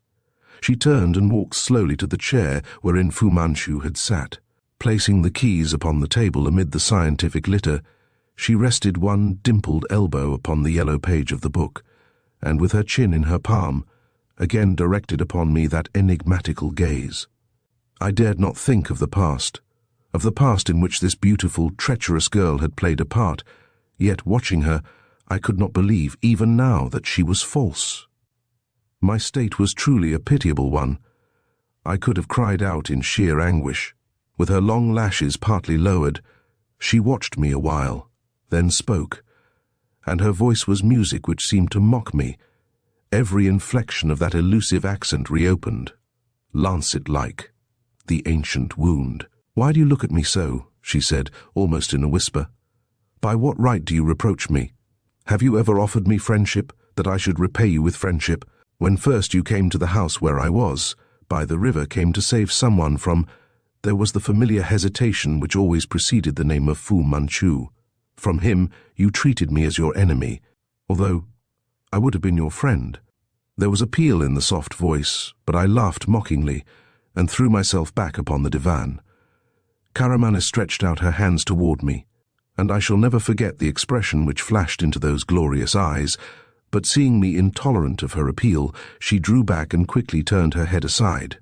Even in this hour of extremity, of impotent wrath, I could find no contempt in my heart for her feeble hypocrisy. With all the old wonder I watched that exquisite profile, and Caramane's very deceitfulness was a salve for. Had she not cared, she would not have attempted it. Suddenly she stood up, taking the keys in her hands, and approached me. "Not by word, nor by look," she said quietly, "have you asked for my friendship, but because I cannot bear you to think of me as you do. I will prove that I am not the hypocrite and the liar you think me. You will not trust me, but I will trust you." I looked up into her eyes, and knew a pagan joy when they faltered before my searching gaze. She threw herself upon her knees beside me, and the faint, exquisite perfume inseparable from my memories of her became perceptible and seemed as of old to intoxicate me. The lock clicked, and I was free. Caramane rose swiftly to her feet as I stood up and outstretched my cramped arms. For one delirious moment her bewitching face was close to mine, and the dictates of madness almost ruled, but I clenched my teeth and turned sharply aside. I could not trust myself to speak. With Fu Manchu's marmoset again gambolling before us, we walked through the curtained doorway into the room beyond.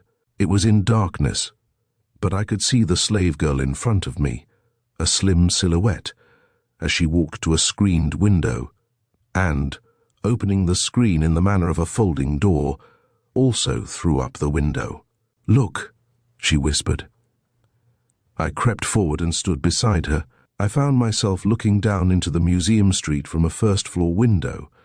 Belated traffic still passed along New Oxford Street on the left, but not a solitary figure was visible to the right as far as I could see, and that was nearly to the railings of the museum. Immediately opposite, in one of the flats which I had noticed earlier in the evening, Another window was opened. I turned, and in the reflected light saw that Karamane held a cord in her hand. Our glances met in the semi-darkness. She began to haul the cord into the window, and looking upward, I perceived that it was looped in some way over the telegraph cables which crossed the street at that point. It was a slender cord, and it appeared to be passed across a joint in the cables almost immediately above the center of the roadway. As it was hauled in, a second and stronger line attached to it was pulled, in turn, over the cables, and thence in by the window. Karamane twisted a length of it around a metal bracket fastened in the wall, and placed a light wooden crossbar in my hand. "Make sure that there is no one in the street," she said, craning out and looking to right and left. "Then swing across. The length of the rope is just sufficient to enable you to swing through the open window opposite, and there is a mattress inside to drop upon. But release the bar immediately, or you may be dragged back. The door of the room in which you will find yourself is unlocked, and you have only to walk down the stairs and out into the street." I peered at the crossbar in my hand, then looked hard at the girl beside me. I missed something of the old fire of her nature. She was very subdued tonight. "Thank you, Karamane," I said softly. She suppressed a little cry as I spoke her name, and drew back into the shadows. "I believe you are my friend," I said, "but I cannot understand. Won't you help me to understand?" I took her unresisting hand and drew her toward me. My very soul seemed to thrill at the contact of her lithe body. She was trembling wildly and seemed to be trying to speak, but although her lips framed the words, no sound followed. Suddenly comprehension came to me. I looked down into the street, hitherto deserted, and into the upturned face of Fu Manchu, wearing a heavy fur-collared coat, and with his yellow, malignant countenance grotesquely horrible beneath the shadow of a large tweed motor cap. He stood motionless, looking up at me. That he had seen me, I could not doubt, but had he seen my companion? In a choking whisper, Karamane answered my unspoken question. "He has not seen me. I have done much for you. Do in return a small thing for me. Save my life." She dragged me back from the window and fled across the room to the weird laboratory where I had lain captive. Throwing herself upon the divan, she held out her white wrists and glanced significantly at the manacles. "Lock them upon me," she said rapidly. "Quick, quick!" Great as was my mental disturbance, I managed to grasp the purpose of this device. The very extremity of my danger found me cool. I fastened the manacles, which so recently had confined my own wrists, upon the slim wrists of Karamane. A faint and muffled disturbance, doubly ominous because there was nothing to proclaim its nature, reached me from some place below, on the ground floor. "Tie something around my mouth," directed Karamane with nervous rapidity. As I began to look about me, "Tear a strip from my dress," she said. "Do not hesitate. Be quick. Be quick." I seized the flimsy muslin and tore off half a yard or so from the hem of the skirt. The voice of Dr. Fu Manchu became audible. He was speaking rapidly, sibilantly, and evidently was approaching, would be upon me in a matter of moments. I fastened the strip of fabric over the girl's mouth and tied it behind, experiencing a pang half pleasurable and half fearful as I found my hands in contact with the foamy luxuriance of her hair. Dr. Fu Manchu was entering the room immediately beyond. Snatching up the bunch of keys, I turned and ran, for in another instant my retreat would be cut off.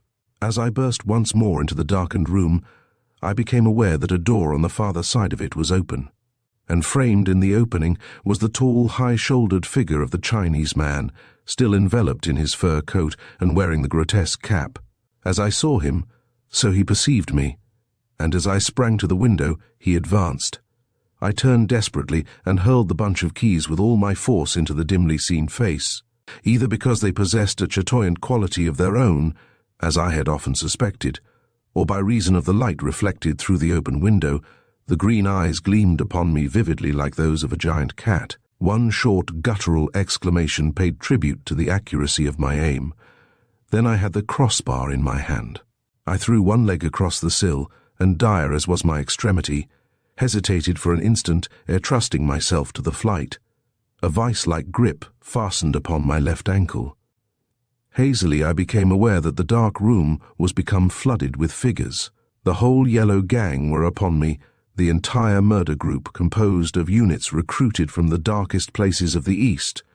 I have never counted myself a man of resource, and have always envied Nayland Smith his possession of that quality, in him extraordinarily developed.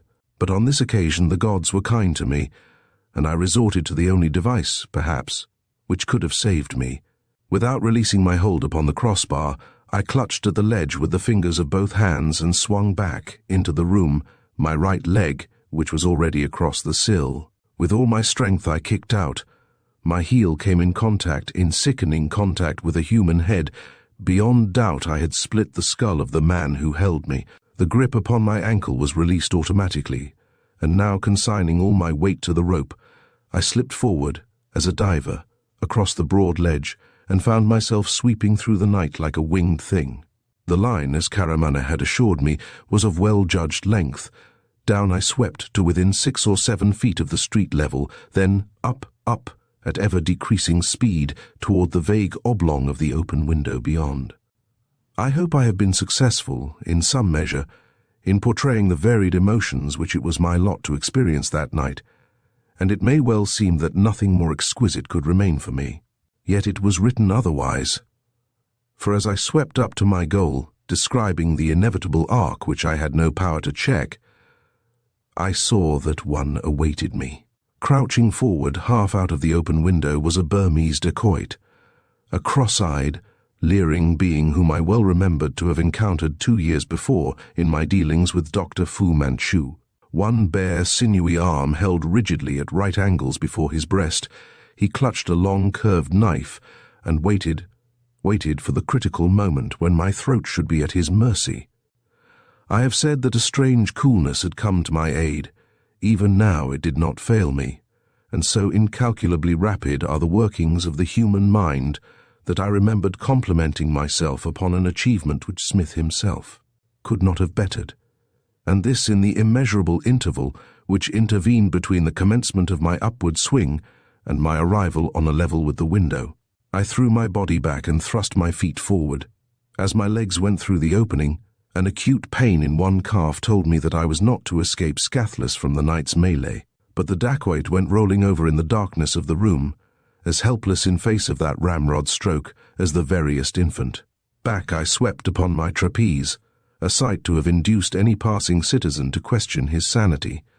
With might and main I sought to check the swing of the pendulum, for if I should come within reach of the window behind, I doubted not that other knives awaited me. It was no difficult feat, and I succeeded in checking my flight. Swinging there above Museum Street I could even appreciate, so lucid was my mind, the ludicrous element of the situation. I dropped. My wounded leg almost failed me, and greatly shaken, but with no other serious damage, I picked myself up from the dust of the roadway to see the bar vanishing into the darkness above. It was a mockery of fate that the problem which Nayland Smith had set me to solve should have been solved thus. For I could not doubt that by means of the branch of a tall tree or some other suitable object situated opposite to Smith's house in Rangoon, Caramana had made her escape as tonight I had made mine. Apart from the acute pain in my calf, I knew that the dacoit's knife had bitten deeply by reason of the fact that a warm liquid was trickling down into my boot. Like any drunkard, I stood there in the middle of the road looking up at the vacant window where the dacoit had been, and up at the window above the shop of J. Salomon, where I knew Fu Manchu to be. But for some reason the latter window had been closed or almost closed, and as I stood there, this reason became apparent to me. The sound of running footsteps came from the direction of New Oxford Street. I turned to see 2 policemen bearing down upon me. This was a time for quick decisions and prompt action. I weighed all the circumstances in the balance, and made the last vital choice of the night. I turned and ran toward the British Museum, as though the worst of Fu Manchu's creatures, and not my allies, the police, were at my heels. No one else was in sight, but, as I whirled into the square, the red lamp of a slowly retreating taxi became visible some 100 yards to the left. My leg was paining me greatly, but the nature of the wound did not interfere with my progress, therefore I continued my headlong career. And ere the police had reached the end of Museum Street, I had my hand upon the door handle of the cab for, the fates being persistently kind to me. The vehicle was for hire. "Dr. Cleves, Harley Street," I shouted at the man. "Drive like hell. It's an urgent case." I leapt into the cab. Within 5 seconds from the time that I slammed the door and dropped back panting upon the cushions, we were speeding westward toward the house of the famous pathologist, thereby throwing the police hopelessly off the track. Faintly to my ears came the purr of a police whistle. The taxi man evidently did not hear the significant sound. Merciful Providence had rung down the curtain. For tonight my role in the yellow drama was finished. Chapter 21. Cragmire Tower. Less than 2 hours later, Inspector Weymouth and a party from New Scotland Yard raided the house in Museum Street. They found the stock of J. Salomon practically intact, and in the strangely appointed rooms above, every evidence of a hasty outgoing. But of the instruments, drugs, and other laboratory paraphernalia, not one item remained. I would gladly have given my income for a year to have gained possession of the books alone, for beyond all shadow of doubt, I knew them to contain formulae calculated to revolutionize the science of medicine. Exhausted, physically and mentally, and with my mind a whispering gallery of conjectures, it were needless for me to mention whom respecting, I turned in, gratefully, having patched up the slight wound in my calf. I seemed scarcely to have closed my eyes when Nayland Smith was shaking me into wakefulness. "You are probably tired out," he said, "but your crazy expedition of last night entitles you to no sympathy. Read this. There is a train in an hour. We will reserve a compartment, and you can resume your interrupted slumbers in a corner seat." As I struggled upright in bed, rubbing my eyes sleepily, Smith handed me the Daily Telegraph, pointing to the following paragraph upon the literary page. Messrs. Announce that they will publish shortly the long-delayed work of Kegan Van Roon, the celebrated American traveler, Orientalist and psychic investigator, dealing with his recent inquiries in China. It will be remembered that Mr. Van Roon undertook to motor from Canton to Siberia last winter, but met with unforeseen difficulties in the province of Honan. He fell into the hands of a body of fanatics and was fortunate to escape with his life. His book will deal in particular with his experiences in Honan and some sensational revelations regarding the awakening of that most mysterious race. The Chinese are promised. For reasons of his own, he has decided to remain in England until the completion of his book, which will be published simultaneously in New York and London, and has leased Cragmire Tower, Somersetshire, in which romantic and historical residence he will collate his notes and prepare for the world a work earmarked as a classic even before it is published. I glanced up from the paper to find Smith's eyes fixed upon me inquiringly. "From what I have been able to learn," he said evenly, "we should reach Saul with decent luck just before dusk." As he turned and quitted the room without another word, I realized, in a flash, the purport of our mission. I understood my friend's ominous calm betokening suppressed excitement. Fortune was with us, or so it seemed, and whereas we had not hoped to gain Saul before sunset, as a matter of fact the autumn afternoon was in its most glorious phase as we left the little village with its old-time hostelry behind us and set out in an easterly direction, with the Bristol Channel far away on our left and a gently sloping upland on our right. The crooked High Street practically constituted the entire hamlet of Saul, and the inn, the Wagoners, was the last house in the street. Now, as we followed the ribbon of moor path to the top of the rise, we could stand and look back upon the way we had come, and although we had covered fully a mile of ground, it was possible to detect the sunlight gleaming now and then upon the gilt lettering of the inn sign as it swayed in the breeze. The day had been unpleasantly warm, but relieved by this same sea breeze, which, although but slight, had in it the tang of the broad Atlantic. Behind us, then, the footpath sloped down to Saul, unpeopled by any living thing. East and northeast swelled the monotony of the moor right out to the hazy distance, where the sky began and the sea remotely lay hidden.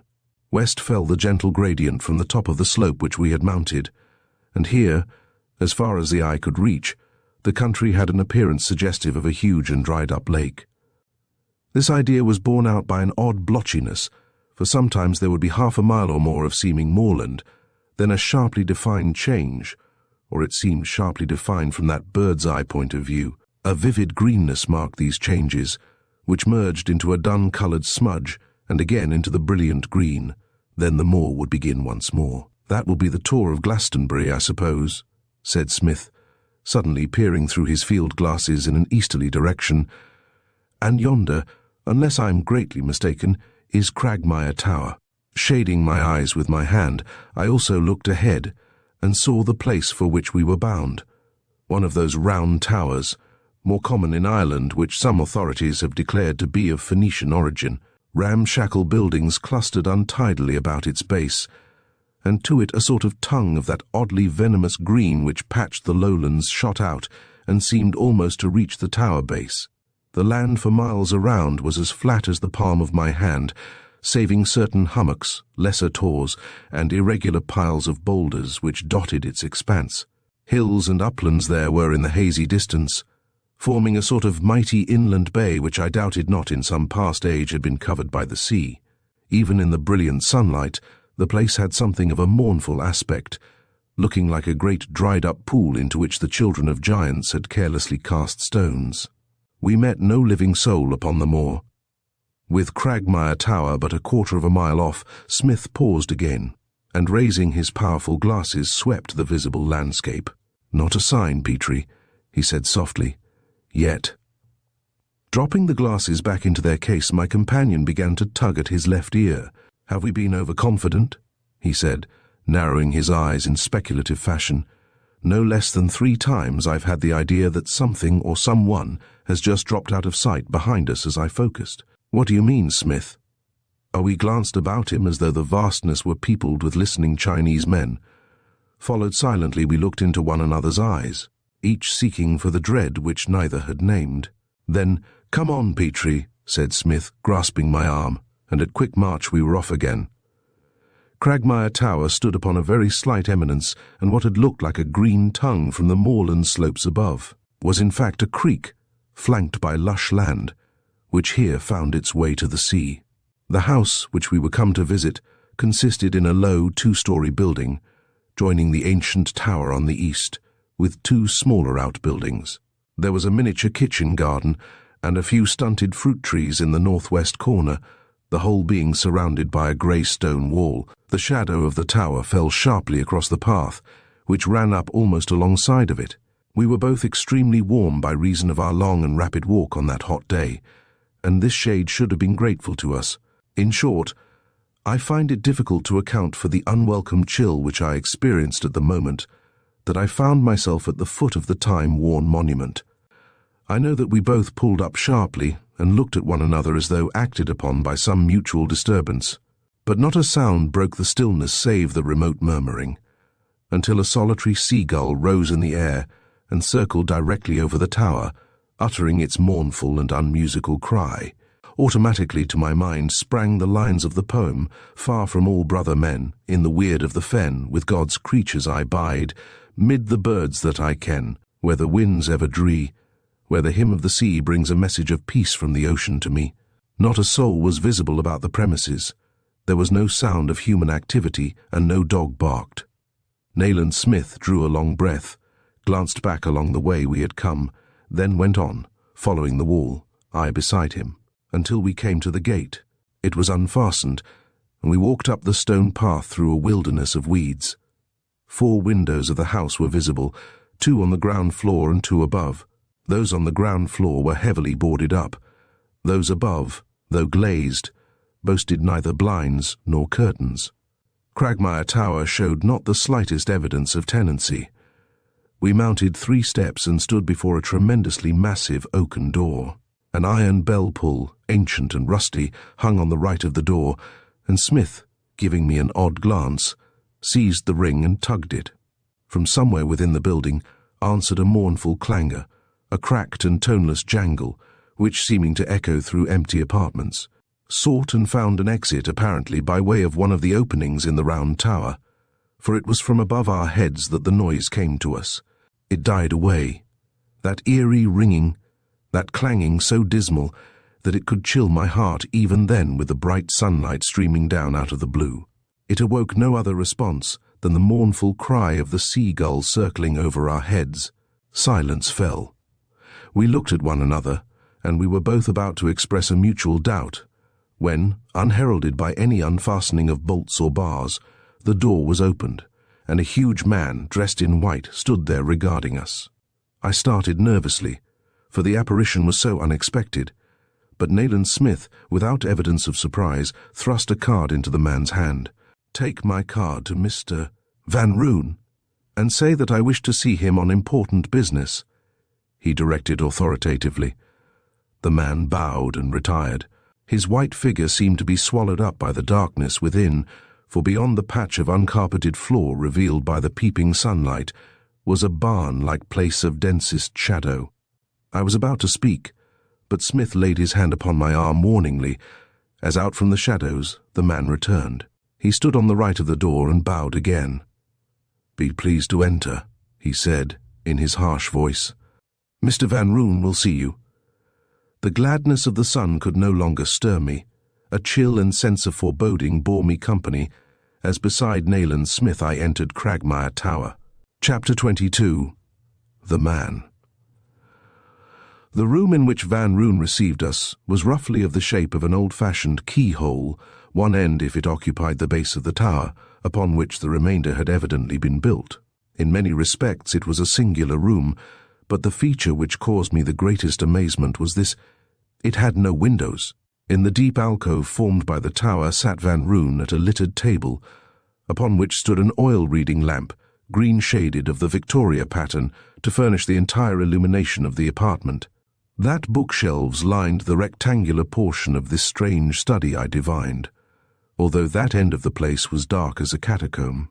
The walls were wood-panelled, and the ceiling was oaken-beamed. A small bookshelf and tumble-down cabinet stood upon either side of the table, and the celebrated American author and traveller lay propped up in a long split cane chair. He wore smoke glasses and had a clean-shaven olive face with a profusion of jet-black hair. He was garbed in a dirty red dressing gown, and a perfect fog of cigar smoke hung in the room. He did not rise to greet us, but merely extended his right hand, between two fingers, whereof he held Smith's card.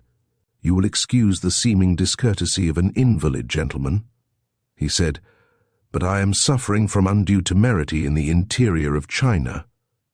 He waved his hand vaguely, and I saw that two rough deal chairs stood near the table.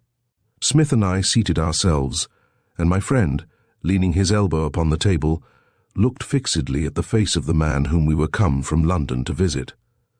Although comparatively unfamiliar to the British public, the name of Van Roon was well known in American literary circles, for he enjoyed in the United States a reputation somewhat similar to that which had rendered the name of our mutual friend, Sir Lionel Barton, a household word in England.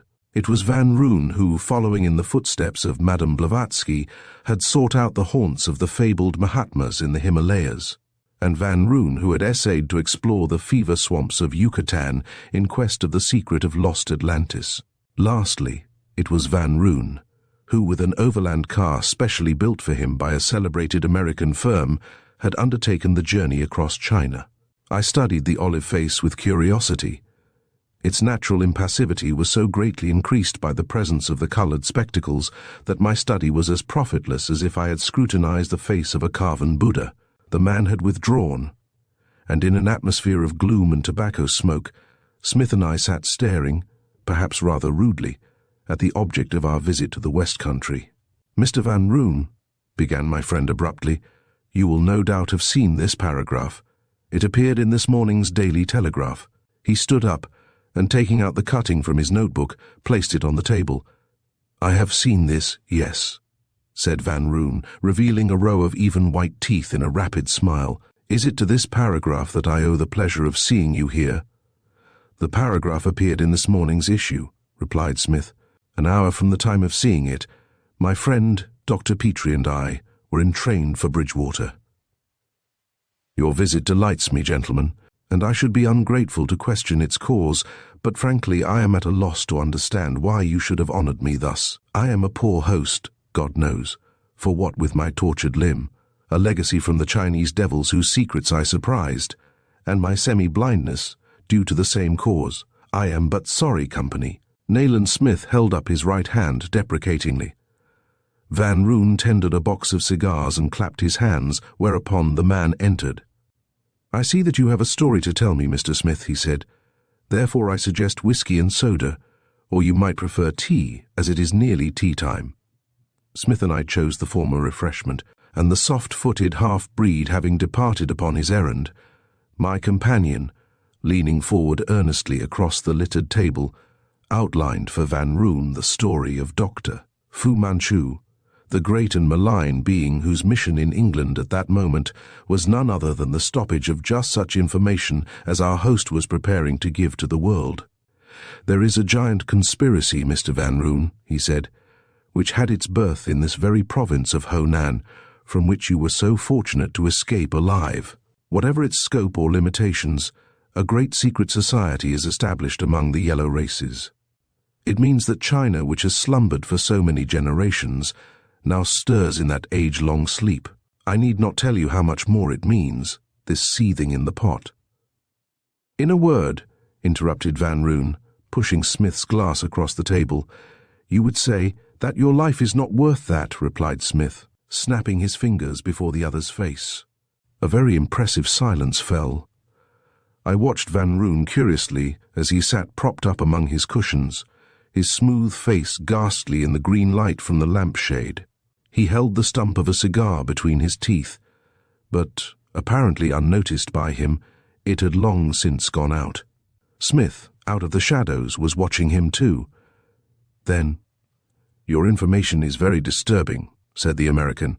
"I am the more disposed to credit your statement, because I am all too painfully aware of the existence of such a group as you mention, in China. But that they had an agent here in England is something I had never conjectured.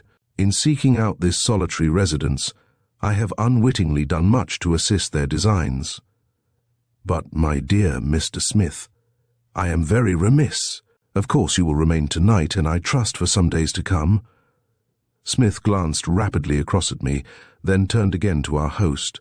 "It seems like forcing our company upon you," he said, "but in your own interests I think it will be best to do as you are good enough to suggest. I hope and believe that our arrival here has not been noticed by the enemy. Therefore it will be well if we remain concealed as much as possible for the present, until we have settled upon some plan." "Hagar shall go to the station for your baggage," said the American rapidly, and clapped his hands, his usual signal to the man. Whilst the latter was receiving his orders, I noticed Nayland Smith watching him closely, and when he had departed, "How long has that man been in your service?" snapped my friend. Van Roon peered blindly through his smoked glasses. "For some years," he replied. "He was with me in India and in China." "Where did you engage him?" "Actually, in St. Kitts." Muttered Smith, and automatically he took out and began to fill his pipe. "I can offer you no company but my own, gentlemen," continued Van Roon, "but unless it interfere with your plans, you may find the surrounding district of interest and worthy of inspection between now and dinner time. By the way, I think I can promise you quite a satisfactory meal, for Hagar is a model chef." "A walk would be enjoyable," said Smith, "but dangerous." "Ah, perhaps you are right. Evidently you apprehend some attempt upon me. At any moment. To one in my crippled condition, an alarming outlook. However, I place myself unreservedly in your hands.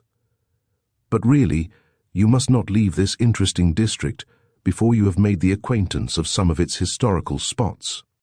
To me, steeped as I am in what I may term the lore of the odd, it is a veritable wonderland, almost as interesting in its way as the caves and jungles of Hindustan depicted by Madame Blavatsky." His high-pitched voice, with a certain laboured intonation, not quite so characteristically American as was his accent, rose even higher.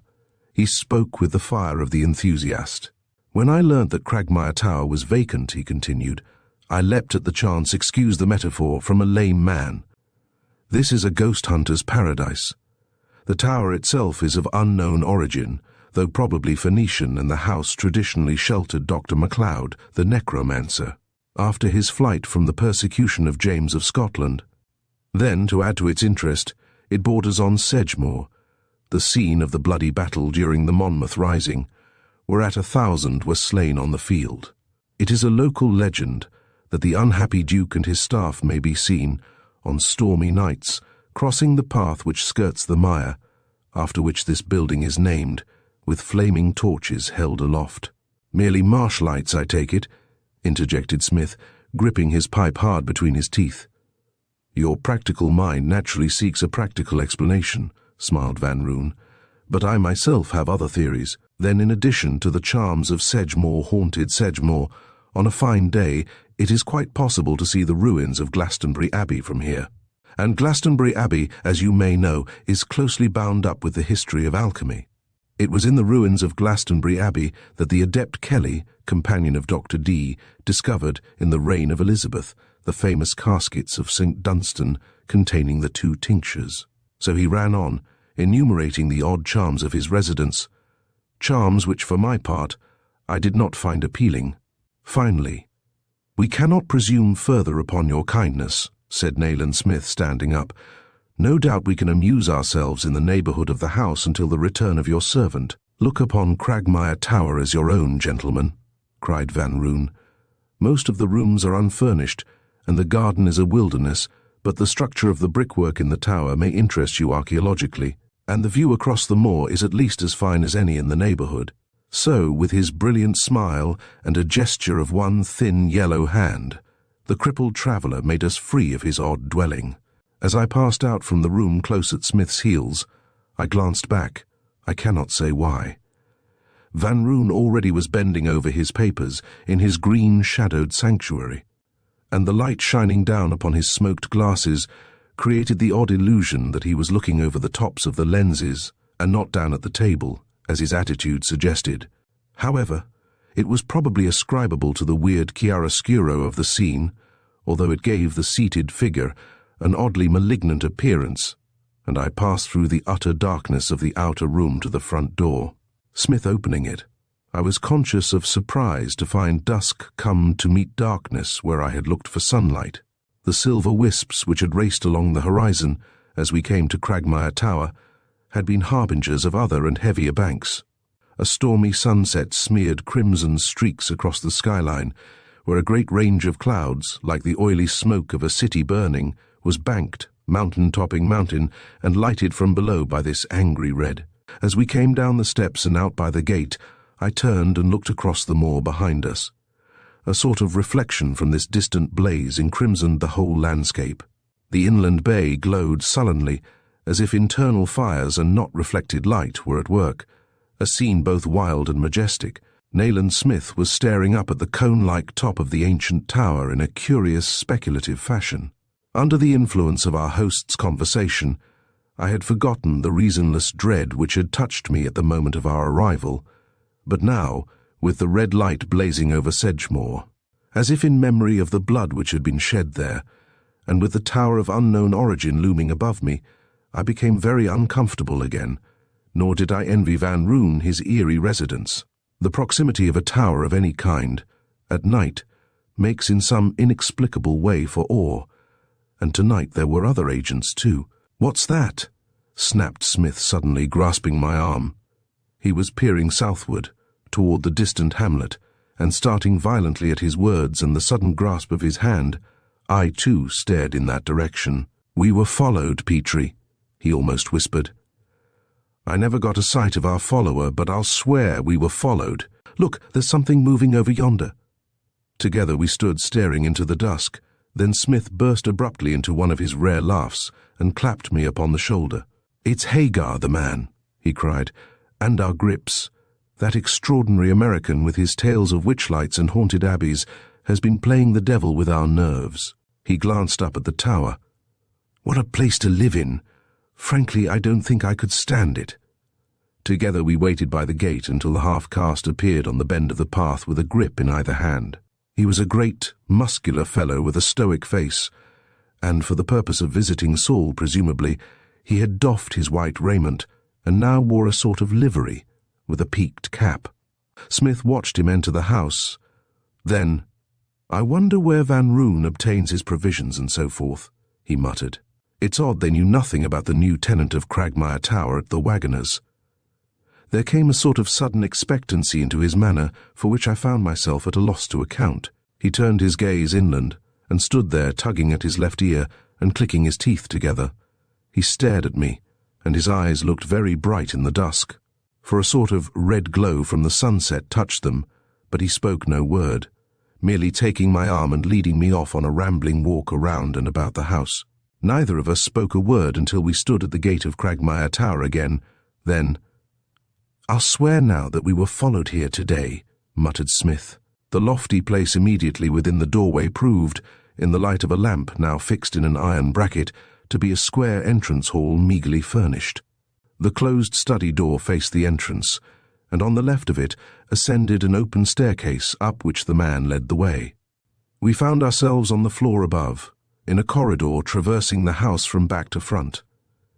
An apartment on the immediate left was indicated by the man as that allotted to Smith. It was a room of fair size, furnished quite simply but boasting a wardrobe cupboard, and Smith's grip stood beside the white enamelled bed.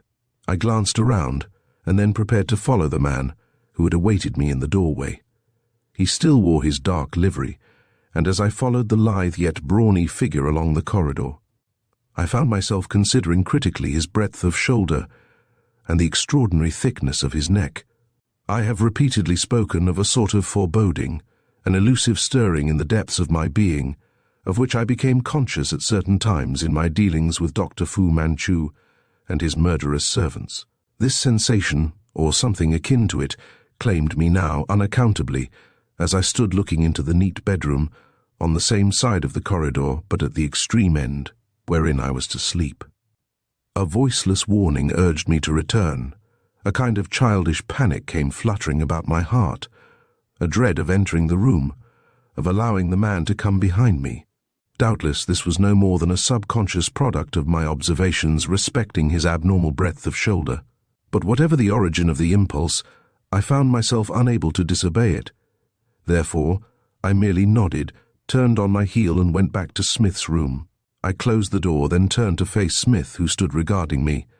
"Smith," I said, "that man sends cold water trickling down my spine." Still regarding me fixedly, my friend nodded his head. "You are curiously sensitive to this sort of thing," he replied slowly. "I have noticed it before as a useful capacity. I don't like the look of the man myself. The fact that he has been in Van Roon's employ for some years goes for nothing. We are neither of us likely to forget Kui, the Chinese servant of Sir Lionel Barton, and it is quite possible that Fu Manchu has corrupted this man as he corrupted the other. It is quite possible." His voice trailed off into silence, and he stood looking across the room with unseeing eyes, meditating deeply. It was quite dark now, outside, as I could see through the uncurtained window, which opened upon the dreary expanse stretching out to haunted Sedgemoor. 2 candles were burning upon the dressing table. They were but recently lighted, and so intense was the stillness that I could distinctly hear the spluttering of one of the wicks, which was damp. Without giving the slightest warning of his intention, Smith suddenly made 2 strides forward, stretched out his long arms, and snuffed the pair of candles in a twinkling. The room became plunged in impenetrable darkness. "Not a word, Petrie," whispered my companion. I moved cautiously to join him, but as I did so, perceived that he was moving too. Vaguely against the window I perceived him silhouetted. He was looking out across the moor and— "See? See," he hissed. My heart thumping furiously in my breast, I bent over him, and for the second time since our coming to Cragmire Tower, my thoughts flew to the Fenmen. There are shades in the Fen, ghosts of women and men who have sinned and have died, but are living again. O'er the waters they tread with their lanterns of dread, and they peer in the pools of the dead. A light was dancing out upon the moor, a witch light that came and went unaccountably, up and down, in and out, now clearly visible, now masked in the darkness. "Lock the door," snapped my companion, "if there's a key." I crept across the room and fumbled for a moment, then— "There is no key," I reported. "Then wedge the chair under the knob and let no one enter until I return," he said amazingly. With that he opened the window to its fullest extent, threw his leg over the sill, and went creeping along a wide concrete ledge. in which ran a leaded gutter in the direction of the tower on the right. Not pausing to follow his instructions respecting the chair, I craned out of the window, watching his progress, and wondering with what sudden madness he was bitten. Indeed, I could not credit my senses, could not believe that I heard and saw aright. Yet there out in the darkness on the moor moved the will-o'-the-wisp, and 10 yards along the gutter crept my friend, like a great gaunt cat. Unknown to me, he must have prospected the route by daylight, for now I saw his design. The ledge terminated only where it met the ancient wall of the tower, and it was possible for an agile climber to step from it to the edge of the unglazed window some 4 feet below, and to scramble from that point to the stone fence, and thence on to the path by which we had come from Saul. This difficult operation Nayland Smith successfully performed, and to my unbounded amazement went racing into the darkness toward the dancing light, headlong like a madman. The night swallowed him up, and between my wonder and my fear my hands trembled so violently that I could scarce support myself where I rested, with my full weight upon the sill. I seemed now to be moving through the fevered phases of a nightmare. Around and below me Cragmire Tower was profoundly silent, but a faint odour of cookery was now perceptible. Outside, from the night, came a faint whispering as of the distant sea, but no moon and no stars relieved the impenetrable blackness. Only out over the moor, the mysterious light still danced and moved. 1, 2, 3, 4, 5 minutes passed. The light vanished and did not appear again. 5 more age-long minutes elapsed in absolute silence, whilst I peered into the darkness of the night and listened, muscles tensed for the return of Nayland Smith. Yet 2 more minutes, which embraced an agony of suspense, passed in the same fashion. Then a shadowy form grew, phantomesque, out of the gloom. A moment more, and I distinctly heard the heavy breathing of a man nearly spent, and saw my friend scrambling up toward the black embrasure in the tower. His voice came huskily, pantingly. "Creep along and lend me a hand, Petrie. I am nearly winded." I crept through the window, steadied my quivering nerves by an effort of the will, and reached the end of the ledge in time to take Smith's extended hand and to draw him up beside me against the wall of the tower. He was shaking with his exertions, and must have fallen, I think, without my assistance. Inside the room again. "Quick! Light the candles," he breathed hoarsely. "Did anyone come?" "No one, nothing." Having expended several matches in vain, for my fingers twitched nervously, I ultimately succeeded in relighting the candles. "Get along to your room," directed Smith. "Your apprehensions are unfounded at the moment, but you may as well leave both doors wide open." I looked into his face. It was very drawn and grim, and his brow was wet with perspiration, but his eyes had the fighting glint, and I knew that we were upon the eve of strange happenings. Chapter 23. A Cry on the Moor. Of the events intervening between this moment and that when death called to us out of the night, I have the haziest recollections. An excellent dinner was served in the bleak and gloomy dining room by the man, and the crippled author was carried to the head of the table by this same Herculean attendant, as lightly as though he had but the weight of a child. Van Roon talked continuously, revealing a deep knowledge of all sorts of obscure matters, and in the brief intervals, Nayland Smith talked also, with almost feverish rapidity. Plans for the future were discussed. I can recall no one of them. I could not stifle my queer sentiments in regard to the man, and every time I found him behind my chair I was hard put to it to repress a shudder.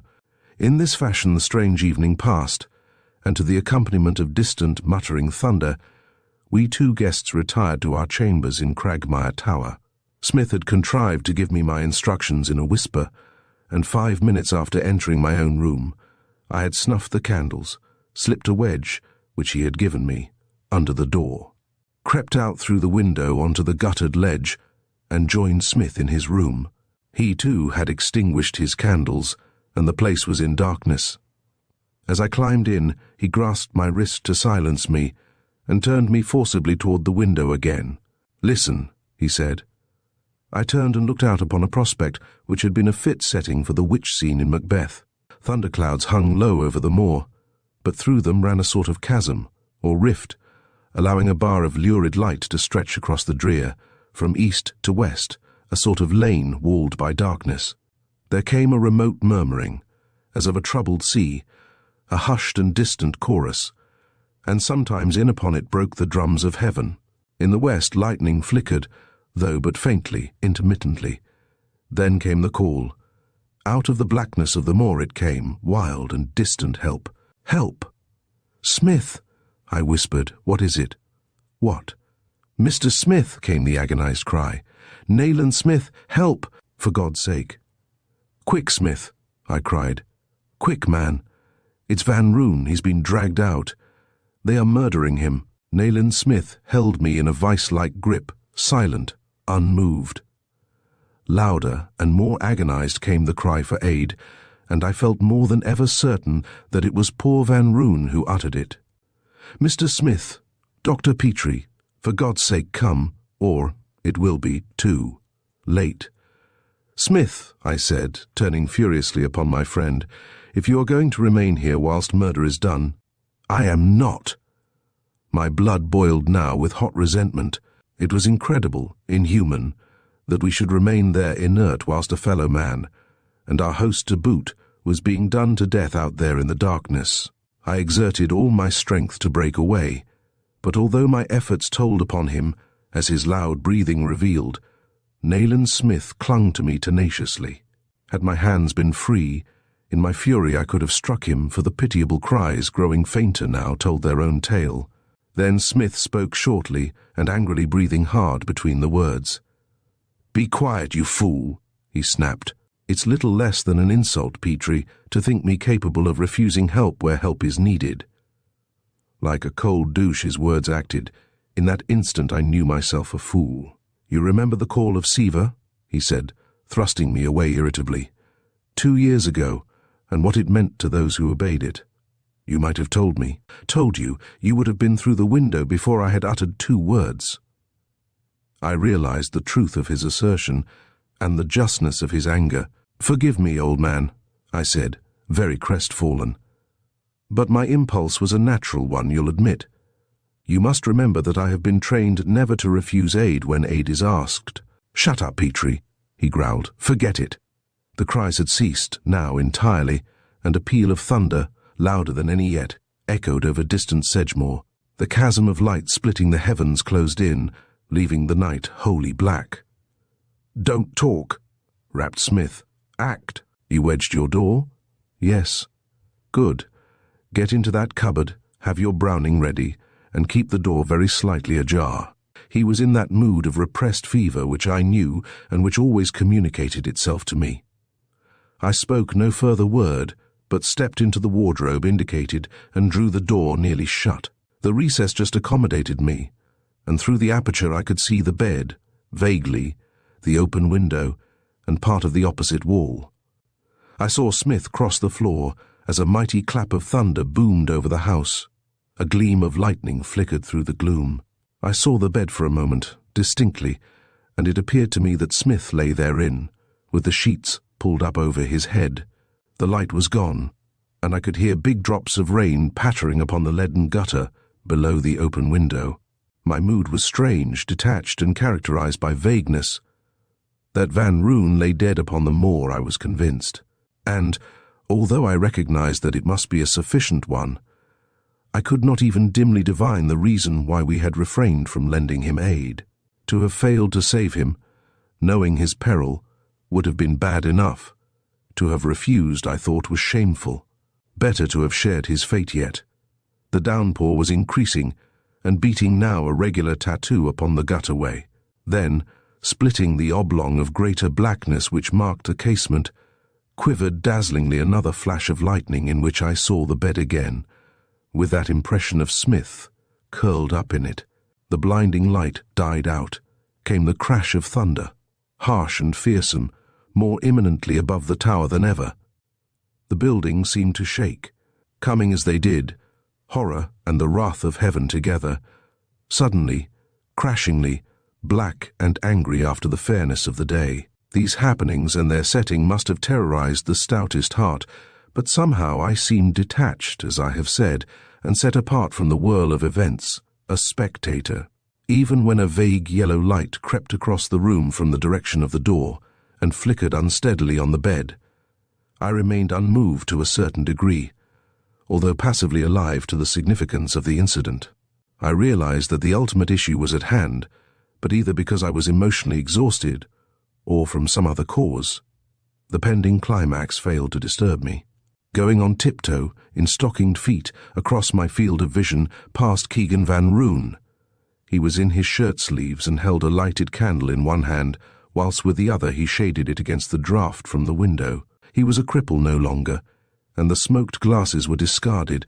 Most of the light, at the moment when first I saw him, shone upon his thin olive face, and at sight of his eyes, much of the mystery of Cragmire Tower was resolved, for they were oblique, very slightly, but nevertheless unmistakably oblique.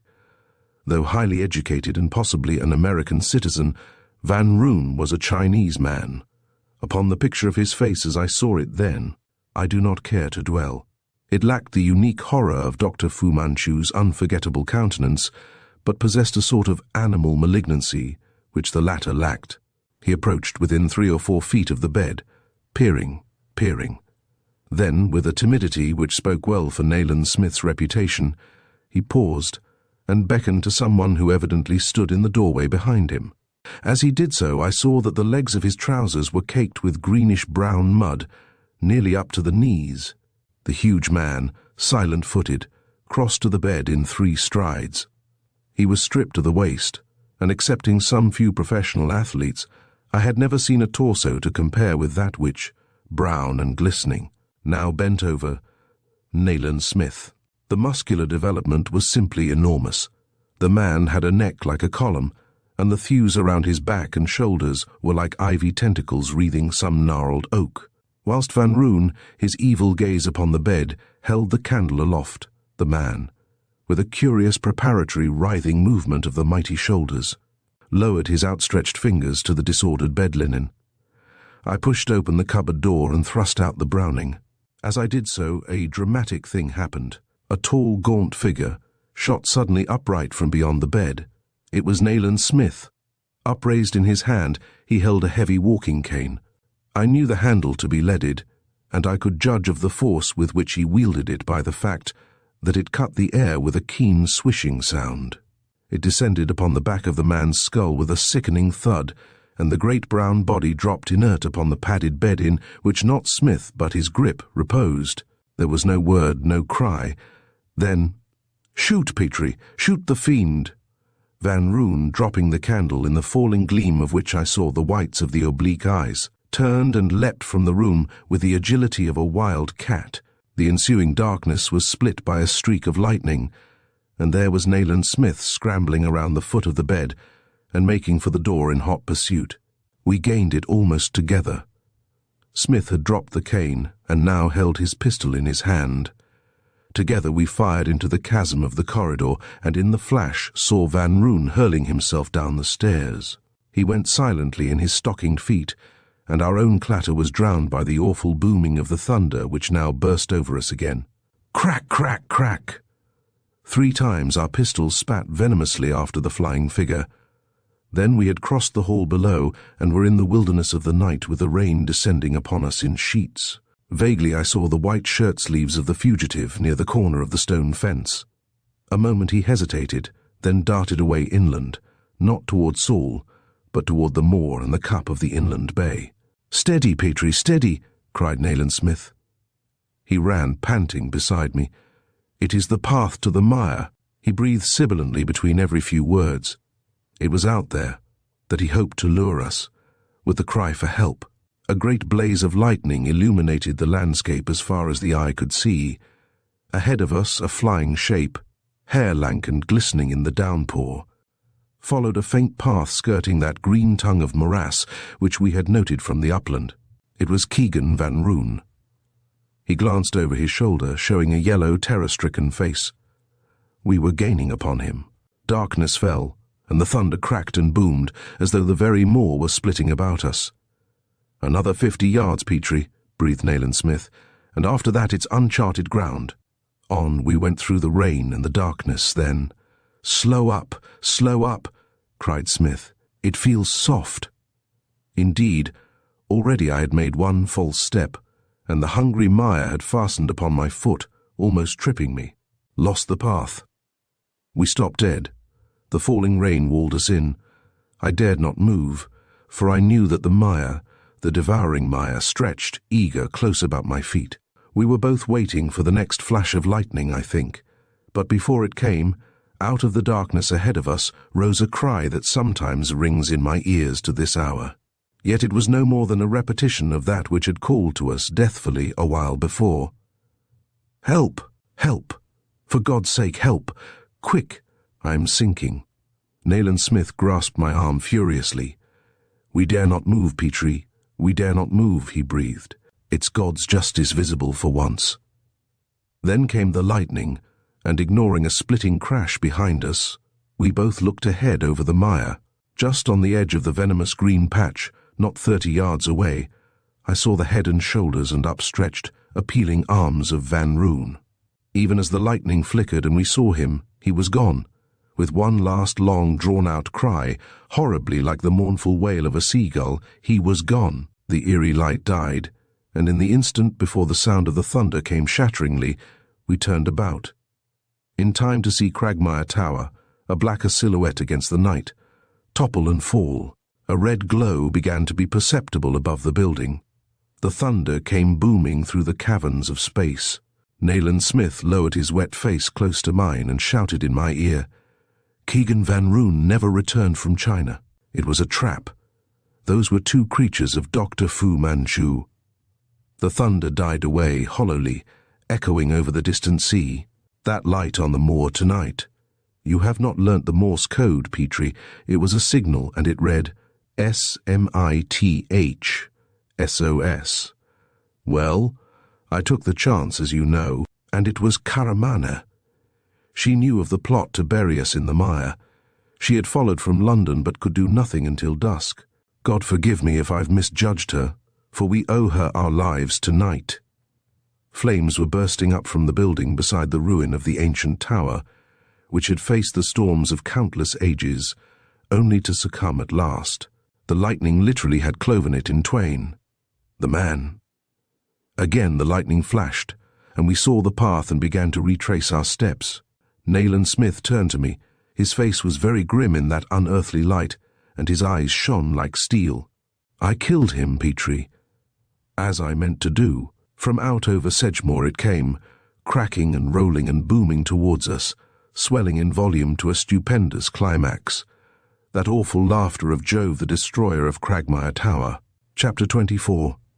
Story of the Gables.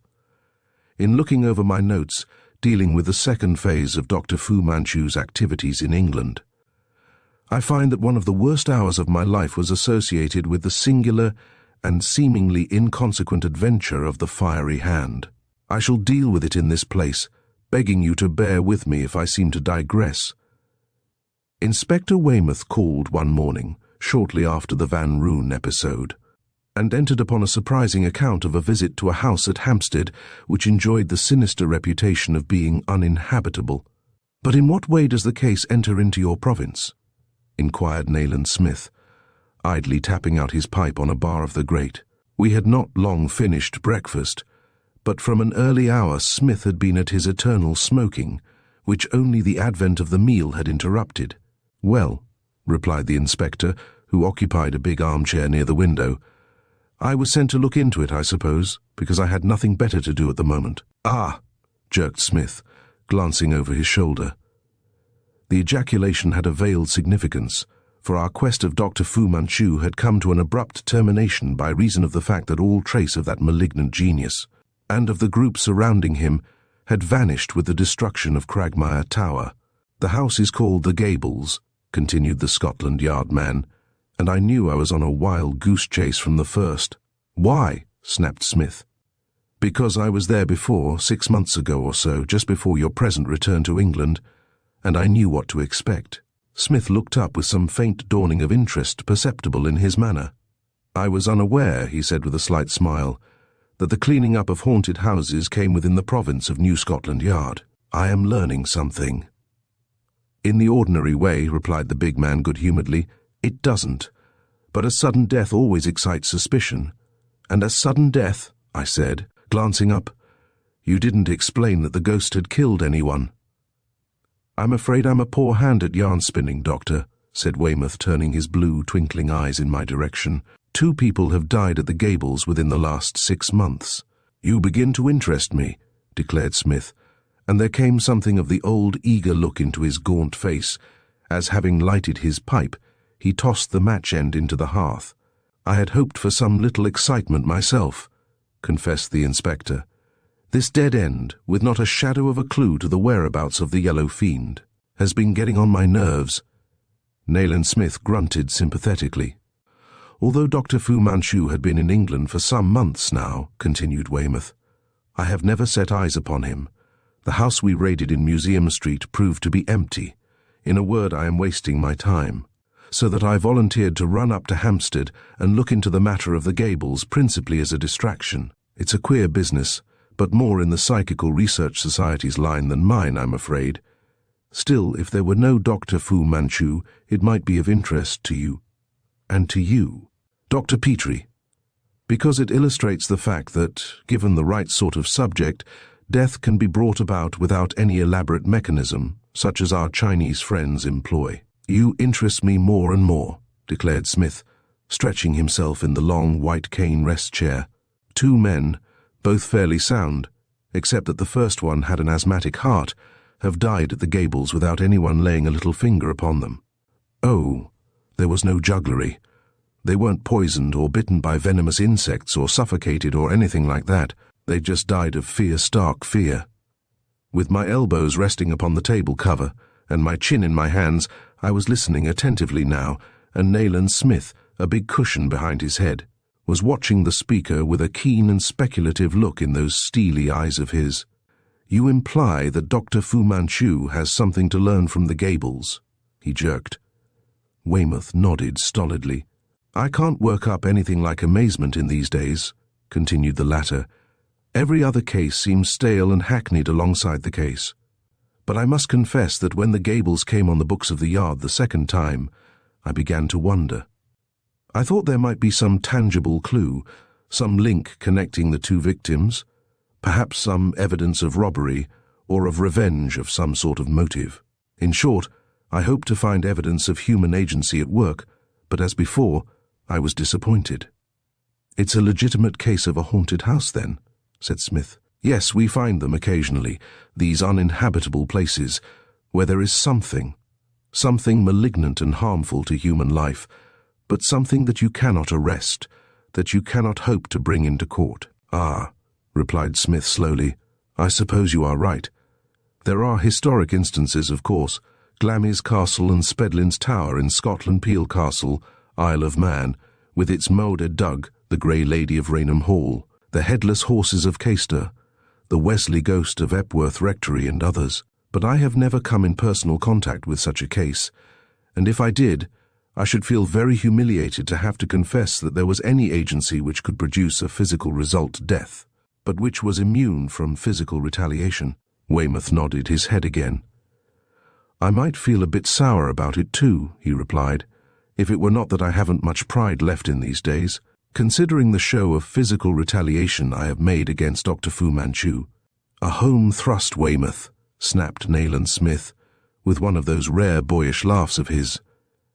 We're children to that Chinese doctor, Inspector, to that weird product of a weird people, who are as old in evil as the pyramids are old in mystery.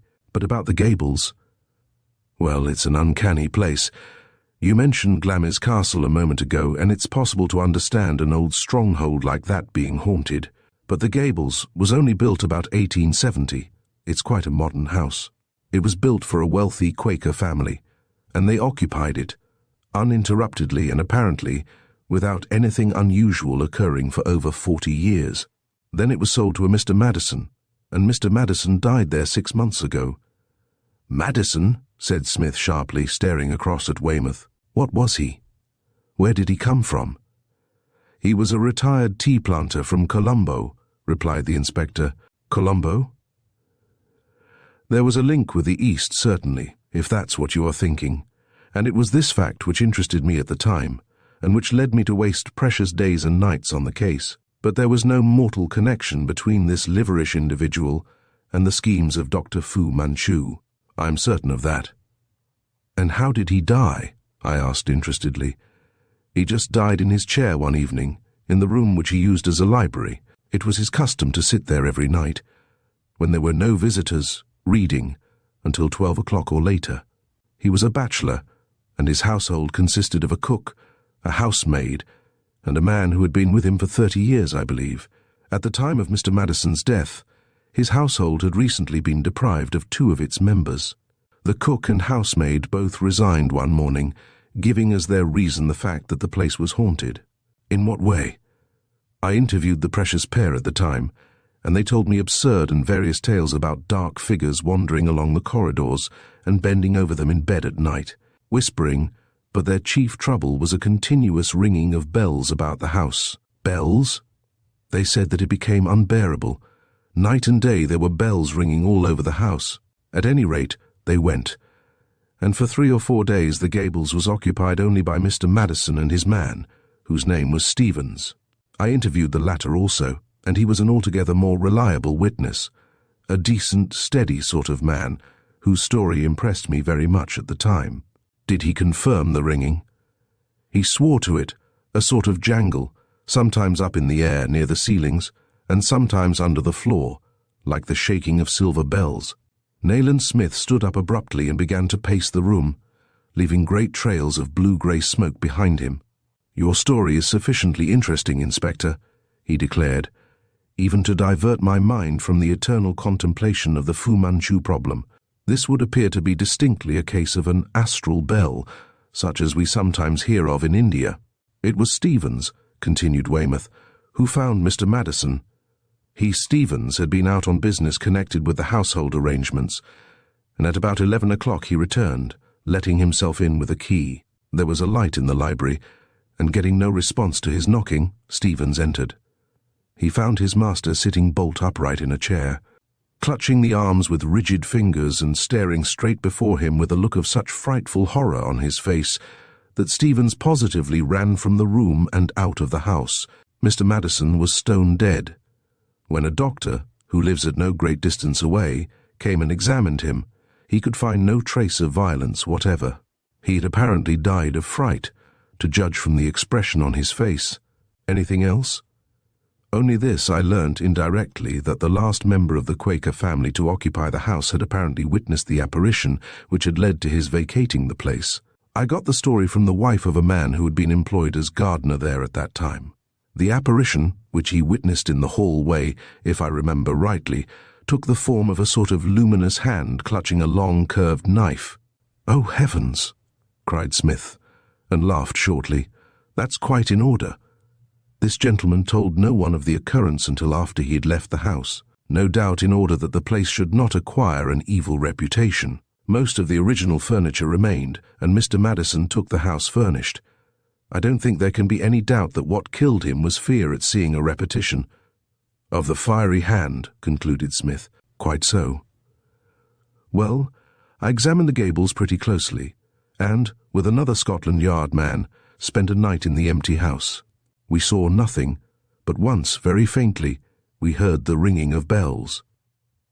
Smith spun around upon him rapidly. "You can swear to that?" he snapped. "I can swear to it," declared Weymouth stolidly. "It seemed to be over our heads. We were sitting in the dining room. Then it was gone, and we heard nothing more whatever of an unusual nature. Following the death of Mr. Madison, the Gables remained empty until a while ago, when a French gentleman named Leger leased it." "Furnished?" "Yes, nothing was removed." "Who kept the place in order?" "A married couple living in the neighborhood undertook to do so. The man attended to the lawn and so forth, and the woman came once a week, I believe, to clean up the house." "And Leger?"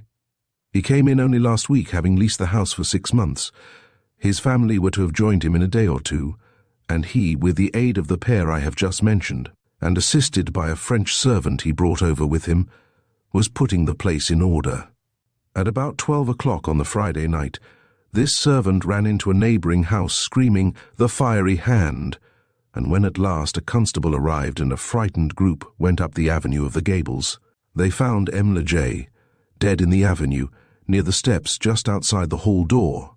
He had the same face of horror. "What a tale for the press," snapped Smith.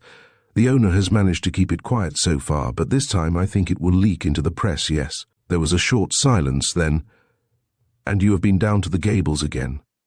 "I was there on Saturday, but there's not a scrap of evidence. The man undoubtedly died of fright in the same way as Madison. The place ought to be pulled down. It's unholy." "Unholy is the word," I said. "I never heard anything like it. This M. Leger had no enemies? There could be no possible motive?" "None whatever.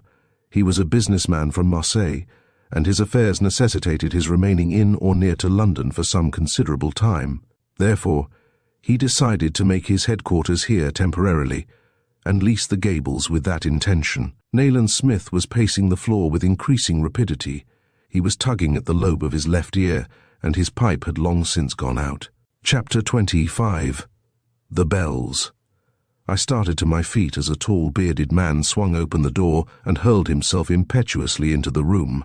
He wore a silk hat, which fitted him very ill, and a black frock coat, which did not fit him at all. "It's all right, Petrie," cried the apparition.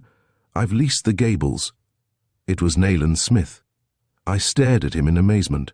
"The first time I have employed a disguise," continued my friend rapidly, "since the memorable episode of the false pigtail." He threw a small brown leather grip upon the floor. "In case you should care to visit the house, Petrie, I have brought these things. My tenancy commences tonight." 2 days had elapsed, and I had entirely forgotten the strange story of the Gables, which Inspector Weymouth had related to us.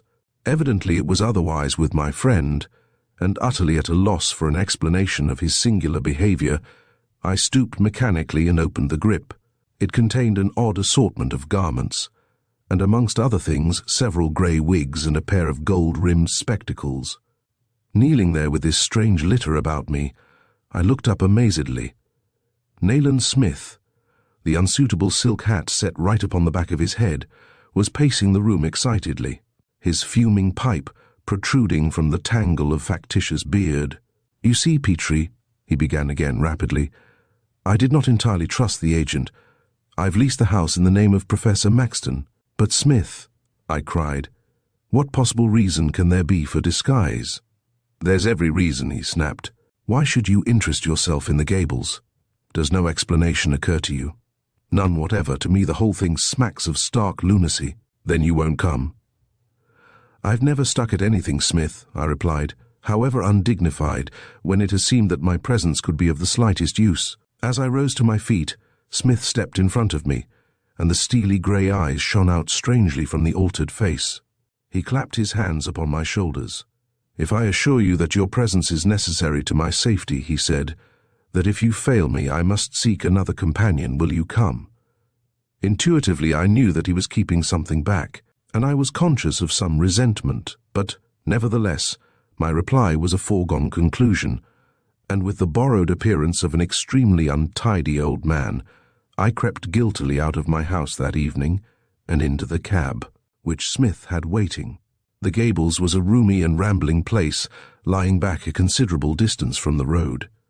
A semi-circular drive gave access to the door, and so densely wooded was the ground that, for the most part, the drive was practically a tunnel, a verdant tunnel. A high brick wall concealed the building from the point of view of anyone on the roadway, but either horn of the Crescent Drive terminated at a heavy, wrought-iron gateway. Smith discharged the cab at the corner of the narrow and winding road upon which the Gables fronted. It was walled in on both sides, on the left the wall being broken by tradesmen's entrances to the houses fronting upon another street, and on the right following, uninterruptedly, the grounds of the Gables. As we came to the gate, "Nothing now," said Smith, pointing into the darkness of the road before us, "except a couple of studios, until one comes to the heath." He inserted the key in the lock of the gate and swung it creakingly open. I looked into the black arch of the avenue, thought of the haunted residence that lay hidden somewhere beyond, of those who had died in it, especially of the one who had died there under the trees, and found myself out of love with the business of the night. "Come on," said Nayland Smith briskly, holding the gate open. "There should be a fire in the library, and refreshments, if the charwoman has followed instructions." I heard the great gate clang to behind us. Even had there been any moon, and there was none, I doubted if more than a patch or two of light could have penetrated there. The darkness was extraordinary. Nothing broke it, and I think Smith must have found his way by the aid of some sixth sense. At any rate, I saw nothing of the house until I stood some 5 paces from the steps leading up to the porch. A light was burning in the hallway, but dimly and inhospitably. Of the facade of the building I could perceive little. When we entered the hall, and the door was closed behind us, I began wondering anew what purpose my friend hoped to serve by a vigil in this haunted place. There was a light in the library, the door of which was ajar, and on the large table were decanters, a siphon, and some biscuits and sandwiches. A large grip stood upon the floor also. For some reason which was a mystery to me, Smith had decided that we must assume false names whilst under the roof of the Gables. And, "Now, Pierce," he said, "a whiskey and soda before we look around." The proposal was welcome enough, for I felt strangely dispirited, and to tell the truth, in my strange disguise not a little ridiculous. All my nerves, no doubt, were highly strung, and my sense of hearing unusually acute, for I went in momentary expectation of some uncanny happening. I had not long to wait. As I raised the glass to my lips and glanced across the table at my friend, I heard the first faint sound heralding the coming of the bells. It did not seem to proceed from anywhere within the library, but from some distant room, far away overhead. A musical sound it was, but breaking in upon the silence of that ill-omened house, its music was the music of terror. In a faint and very sweet cascade it rippled, a ringing as of tiny silver bells. I set down my glass upon the table, and rising slowly from the chair in which I had been seated, stared fixedly at my companion, who was staring with equal fixity at me. I could see that I had not been deluded. Nayland Smith had heard the ringing too. "The ghosts waste no time," he said softly. "This is not new to me. I spent an hour here last night, and heard the same sound." I glanced hastily around the room. It was furnished as a library, and contained a considerable collection of works, principally novels. I was unable to judge of the outlook, for the 2 lofty windows were draped with heavy purple curtains which were drawn close. A silk-shaded lamp swung from the centre of the ceiling, and immediately over the table by which I stood. There was much shadow about the room, and now I glanced apprehensively about me, but specially toward the open door. In that breathless suspense of listening we stood a while, then, "There it is again," whispered Smith tensely. The ringing of bells was repeated, and seemingly much nearer to us. In fact, it appeared to come from somewhere above, up near the ceiling of the room in which we stood. Simultaneously we looked up. Then Smith laughed shortly. "Instinctive, I suppose," he snapped. "But what do we expect to see in the air?" The musical sound now grew in volume.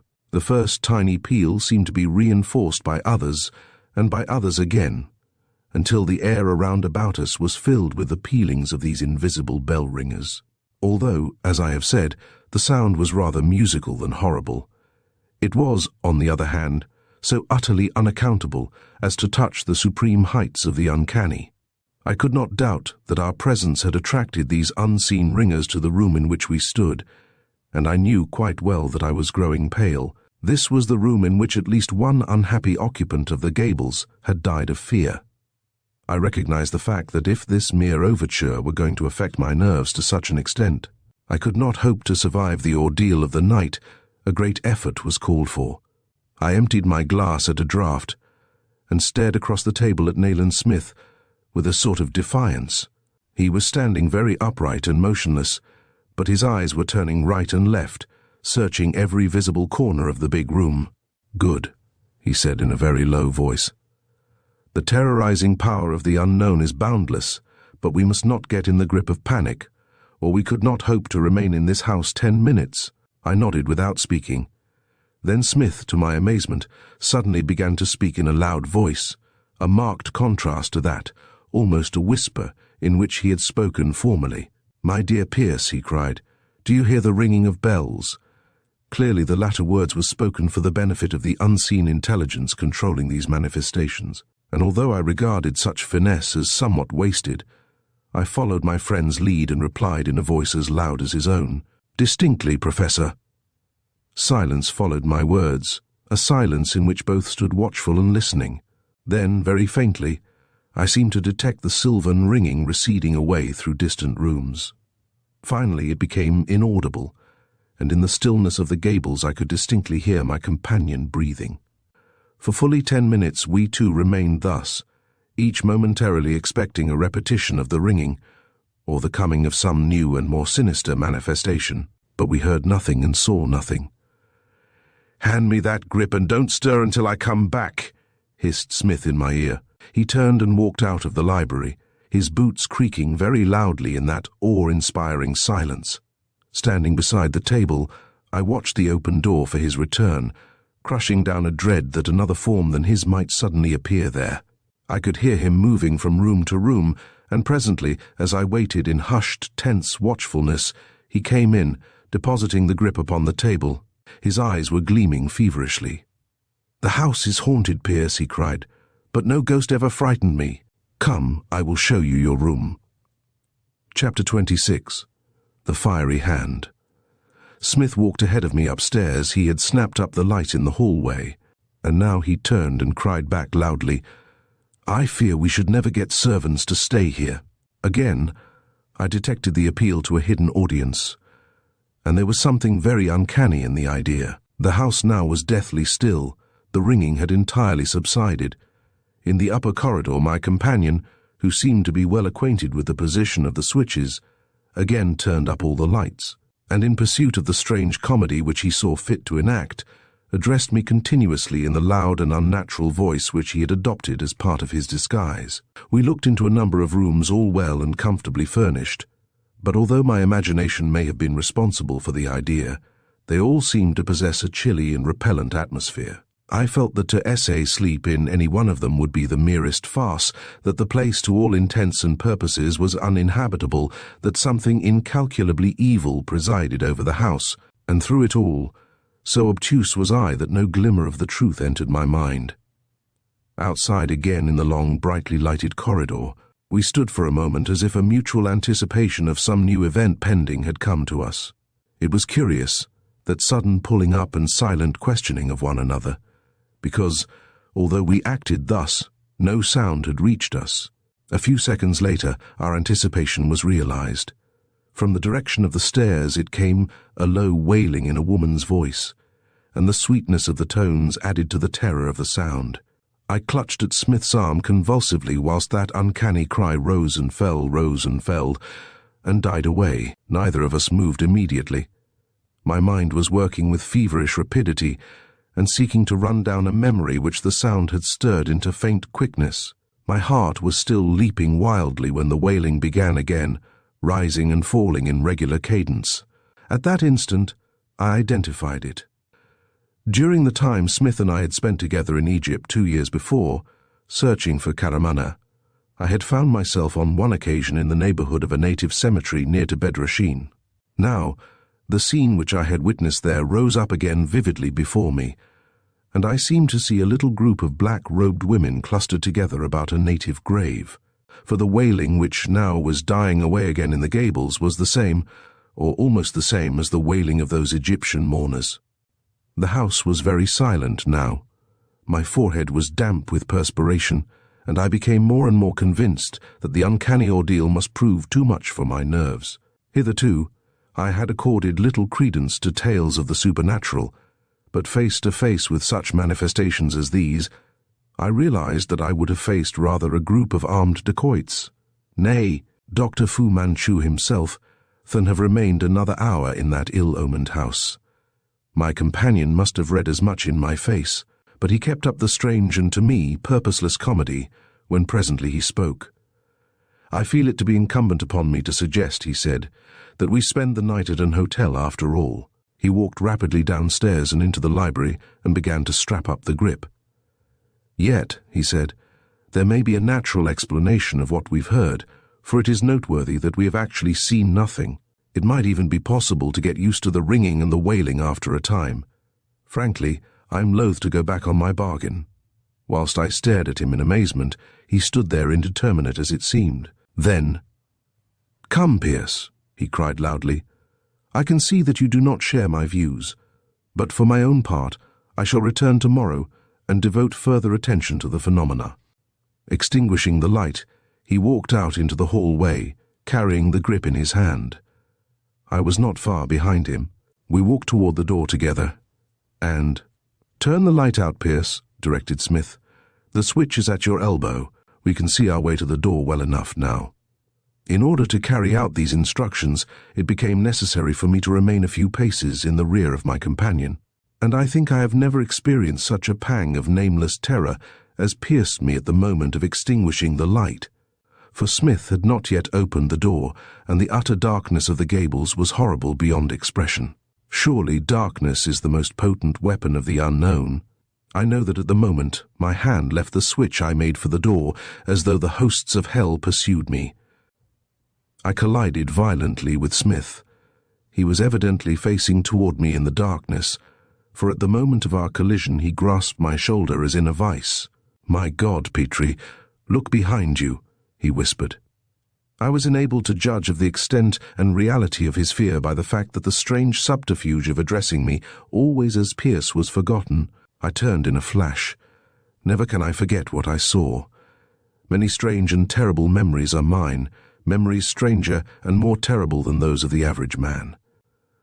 But this thing which now moved slowly down upon us, through the impenetrable gloom of that haunted place, was, if the term be understood, almost absurdly horrible. It was a medieval legend come to life in modern London. It was as though some horrible chimera of the black and ignorant past was become create and potent in the present. A luminous hand, a hand in the veins of which fire seemed to run so that the texture of the skin and the shape of the bones within were perceptible. In short, a hand of glowing, fiery flesh, clutching a short knife or dagger which also glowed with the same hellish, infernal luminance, was advancing upon us where we stood, was not 3 paces removed. What I did, or how I came to do it, I can never recall. In all my years I have experienced nothing to equal the stark panic which seized upon me then. I know that I uttered a loud and frenzied cry. I know that I tore myself like a madman from Smith's restraining grip. "Don't touch it. Keep away for your life," I heard. But dimly I recollect that, finding the thing approaching yet nearer, I lashed out with my fists madly, blindly, and struck something palpable. What was the result, I cannot say. At that point, my recollections merge into confusion. Something or someone, Smith, as I afterwards discovered, was hauling me by main force through the darkness. I fell a considerable distance onto gravel, which lacerated my hands and gashed my knees. Then, with the cool night air fanning my brow, I was running, my breath coming in hysterical sobs. Beside me fled another figure, and my definite recollections commence again at that point. For this companion of my flight from the gables threw himself roughly against me to alter my course. "Not that way, not that way," came pantingly. "Not onto the heath. We must keep to the roads." It was Nayland Smith. That healing realization came to me, bringing such a gladness as no word of mine can express nor convey. Still we ran on. "There's a policeman's lantern," panted my companion. "They'll attempt nothing now." I gulped down the stiff brandy and soda, then glanced across to where Nayland Smith lay extended in the long cane chair. "Perhaps you will explain," I said, "for what purpose you submitted me to that ordeal. If you propose to correct my skepticism concerning supernatural manifestations, you have succeeded." "Yes," said my companion musingly, "they are devilishly clever, but we knew that already." I stared at him fatuously. "Have you ever known me to waste my time when there was important work to do?" he continued. "Do you seriously believe that my ghost hunting was undertaken for amusement? Really, Petrie, although you are very fond of assuring me that I need a holiday, I think the shoe is on the other foot." From the pocket of his dressing gown he took out a piece of silk fringe which had apparently been torn from a scarf, and rolling it into a ball, tossed it across to me. "Smell," he snapped. I did as he directed and gave a great start. The silk exhaled a faint perfume, but its effect upon me was as though someone had cried aloud. Beyond doubt, the silken fragment had belonged to the beautiful servant of Dr. Fu Manchu, to the dark-eyed, seductive Karamane. Nayland Smith was watching me keenly. "You recognize it, yes?" I placed the piece of silk upon the table, slightly shrugging my shoulders. "It was sufficient evidence in itself," continued my friend, "but I thought it better to seek confirmation, and the obvious way was to pose as a new lessee of the Gables." "But, Smith," I began. "Let me explain, Petrie. The history of the Gables seemed to be susceptible of only one explanation. In short, it was fairly evident to me that the object of the manifestations was to ensure the place being kept empty. This idea suggested another, and with them both in mind, I set out to make my inquiries, first taking the precaution to disguise my identity, to which end Weymouth gave me the freedom of Scotland Yard's fancy wardrobe. I did not take the agent into my confidence, but posed as a stranger who had heard that the house was to let furnished and thought it might suit his purpose. My inquiries were directed to a particular end, but I failed to achieve it at the time. I had theories, as I have said, and when, having paid the deposit and secured possession of the keys, I was enabled to visit the place alone. I was fortunate enough to obtain evidence to show that my imagination had not misled me. You were very curious the other morning, I recall, respecting my object in borrowing a large brace and bit. My object, Petrie, was to bore a series of holes in the wainscoting of various rooms at the Gables, in inconspicuous positions, of course. "But, my dear Smith," I cried, "you are merely adding to my mystification."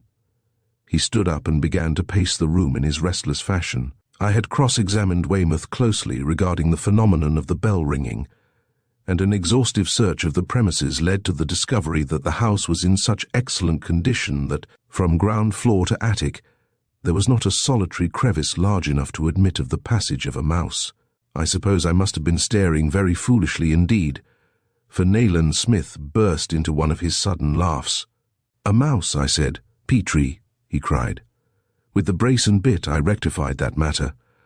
I made the holes I have mentioned, and before each I set a trap baited with a piece of succulent toasted cheese. Just open that grip." The light at last was dawning upon my mental darkness, and I pounced upon the grip, which stood upon a chair near the window, and opened it. A sickly smell of cooked cheese assailed my nostrils. "Mind your fingers," cried Smith. "Some of them are still set, possibly." Out from the grip I began to take mouse-traps. 2 or 3 of them were still set, but in the case of the greater number the catches had slipped. 9 I took out and placed upon the table, and all were empty. In the 10th there crouched, panting, its soft furry body dank with perspiration, a little white mouse. "Only one capture," cried my companion. "Showing how well fed the creatures were, examine his tail." But already I had perceived that to which Smith would draw my attention, and the mystery of the astral bells was a mystery no longer. Bound to the little creature's tail, close to the root, with fine soft wire such as is used for making up bouquets, were 3 tiny silver bells. I looked across at my companion in speechless surprise. "Almost childish, is it not?" he said.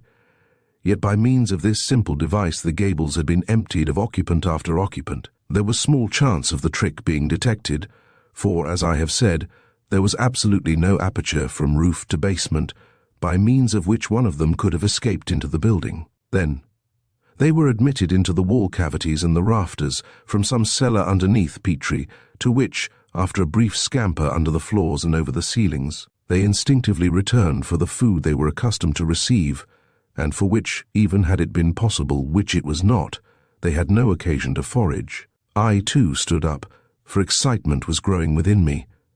I took up the piece of silk from the table. "Where did you find this?" I asked, my eyes upon Smith's keen face. "In a sort of wine cellar, Petrie," he replied.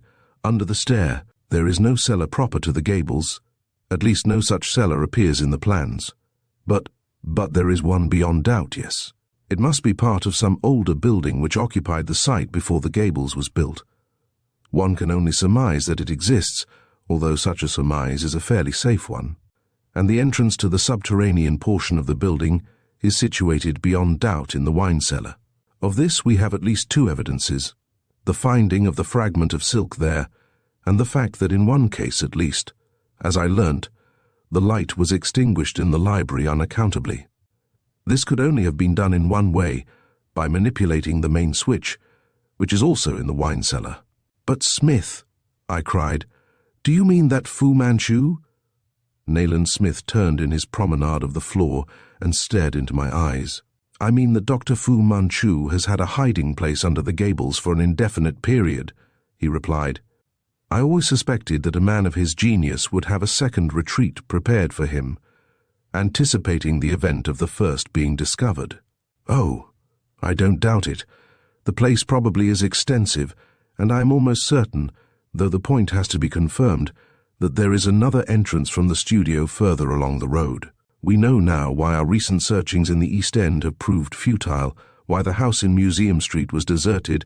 He has been lying low in this burrow at Hampstead." "But the hand, Smith, the luminous hand," Nayland Smith laughed shortly.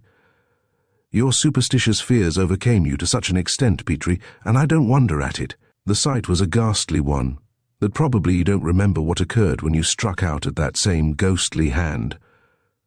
I seemed to hit something. That was why we ran. But I think our retreat had all the appearance of a rout, as I intended that it should. Pardon my playing upon your very natural fears, old man, but you could not have simulated panic half so naturally, and if they had suspected that the device was discovered, we might never have quitted the gables alive. It was touch and go for a moment." "But turn out the light," snapped my companion. Wondering greatly, I did as he desired. I turned out the light, and in the darkness of my study, I saw a fiery fist being shaken at me threateningly. The bones were distinctly visible, and the luminosity of the flesh was truly ghastly. "Turn on the light again," cried Smith. Deeply mystified, I did so, and my friend tossed a little electric pocket lamp onto the writing table. "They used merely a small electric lamp fitted into the handle of a glass dagger," he said with a sort of contempt. "It was very effective, but the luminous hand is a phenomenon producible by anyone who possesses an electric torch. The gables will be watched. At last, Petrie, I think we have Fu Manchu in his own trap." Chapter 27, The Night of the Raid. "Dash it all, Petrie," cried Smith. "This is most annoying." The bell was ringing furiously, although midnight was long past. Whom could my late visitor be? Almost certainly this ringing portended an urgent case. In other words, I was not fated to take part in what I anticipated would prove to be the closing scene of the Fu Manchu drama. "Everyone is in bed," I said ruefully, "and how can I possibly see a patient in this costume?" Smith and I were both arrayed in rough tweeds and, anticipating the labours before us, had dispensed with collars and wore soft mufflers. It was hard to be called upon to face a professional interview dressed thus, and having a big tweed cap pulled down over my eyes. Across the writing table we confronted one another in dismayed silence, whilst below the bell sent up its ceaseless clangour. "It has to be done, Smith," I said regretfully. "Almost certainly it means a journey, and probably an absence of some hours." I threw my cap upon the table, turned up my coat to hide the absence of collar, and started for the door. My last sight of Smith showed him standing looking after me, tugging at the lobe of his ear, and clicking his teeth together with suppressed irritability. I stumbled down the dark stairs along the hall and opened the front door. Vaguely visible in the light of a street lamp which stood at no great distance away, I saw a slender man of medium height confronting me. From the shadowed face, two large and luminous eyes looked out into mine. My visitor, who, despite the warmth of the evening, wore a heavy greatcoat, was an Oriental. I drew back apprehensively then. "Ah, Dr. Petrie," he said in a softly musical voice which made me start again. "To God be all praise that I have found you." Some emotion, which at present I could not define, was stirring within me. Where had I seen this graceful Eastern youth before? Where had I heard that soft voice? "Do you wish to see me professionally?" I asked, yet even as I put the question I seemed to know it unnecessary. "So you know me no more?" said the stranger, and his teeth gleamed in a slight smile. Heavens! I knew now what had struck that vibrant chord within me. The voice, though infinitely deeper, yet had an unmistakable resemblance to the dulcet tones of Caramane. of Karamane, whose eyes haunted my dreams, whose beauty had done much to embitter my years. The Oriental youth stepped forward with outstretched hand. "So you know me no more?" he repeated. "But I know you, and give praise to Allah that I have found you." I stepped back, pressed the electric switch and turned, with leaping heart, to look into the face of my visitor. It was a face of the purest Greek beauty, a face that might have served as a model for Praxiteles. The skin had a golden pallor, which, with the crisp black hair and magnetic yet velvety eyes, suggested to my fancy that this was the young Antinous risen from the Nile, whose wraith now appeared to me out of the night. I stifled a cry of surprise, not unmingled with gladness. It was Aziz, the brother of Karamane. Never could the entrance of a figure upon the stage of a drama have been more dramatic than the coming of Aziz upon this night, of all nights. I seized the outstretched hand and drew him forward, then reclosed the door and stood before him a moment in doubt. A vaguely troubled look momentarily crossed the handsome face. With the Oriental's unerring instinct, he had detected the reserve of my greeting. Yet, when I thought of the treachery of Karamane, when I remembered how she, whom we had befriended, whom we had rescued from the house of Fu Manchu, now had turned like the beautiful viper that she was to strike at the hand that caressed her, when I thought how tonight we were set upon raiding the place where the evil Chinese doctor lurked in hiding, were set upon the arrest of that malignant genius, and of all his creatures, Karamane amongst them, is it strange that I hesitated? Yet again, when I thought of my last meeting with her, and of how, twice, she had risked her life to save me, so, avoiding the gaze of the lad, I took his arm, and in silence we two ascended the stairs and entered my study, where Nayland Smith stood bolt upright beside the table, his steely eyes fixed upon the face of the new arrival. No look of recognition crossed the bronzed features, and Aziz, who had started forward with outstretched hands, fell back a step and looked pathetically from me to Nayland Smith, and from the grim commissioner back again to me. The appeal in the velvet eyes was more than I could tolerate, unmoved. "Smith," I said shortly, "you remember Aziz?" Not a muscle visibly moved in Smith's face as he snapped back. "I remember him perfectly. He has come, I think, to seek our assistance." "Yes, yes," cried Aziz, laying his hand upon my arm with a gesture painfully reminiscent of Karamane. "I came only tonight to London. Oh, my gentleman, I have searched and searched and searched until I am weary. Often I have wished to die, and then at last I come to Rangoon." "To Rangoon!" snapped Smith, still with the grey eyes fixed almost fiercely upon the lad's face. "To Rangoon, yes, and there I hear news at last. I hear that you have seen Karamane, that you are back in London." He was not entirely at home with his English. "I know then that she must be here too. I ask them everywhere, and they answer yes. Oh, Smith Pasha." He stepped forward and impulsively seized both Smith's hands. "You know where she is. Take me to her." Smith's face was a study in perplexity now. In the past we had befriended the young Aziz, and it was hard to look upon him in the light of an enemy. Yet had we not equally befriended his sister? And she? At last Smith glanced across at me where I stood just within the doorway. "What do you make of it, Petrie?" he said harshly. "Personally, I take it to mean that our plans have leaked out." He sprang suddenly back from Aziz, and I saw his glance travelling rapidly over the slight figure as if in quest of concealed arms. "I take it to be a trap." A moment he stood so, regarding him, and despite my well-grounded distrust of the Oriental character, I could have sworn that the expression of pained surprise upon the youth's face was not simulated but real. Even Smith, I think, began to share my view, for suddenly he threw himself into the white cane rest chair, and still fixedly regarding Aziz, "Perhaps I have wronged you," he said. "If I have, you shall know the reason presently. Tell your own story." There was a pathetic humidity in the velvet eyes of Aziz's eyes, so like those others that were ever looking into mine in dreams, as glancing from Smith to me he began, hands outstretched, characteristically, palms upward and fingers curling, to tell in broken English the story of his search for Karamane. It was Fu Manchu, my kind gentleman. It was the Hakim, who is really not a man at all, but an Ifrit. He found us again less than 4 days after you had left us, Smith Pasha. He found us in Cairo, and to Karamana he made the forgetting of all things, even of me. Even of me. Nayland Smith snapped his teeth together sharply, then, "What do you mean by that?" he demanded. For my own part, I understood well enough, remembering how the brilliant Chinese doctor once had performed such an operation as this upon poor Inspector Weymouth. How, by means of an injection of some serum, prepared, as Karamana afterwards told us, from the venom of a swamp adder or similar reptile, he had induced amnesia or complete loss of memory. I felt every drop of blood recede from my cheeks. "Smith," I began. "Let him speak for himself," interrupted my friend sharply. "They tried to take us both," continued Aziz, still speaking in that soft, melodious manner, but with deep seriousness.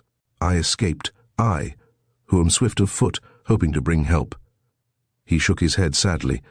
"But, except the all-powerful, who is so powerful as the Hakim Fu Manchu, I hid, my gentleman, and watched and waited, 1, 2, 3 weeks. At last I saw her again, my sister Karamana, but she did not know me, Aziz, her brother. She was in an Arabiya, and passed me quickly along the Sharia Nahaseen. I ran, and ran, and ran, crying her name, but although she looked back, she did not know me. She did not know me. I felt that I was dying, and presently I fell upon the steps of the Mosque of Abu. He dropped the expressive hands wearily to his sides and sank his chin upon his breast. "And then," I said huskily, for my heart was fluttering like a captive bird, "alas!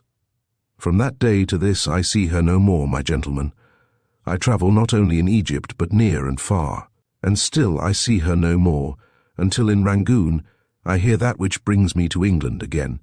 He extended his palms naively, "And here I am, Smith Pasha." Smith sprang upright again and turned to me. "Either I am growing over-credulous," he said, "or Aziz speaks the truth." But he held up his hand. "You can tell me all that at some other time, Petrie.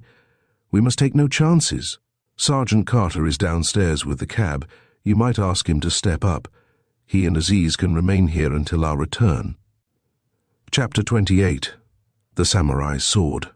The muffled drumming of sleepless London seemed very remote from us, as side by side we crept up the narrow path to the studio. This was a starry but moonless night, and the little dingy white building with a solitary tree peeping in silhouette above its glazed roof bore an odd resemblance to one of those tombs which form a city of the dead so near to the city of feverish life on the slopes of the Mokattam hills. This line of reflection proved unpleasant, and I dismissed it sternly from my mind. The shriek of a train whistle reached me, a sound which breaks the stillness of the most silent London night, telling of the ceaseless, febrile life of the great world capital, whose activity ceases not with the coming of darkness. Around and about us a very great stillness reigned, however, and the velvet dusk which, with the star-jeweled sky, was strongly suggestive of an Eastern night, gave up no sign to show that it masked the presence of more than 20 men. Some distance away on our right was the Gables, that sinister and deserted mansion which we assumed, and with good reason, to be nothing less than the gateway to the subterranean abode of Dr. Fu Manchu. Before us was the studio, which, if Nayland Smith's deductions were accurate, concealed a second entrance to the same mysterious dwelling. As my friend, glancing cautiously all about him, inserted the key in the lock, an owl hooted dismally almost immediately above our heads. I caught my breath sharply, for it might be a signal, but, looking upward, I saw a great black shape float slantingly from the tree beyond the studio into the coppice on the right, which hemmed in the Gables. Silently, the owl winged its uncanny flight into the greater darkness of the trees, and was gone. Smith opened the door and we stepped into the studio.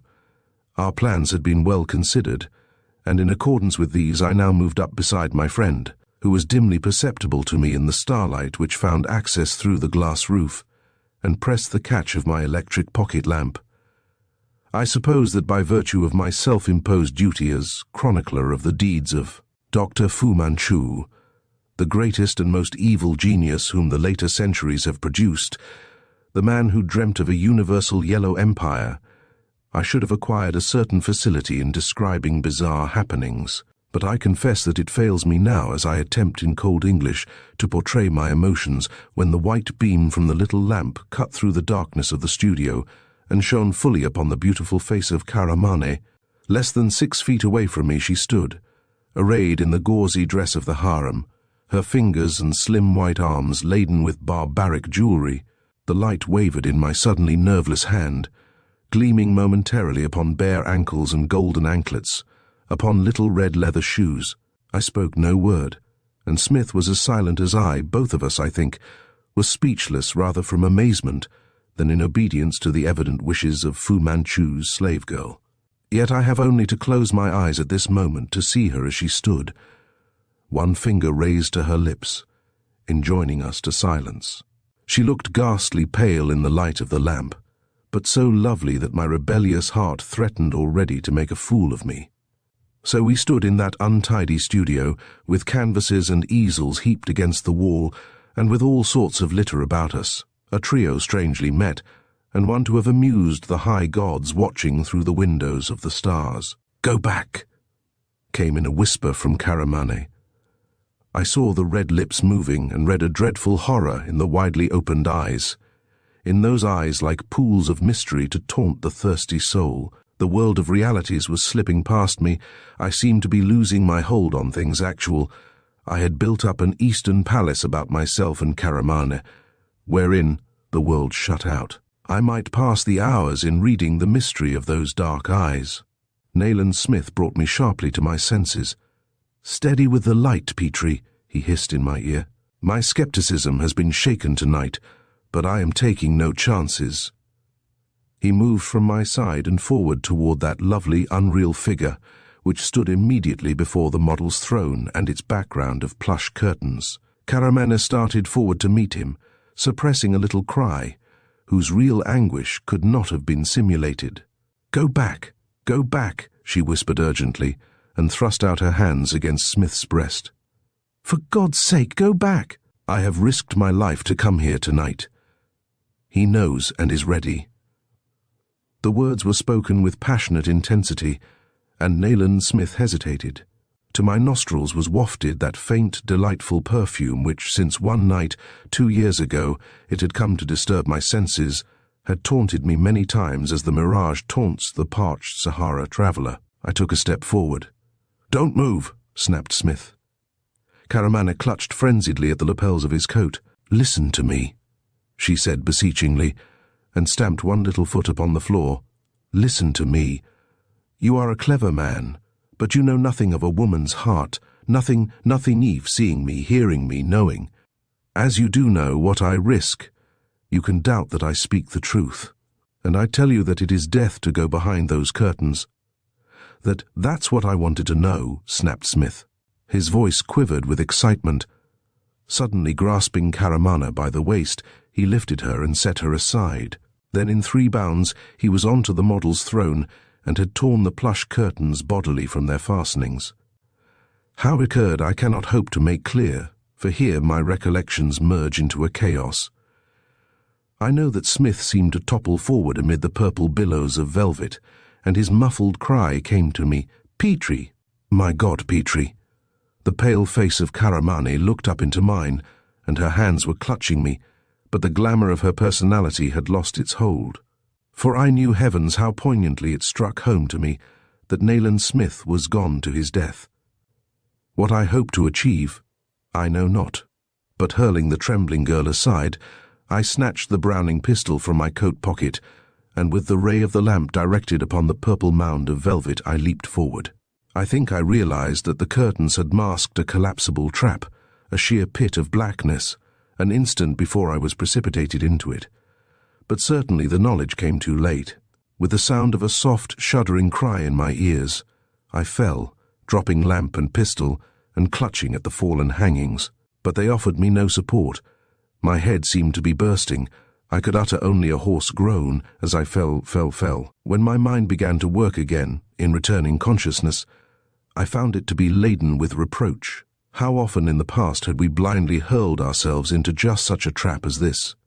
Should we never learn that, where Fu Manchu was, impetuosity must prove fatal? On 2 distinct occasions in the past, we had been made the victims of this device.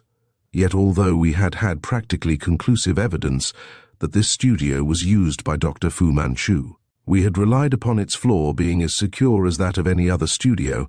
We had failed to sound every foot of it, ere trusting our weight to its support. There is such a divine simplicity in the English mind that one may lay one's plans with mathematical precision and rely upon the Nayland Smiths and Dr. Petrys to play their allotted parts. Excepting 2 faithful followers, my friends are long since departed.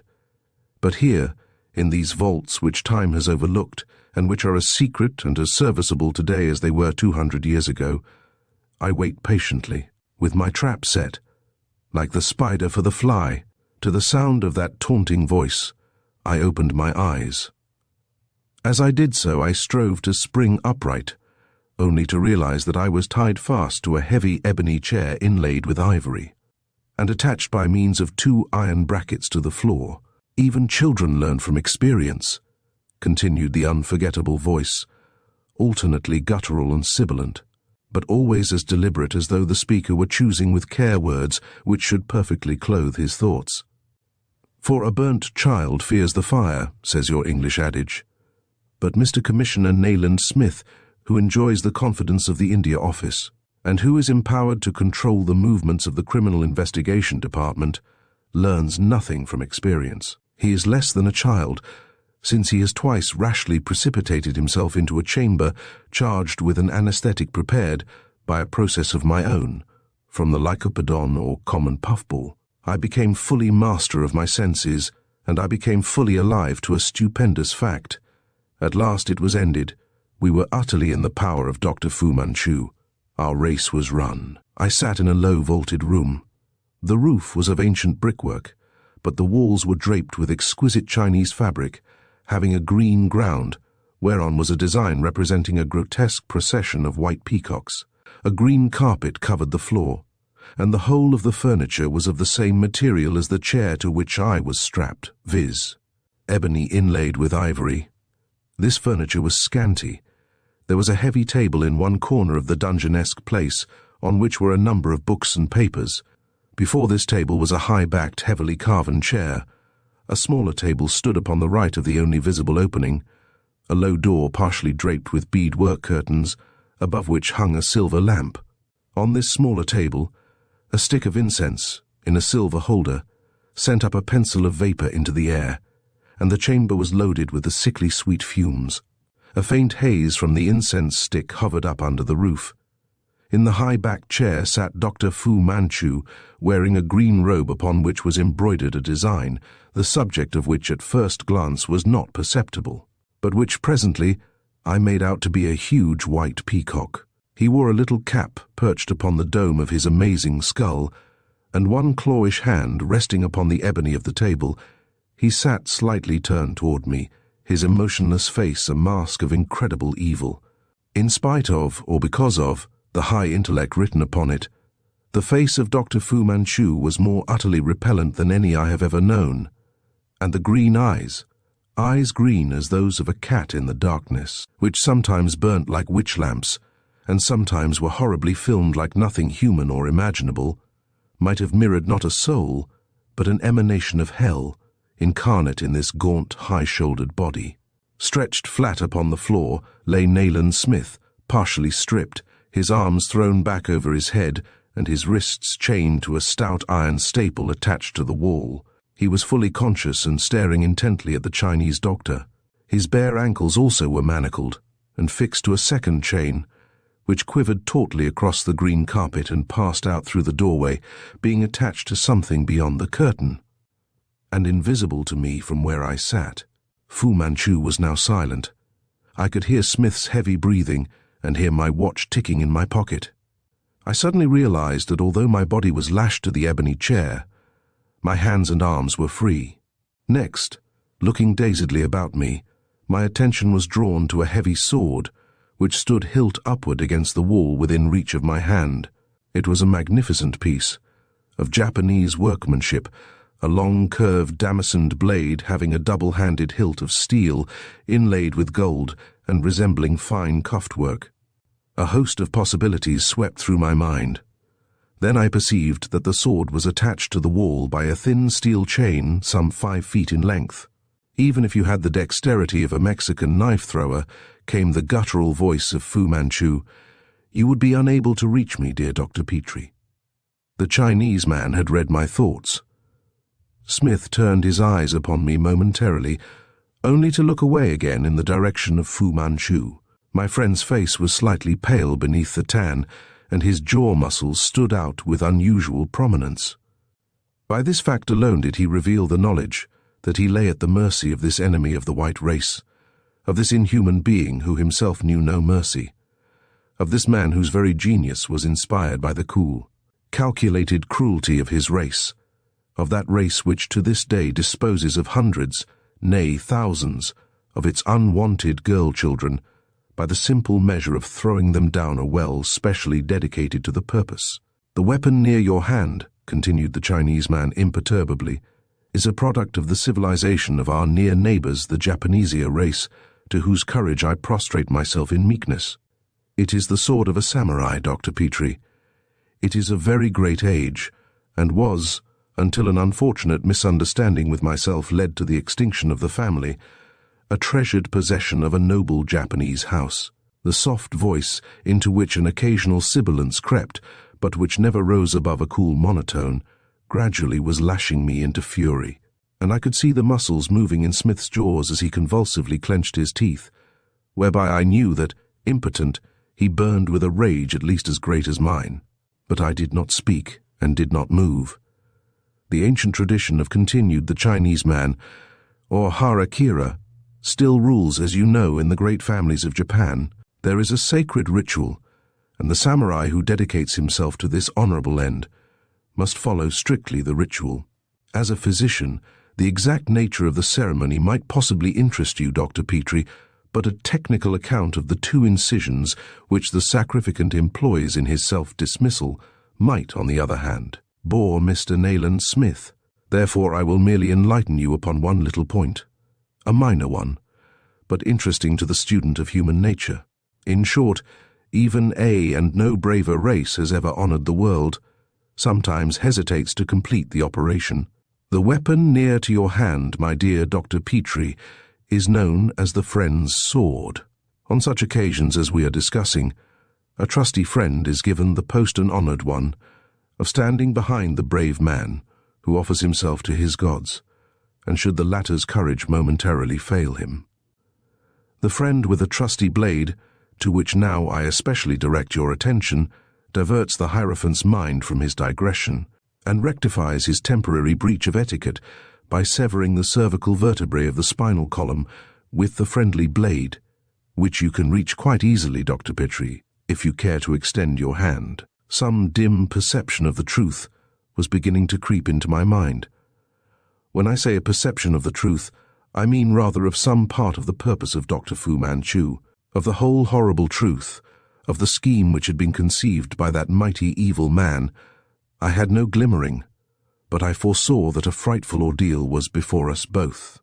That I hold you in high esteem, continued Fu Manchu, is a fact which must be apparent to you by this time, but in regard to your companion, I entertain very different sentiments, always underlying the deliberate calm of the speaker, sometimes showing itself in an unusually deep guttural, sometimes in an unusually serpentine sibilant.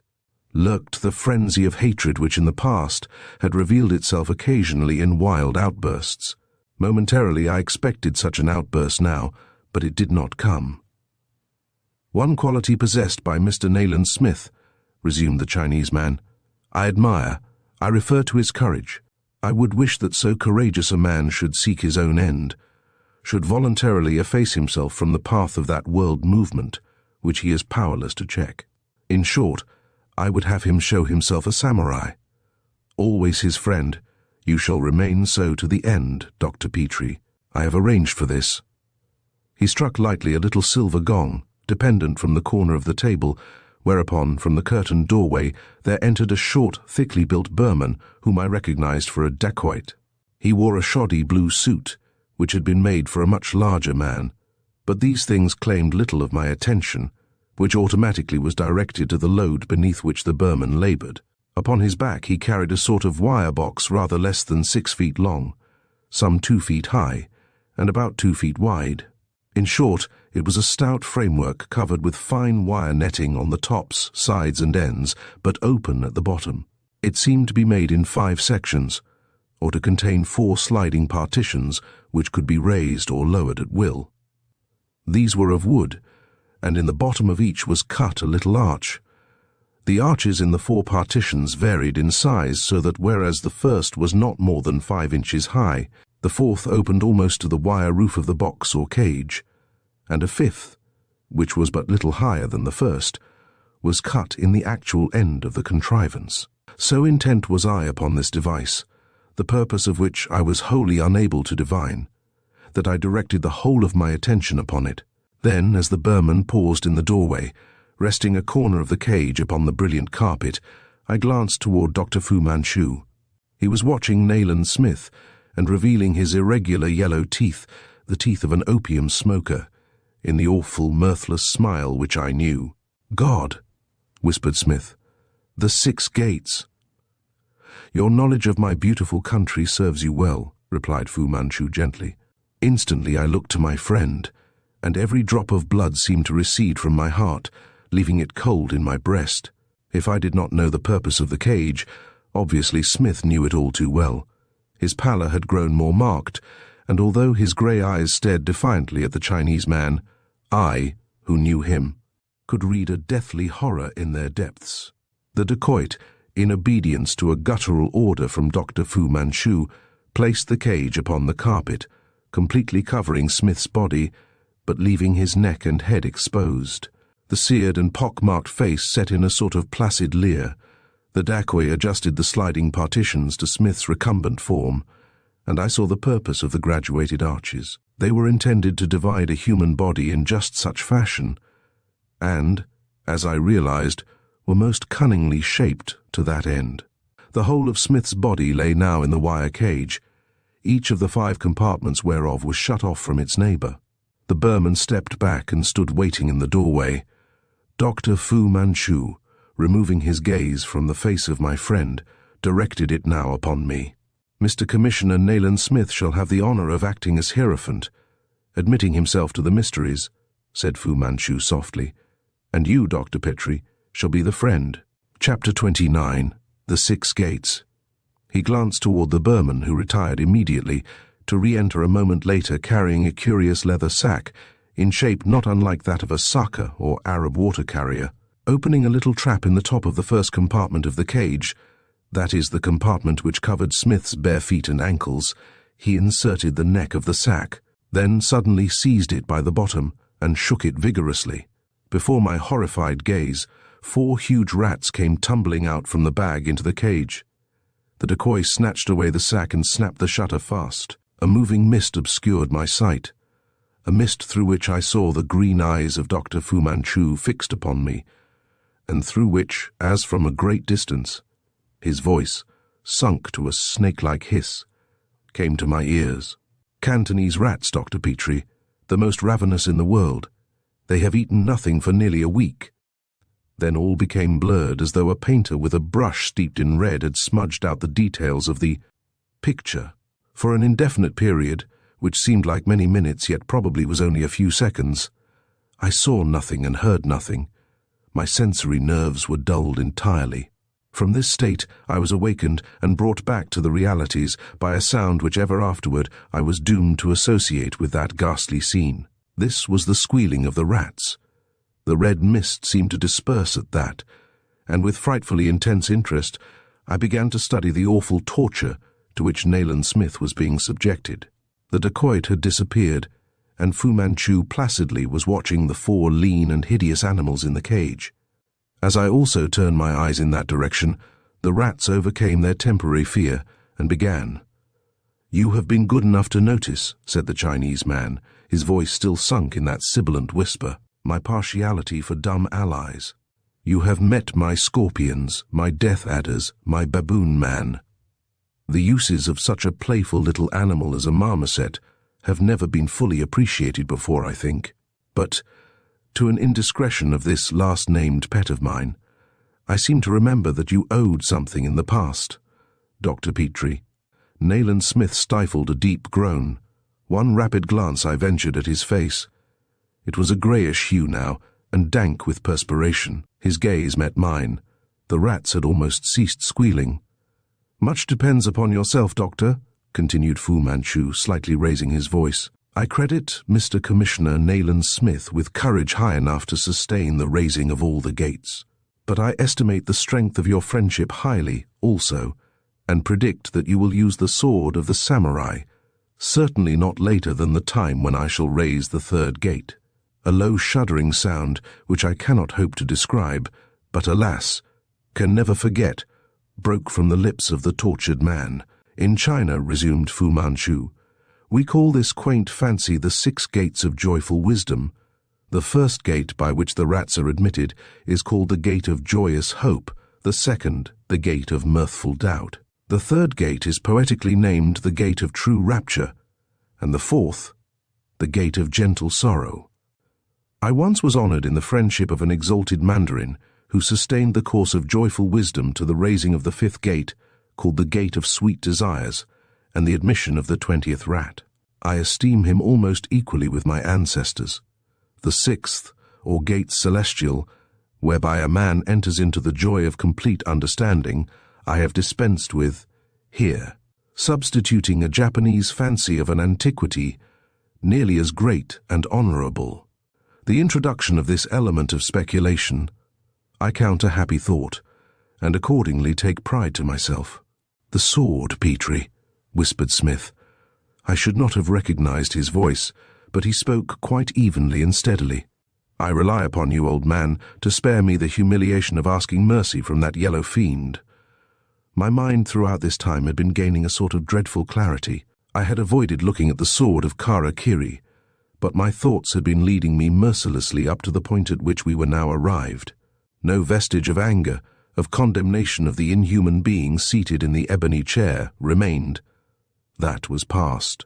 Of all that had gone before, and of what was to come in the future, I thought nothing, knew nothing. Our long fight against the yellow group, our encounters with the numberless creatures of Fu Manchu, the dacoits, even Karamane, were forgotten, blotted out. I saw nothing of the strange appointments of that subterranean chamber, but face to face with the supreme moment of a lifetime, I was alone with my poor friend and God. The rats began squealing again. They were fighting. "Quick, Petrie, quick, man, I am weakening." I turned and took up the samurai sword. My hands were very hot and dry, but perfectly steady, and I tested the edge of the heavy weapon upon my left thumbnail as quietly as one might test a razor blade. It was keen, this blade of ghastly history, as any razor ever wrought in Sheffield. I seized the graven hilt, bent forward in my chair, and raised the friend's sword high above my head. With the heavy weapon poised there, I looked into my friend's eyes. They were feverishly bright, but never in all my days, nor upon the many beds of suffering which it had been my lot to visit, had I seen an expression like that within them. "The raising of the first gate is always a crucial moment," came the guttural voice of the Chinese man. Although I did not see him, and barely heard his words, I was aware that he had stood up and was bending forward over the lower end of the cage. "Now, Petrie, now. God bless you. And goodbye." From somewhere remote, I heard a hoarse and animal-like cry, followed by the sound of a heavy fall. I can scarcely bear to write of that moment, for I had actually begun the downward sweep of the great sword, when that sound came a faint hope, speaking of aid where I had thought no aid possible. How I contrived to divert the blade, I do not know to this day, but I do know that its mighty sweep sheared a lock from Smith's head and laid open the scalp. With the hilt in my quivering hands, I saw the blade bite deeply through the carpet and floor above Nayland Smith's skull. There, buried fully 2 inches in the woodwork, it stuck, and still clutching the hilt. I looked to the right and across the room. I looked to the curtained doorway. Fu Manchu, with one long claw-like hand upon the top of the first gate, was bending over the trap, but his brilliant green eyes were turned in the same direction as my own, upon the curtained doorway. Upright within it, her beautiful face as pale as death, but her great eyes blazing with a sort of splendid madness, stood Caramana. She looked, not at the tortured man, not at me, but fully at Dr. Fu Manchu. One hand clutched the trembling draperies. Now she suddenly raised the other, so that the jewels on her white arm glittered in the light of the lamp above the door. She held my Browning pistol. Fu Manchu sprang upright, inhaling sibilantly, as Caramana pointed the pistol point-blank at his high skull and fired. I saw a little red streak appear, up by the neutral-coloured hair, under the black cap. I became as a detached intelligence, unlinked with the corporeal, looking down upon a thing which for some reason I had never thought to witness. Fu Manchu threw up both arms so that the sleeves of the green robe fell back to the elbows. He clutched at his head, and the black cap fell behind him. He began to utter short guttural cries. He swayed backward, to the right, to the left, then lurched forward right across the cage. There he lay, writhing. For a moment, his baneful eyes turned up, revealing the whites, and the great grey rats, released, began leaping about the room. Two shot like grey streaks past the slim figure in the doorway. One darted behind the chair to which I was lashed, and the fourth ran all around against the wall. Fu Manchu, prostrate across the overturned cage, lay still, his massive head sagging downward. I experienced a mental repetition of my adventure in the earlier evening. I was dropping into some bottomless pit. Warm arms were about my neck and burning kisses upon my lips. Chapter 30. The Call of the East. I seemed to haul myself back out of the pit of unconsciousness by the aid of two little hands which clasped my own. I uttered a sigh that was almost a sob, and opened my eyes. I was sitting in the big red leathern armchair in my own study, and a lovely but truly bizarre figure, in a harem dress, was kneeling on the carpet at my feet, so that my first sight of the world was the sweetest sight that the world had to offer me, the dark eyes of Caramana, with tears trembling like jewels upon her lashes. I looked no further than that. He did not if there were others in the room beside we two, but gripping the jewel-laden fingers in what must have been a cruel clasp. I searched the depths of the glorious eyes in ever-growing wonder. What change had taken place in those limpid, mysterious pools? Why was a wild madness growing up within me like a flame? Why was the old longing returned, 10,000-fold, to snatch that pliant, exquisite shape to my breast? No word was spoken, but the spoken words of 1,000 ages could not have expressed one tithe what was held in that silent communion. A hand was laid hesitatingly on my shoulder. I tore my gaze away from the lovely face so near to mine, and glanced up. Aziz stood at the back of my chair. "God is all-merciful," he said. "My sister is restored to us." I loved him for the plural, and she, those few words were enough. I understood now that this lovely girl, who half knelt, half lay at my feet, was not the evil, perverted creature of Fu Manchu whom we had gone out to arrest with the other vile servants of the Chinese doctor, but was the old beloved companion of 2 years ago, the Caramana for whom I had sought long and wearily in Egypt, who had been swallowed up and lost to me in that land of mystery. The loss of memory which Fu Manchu had artificially induced was subject to the same inexplicable laws which ordinarily rule in cases of amnesia. The shock of her brave action that night had begun to effect a cure. The sight of Aziz had completed it. Inspector Weymouth was standing by the writing table. My mind cleared rapidly now, and standing up, but without releasing the girl's hands, so that I drew her up beside me, I said, "Weymouth, where is?" "He's waiting to see you, Doctor," replied the inspector. A pang almost physical struck at my heart. "Poor, dear old Smith," I cried with a break in my voice. Dr. Gray, a neighbouring practitioner, appeared in the doorway at the moment that I spoke the words. "It's all right, Petrie," he said reassuringly. "I think we took it in time. I have thoroughly cauterized the wounds, and granted that no complication sets in, he'll be on his feet again in a week or two. I suppose I was in a condition closely bordering upon the hysterical. At any rate, my behaviour was extraordinary. I raised both my hands above my head. "Thank God," I cried at the top of my voice. "Thank God! Thank God!" "Thank him indeed," responded the musical voice of Aziz. He spoke with all the passionate devoutness of the true Moslem. Everything, even Karamane, was forgotten, and I started for the door as though my life depended upon my speed. With one foot upon the landing, I turned, looked back, and met the glance of Inspector Weymouth. "What have you done with the body?" I asked. "We haven't been able to get to it. That end of the vault collapsed 2 minutes after we hauled you out." As I write now of these strange days, already they seem remote and unreal, but where other and more dreadful memories already are grown misty, the memory of that evening in my rooms remains clear-cut and intimate. It marked a crisis in my life. During the days that immediately followed, whilst Smith was slowly recovering from his hurts, I made my plans. Deliberately, I prepared to cut myself off from old associations, prepared to exile myself, gladly, how gladly I cannot hope to express in mere cold words. That my friend approved of my projects I cannot truthfully state, but his disapproval at least was not openly expressed. To Karamane I said nothing of my plans, but her complete reliance in my powers to protect her, now from all harm, was at once pathetic and exquisite, since, always, I have sought in these chronicles to confine myself to the facts directly relating to the malignant activity of Dr. Fu Manchu. I shall abstain from burdening you with details of my private affairs. As an instrument of the Chinese doctor, it has sometimes been my duty to write of the beautiful Eastern girl. I cannot suppose that my readers have any further curiosity respecting her from the moment that fate freed her from that awful servitude. Therefore, when I shall have dealt with the episodes which marked our voyage to Egypt, I had opened negotiations in regard to a practice in Cairo, I may honourably lay down my pen. These episodes opened dramatically upon the second night of the voyage from Marseille. Chapter 31. My shadow lies upon you. I suppose I did not awake very readily.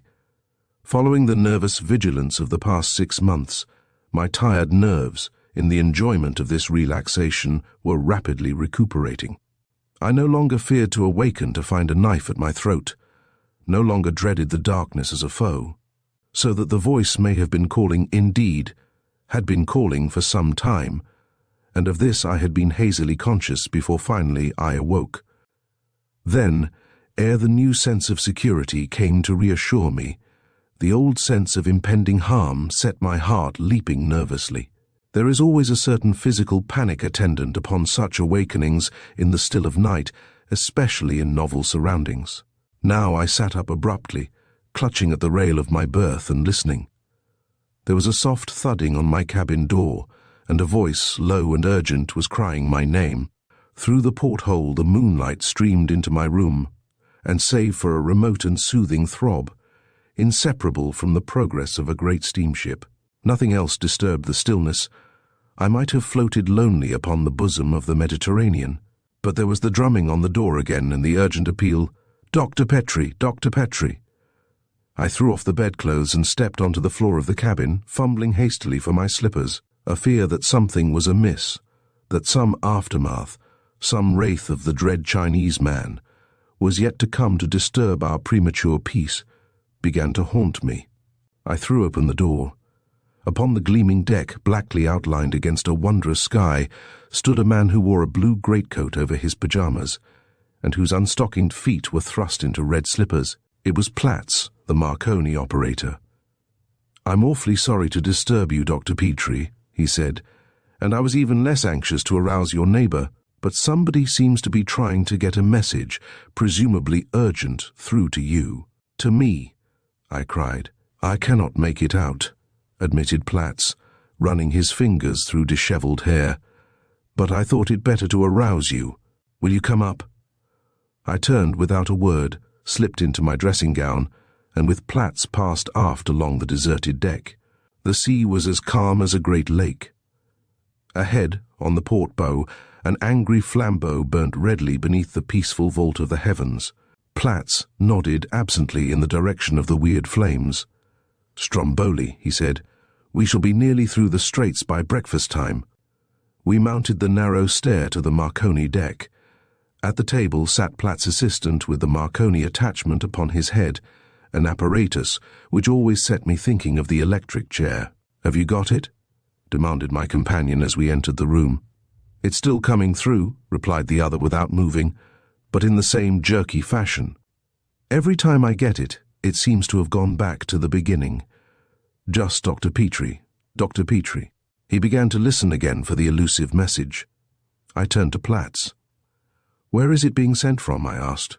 Platts shook his head. "That's the mystery," he declared. "Look." He pointed to the table.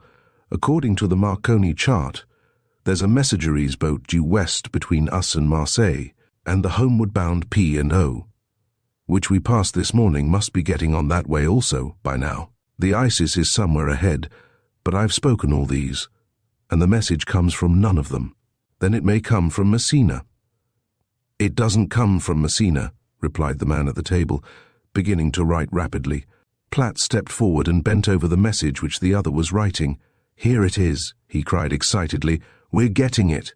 Stepping in turn to the table, I leant over between the two and read these words as the operator wrote them down. "Dr. Petrie, my shadow." I drew a quick breath and gripped Platt's shoulder harshly. His assistant began fingering the instrument with irritation. "Lost it again," he muttered. "This message," I began, but again the pencil was travelling over the paper. "Lies upon you all. End of message." The operator stood up and unclasped the receivers from his ears. There, high above the sleeping ship's company, with the blue carpet of the Mediterranean stretched indefinitely about us, we three stood looking at one another. By virtue of a miracle of modern science, someone, divided from me by mile upon mile of boundless ocean, had spoken and had been heard. "Is there no means of learning," I said, "from whence this message emanated?" Platts shook his head perplexedly. "They gave no code word," he said. "God knows who they were. It's a strange business and a strange message. Have you any sort of idea, Dr. Petrie, respecting the identity of the sender?" I stared him hard in the face. An idea had mechanically entered my mind, but one of which I did not choose to speak, since it was opposed to human possibility. But had I not seen with my own eyes the bloody streak across his forehead as the shot fired by Caramane entered his high skull?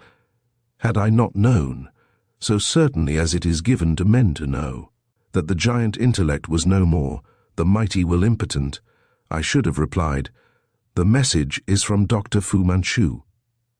My reflections were rudely terminated and my sinister thoughts given new stimulus by a loud though muffled cry which reached me from somewhere in the ship below. Both my companions started as violently as I, whereby I knew that the mystery of the wireless message had not been without its effect upon their minds also. But whereas they paused in doubt, I leapt from the room and almost threw myself down the ladder. It was Caramana who had uttered that cry of fear and horror, although I could perceive no connection betwixt the strange message and the cry in the night. Intuitively, I linked them. Intuitively, I knew that my fears had been well grounded, that the shadow of Fu Manchu still lay upon us. Caramane occupied a large stateroom aft on the main deck, so that I had to descend from the upper deck on which my own room was situated to the promenade deck, again to the main deck, and thence proceed nearly the whole length of the alleyway. Caramane and her brother, Aziz, who occupied a neighbouring room, met me near the library. Caramane's eyes were wide with fear, her peerless colouring had fled, and she was white to the lips. Aziz, who wore a dressing gown thrown hastily over his night attire, had his arm protectively about the girl's shoulders. "The mummy," she whispered tremulously, "the mummy." There came a sound of opening doors, and several passengers whom Caramana's cries had alarmed appeared in various stages of undress. A stewardess came running from the far end of the alleyway, and I found time to wonder at my own speed, for, starting from the distant Marconi deck, yet I had been the first to arrive upon the scene. Stacy, the ship's doctor, was quartered at no great distance from the spot, and he now joined the group. Anticipating the question which trembled upon the lips of several of those about me, "Come to Dr. Stacy's room," I said, taking Caramana's arm. "We will give you something to enable you to sleep." I turned to the group. "My patient has had severe nerve trouble," I explained. and has developed somnambulistic tendencies. I declined the stewardess's offer of assistance, with a slight shake of the head, and shortly the four of us entered the doctor's cabin on the deck above. Stacy carefully closed the door. He was an old fellow student of mine, and already he knew much of the history of the beautiful Eastern girl and her brother Aziz. "I fear there's mischief afoot, Petrie," he said. "Thanks to your presence of mind, the ship's gossips need know nothing of it." I glanced at Karamaneh, who, since the moment of my arrival, had never once removed her gaze from me. She remained in that state of passive fear in which I had found her. The lovely face pallid, and she stared at me fixedly in a childish, expressionless way, which made me dread that the shock to which she had been subjected, whatever its nature, had caused a relapse into that strange condition of forgetfulness from which a previous shock had aroused her. I could see that Stacy shared my view, for "Something has frightened you," he said gently, seating himself on the arm of Karamaneh's chair and patting her hand as if to reassure her. "Tell us all about it." For the first time since our meeting that night, the girl turned her eyes from me and glanced up at Stacy, a sudden warm blush stealing over her face and throat and as quickly departing, to leave her even more pale than before. She grasped Stacy's hand in both her own and looked again at me. "Send for Mr. Nayland Smith without delay," she said, and her sweet voice was slightly tremulous. "He must be put on his guard." I started up. "Why?" I said. "For God's sake, tell us what has happened." Aziz, who evidently was as anxious as myself for information, and who now knelt at his sister's feet looking up at her with that strange love, which was almost adoration, in his eyes, glanced back at me and nodded his head rapidly. Karamaneh paused, shuddering violently. Some dreadful thing, like a mummy escaped from its tomb, came into my room tonight through the porthole. "Through the porthole?" echoed Dr. Stacy amazedly. Yes, through the porthole. A creature tall and very, very thin. He wore wrappings, yellow wrappings, swathed about his head, so that only his eyes, his evil gleaming eyes, were visible. From waist to knees he was covered also, but his body, his feet, and his legs were bare. "Was he?" I began. "He was a brown man, yes." Karamaneh, divining my question, nodded, and the shimmering cloud of her wonderful hair, hastily confined, burst free and rippled about her shoulders. A gaunt, fleshless brown man who bent and writhed bony fingers. "A thug," I cried. The mummy thing would have strangled me if I had slept, for he crouched over the berth seeking. I clenched my teeth convulsively, but I was sitting up. "With the light on?" interrupted Stacy in surprise. "No," added Karamaneh. The light was out. She turned her eyes toward me, as the wonderful blush overspread her face once more. I was sitting thinking. It all happened within a few seconds, and quite silently. As the mummy crouched over the berth, I unlocked the door and leapt out into the passage. I think I screamed. I did not mean to. "Oh, Dr. Stacy, there is not a moment to spare. Mr. Nayland Smith must be warned immediately. Some horrible servant of Dr. Fu Manchu is on the ship." Chapter 32. The Tragedy. Nayland Smith leant against the edge of the dressing table, attired in pajamas. The little stateroom was hazy with smoke, and my friend gripped the charred briar between his teeth and watched the blue-grey clouds arising from the bowl in an abstracted way. I knew that he was thinking hard, and from the fact that he had exhibited no surprise when I had related to him the particulars of the attack upon Karamaneh, I judged that he had half anticipated something of the kind. Suddenly he stood up, staring at me fixedly. "Your tact has saved the situation, Petrie," he snapped. "It failed you momentarily, though, when you proposed to me just now that we should muster the Lascars for inspection. Our game is to pretend that we know nothing, that we believe Karamaneh to have had a bad dream." "But Smith," I began. "It would be useless, Petrie," he interrupted me. "You cannot suppose that I overlooked the possibility of some creature of the doctor's being among the Lascars. I can assure you that not one of them answers to the description of the midnight assailant. From the girl's account, we have to look, discarding the idea of a revivified mummy for a man of unusual height, and there's no Lascar of unusual height on board, and from the visible evidence that he entered the stateroom through the porthole, we have to look for a man more than normally thin. In a word, the servant of Dr. Fu Manchu, who attempted the life of Karamane, is either in hiding in the ship, or if visible, is disguised. With his usual clarity, Nayland Smith had visualized the facts of the case.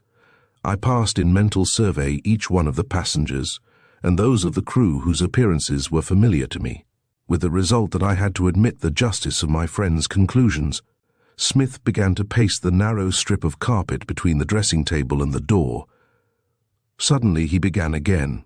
From our knowledge of Fu Manchu, and of the group surrounding him, and, don't forget, surviving him, we may further assume that the wireless message was no gratuitous piece of melodrama, but that it was directed to a definite end. Let us endeavor to link up the chain a little. You occupy an upper berth, so do I. Experience of the Chinese man has formed a habit in both of us, that of sleeping with closed windows. Your port was fastened, and so was my own. Karamane is quartered on the main deck, and her brother's stateroom opens into the same alleyway. Since the ship is in the Straits of Messina, and the glass set fair, the stewards have not closed the portholes nightly at present. We know that that of Karamane's stateroom was open. Therefore, in any attempt upon our quarter, Karamane would automatically be selected for the victim. Since failing you or myself, she may be regarded as being the most obnoxious to Dr. Fu Manchu. I nodded, comprehendingly. Smith's capacity for throwing the white light of reason into the darkest places often amazed me. You may have noticed, he continued, that Karamane's room is directly below your own. In the event of any outcry, you would be sooner upon the scene than I should, for instance, because I sleep on the opposite side of the ship. This circumstance I take to be the explanation of the wireless message, which, because of its hesitancy, a piece of ingenuity very characteristic of the group, led to your being awakened and invited up to the Marconi deck. In short, it gave the would-be assassin a better chance of escaping before your arrival. I watched my friend in growing wonder. The strange events, seemingly having no link, took their place in the drama, and became well-ordered episodes in a plot that only a criminal genius could have devised. As I studied the keen, bronzed face, I realized to the full the stupendous mental power of Dr. Fu Manchu, measuring it by the criterion of Nayland Smith's.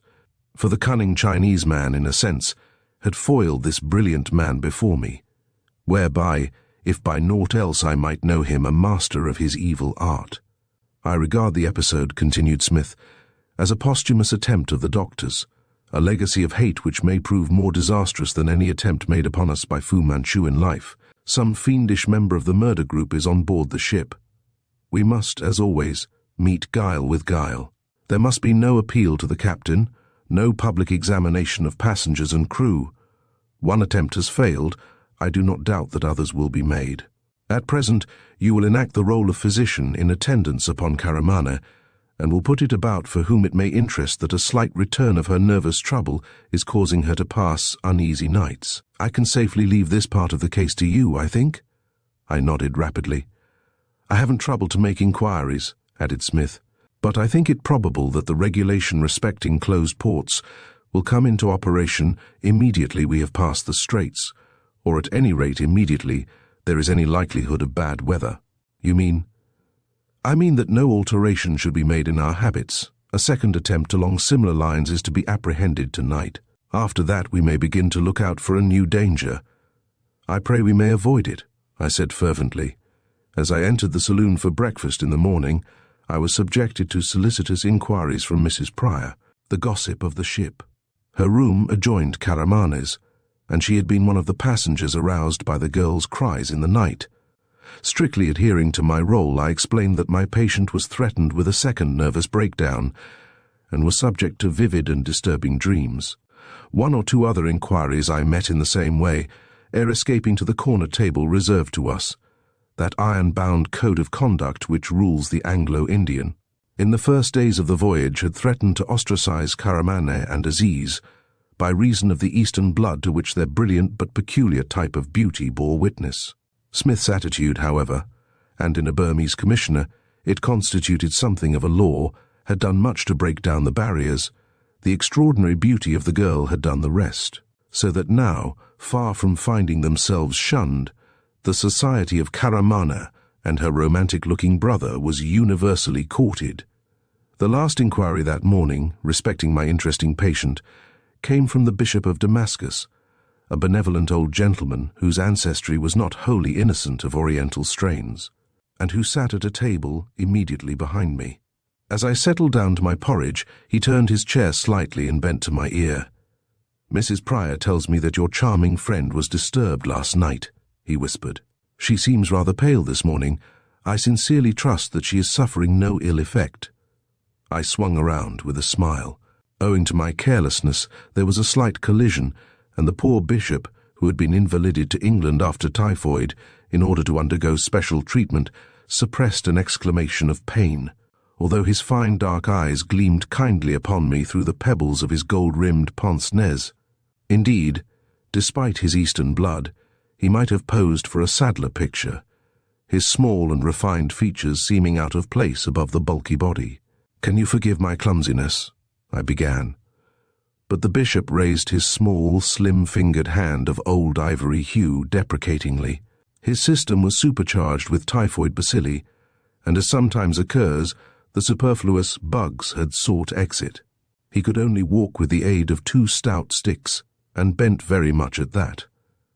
His left leg had been surgically scraped to the bone, and I appreciated the exquisite torture to which my awkwardness had subjected him, but he would entertain no apologies, pressing his inquiry respecting Karamana in the kindly manner which had made him so deservedly popular on board. "Many thanks for your solicitude," I said. "I have promised her sound repose tonight, and since my professional reputation is at stake, I shall see that she secures it.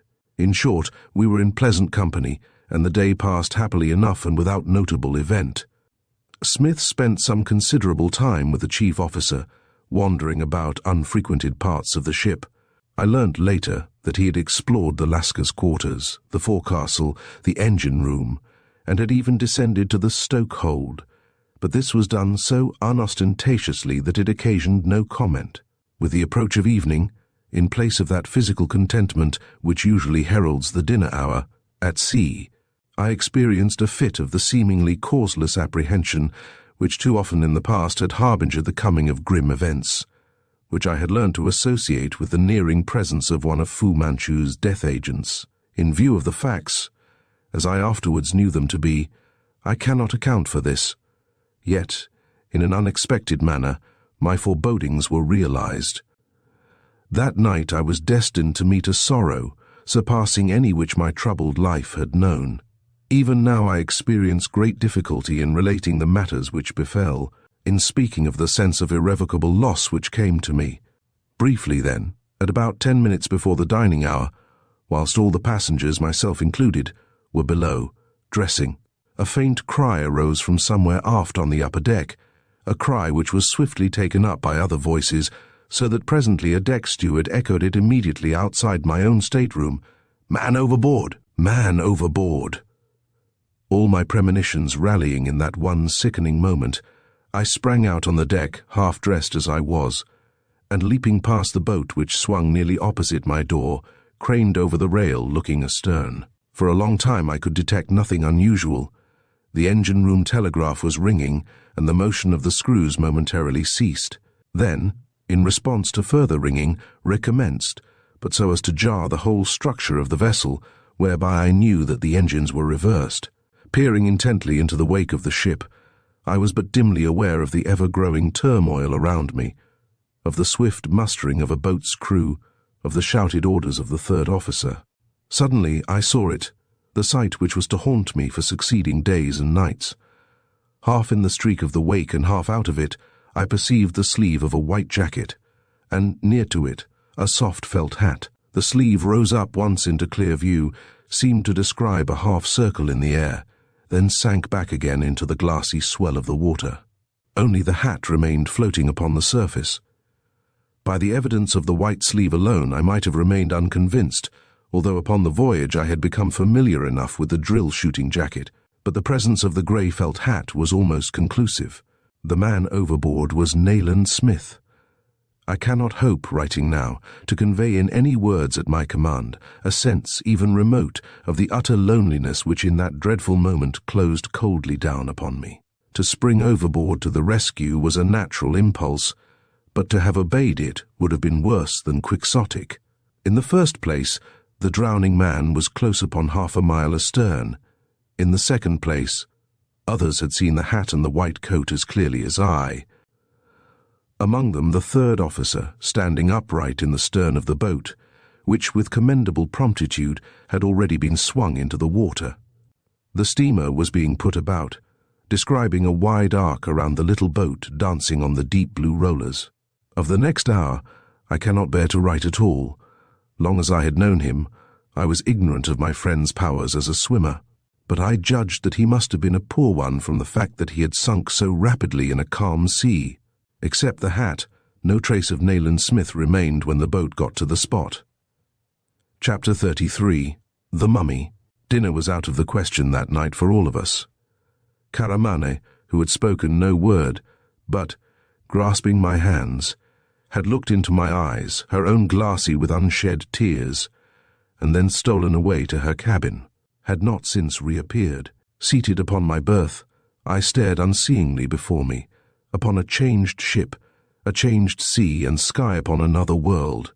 The poor old bishop, my neighbour, had glanced in several times as he hobbled by, and his spectacles were unmistakably humid, but even he had vouchsafed no word, realizing that my sorrow was too deep for such consolation. When at last I became capable of connected thought, I found myself faced by a big problem.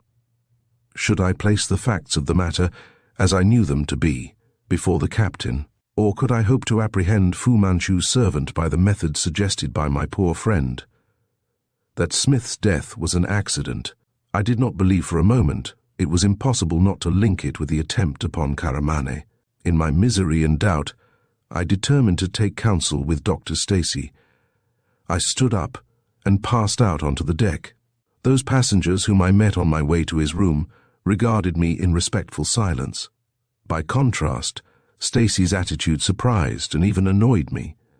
"I'd be prepared to stake all I possess, although it's not much," he said, "that this was not the work of your hidden enemy." He blankly refused to give me his reasons for the statement, and strongly advised me to watch and wait, but to make no communication to the captain. At this hour I can look back and savour again something of the profound dejection of that time. I could not face the passengers. I even avoided Caramane and Aziz. I shut myself in my cabin and sat staring aimlessly into the growing darkness. The steward knocked once, inquiring if I needed anything, but I dismissed him abruptly, so I passed the evening and the greater part of the night. Those groups of promenaders who passed my door invariably were discussing my poor friend's tragic end. But as the night wore on, the deck grew empty, and I sat amid a silence that in my miserable state I welcomed more than the presence of any friend, saving only the one whom I should never welcome again. Since I had not counted the bells, to this day I have only the vaguest idea respecting the time whereat the next incident occurred which it is my duty to chronicle. Perhaps I was on the verge of falling asleep, seated there as I was, at any rate. I could scarcely believe myself awake, when, unheralded by any footsteps to indicate his coming, someone who seemed to be crouching outside my stateroom slightly raised himself and peered in through the porthole, which I had not troubled to close. He must have been a fairly tall man to have looked in at all, and although his features were indistinguishable in the darkness, his outline, which was clearly perceptible against the white boat beyond, was unfamiliar to me. He seemed to have a small and oddly swathed head, and what I could make out of the gaunt neck and square shoulders in some way suggested an unnatural thinness. In short, the smudgy silhouette in the porthole was weirdly like that of a mummy. For some moments I stared at the apparition. Then, rousing myself from the apathy into which I had sunk, I stood up very quickly and stepped across the room. As I did so, the figure vanished, and when I threw open the door and looked out upon the deck was wholly untenanted. I realized at once that it would be useless, even had I chosen the course, to seek confirmation of what I had seen from the officer on the bridge.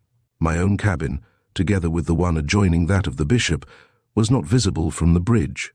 For some time I stood in my doorway, wondering in a disinterested fashion which now I cannot explain, if the hidden enemy had revealed himself to me, or if disordered imagination had played me a trick.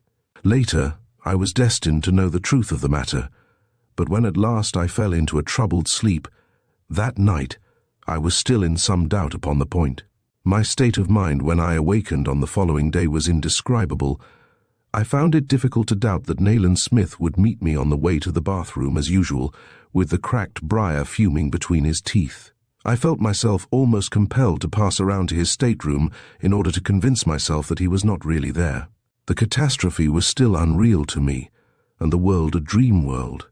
Indeed, I retained scarcely any recollections of the traffic of that day, or of the days that followed it until we reached Port Said. Two things only made any striking appeal to my dulled intelligence at that time. These were the aloof attitude of Dr. Stacey, who seemed carefully to avoid me, and a curious circumstance which the second officer mentioned in conversation one evening as we strolled up and down the main deck together. "Either I was fast asleep at my post, Dr. Petrie," he said, "or last night in the middle watch, someone or something came over the side of the ship just aft the bridge, slipped across the deck and disappeared." I stared at him wonderingly. "Do you mean something that came up out of the sea?" I said. "Nothing could very well have come up out of the sea," he replied, smiling slightly, "so that it must have come up from the deck below." "Was it a man?" "It looked like a man, and a fairly tall one, but he came and was gone like a fish, and I saw no more of him up to the time I was relieved. To tell you the truth, I did not report it, because I thought I must have been dozing. It's a dead slow watch, and the navigation on this part of the run is child's play." I was on the point of telling him what I had seen myself 2 evenings before, but for some reason I refrained from doing so, although I think, had I confided in him, he would have abandoned the idea that what he had seen was phantasmal, for the pair of us could not very well have been dreaming. Some malignant presence haunted the ship, I could not doubt this, yet I remained passive, sunk in a lethargy of sorrow.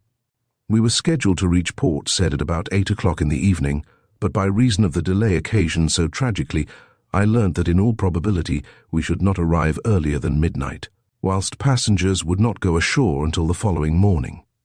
Karamane, who had been staring ahead all day, seeking a first glimpse of her native land, was determined to remain up until the hour of our arrival.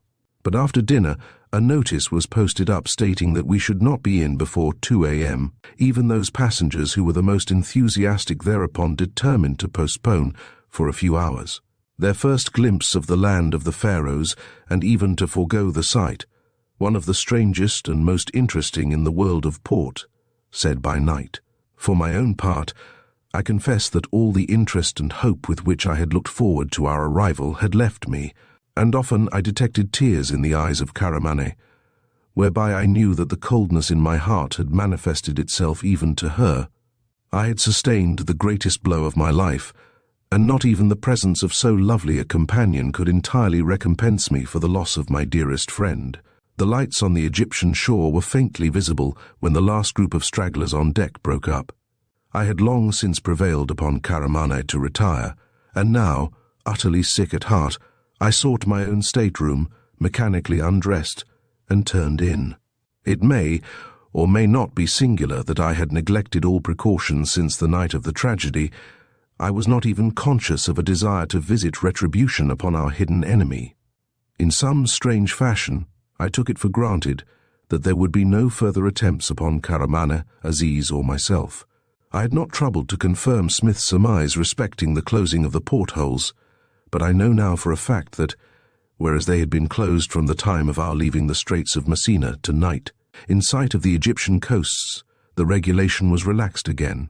I cannot say if this is usual, but that it occurred on this ship is a fact to which I can testify, a fact to which my attention was to be drawn dramatically. The night was steamingly hot, and because I welcomed the circumstance that my own port was widely opened, I reflected that those on the lower decks might be open also. A faint sense of danger stirred within me. Indeed, I sat upright and was about to spring out of my berth when that occurred which induced me to change my mind. All passengers had long since retired, and a midnight silence descended upon the ship, for we were not yet close enough to port for any unusual activities to have commenced. Clearly outlined in the open porthole there suddenly arose that same grotesque silhouette which I had seen once before. Prompted by I know not what, I lay still and simulated heavy breathing, for it was evident to me that I must be partly visible to the watcher, so bright was the night. For 10, 20, 30 seconds he studied me in absolute silence, that gaunt thing so like a mummy, and my eyes partly closed I watched him, breathing heavily all the time. Then, making no more noise than a cat, he moved away across the deck, and I could judge of his height by the fact that his small swathed head remained visible almost to the time that he passed to the end of the white boat, which swung opposite my stateroom. In a moment I slipped quietly to the floor, crossed and peered out of the porthole, so that at last I had a clear view of the sinister mummy man. He was crouching under the bow of the boat and attaching to the white rails below a contrivance of a kind with which I was not entirely unfamiliar. This was a thin ladder of silken rope, having bamboo rungs, with 2 metal hooks for attaching it to any suitable object. The one thus engaged was, as Karamana had declared, almost superhumanly thin. His loins were swathed in a sort of linen garment, and his head so bound about, turban fashion, that only his gleaming eyes remained visible. The bare limbs and body were of a dusky yellow color, and at sight of him I experienced a sudden nausea. My pistol was in my cabin trunk, and to have found it in the dark without making a good deal of noise would have been impossible. Doubting how I should act, I stood watching the man with the swathed head whilst he threw the end of the ladder over the side, crept past the bow of the boat, and swung his gaunt body over the rail, exhibiting the agility of an ape. One quick glance fore and aft he gave, then began to swarm down the ladder, in which instant I knew his mission. With a choking cry, which forced itself unwilled from my lips, I tore at the door, threw it open, and sprang across the deck. Plans I had none, and since I carried no instrument wherewith to sever the ladder, the murderer might indeed have carried out his design for all that I could have done to prevent him, were it not that another took a hand in the game. At the moment that the mummy man his head, now on a level with the deck, perceived me, he stopped dead. Coincident with his stopping, the crack of a pistol sounded from immediately beyond the boat.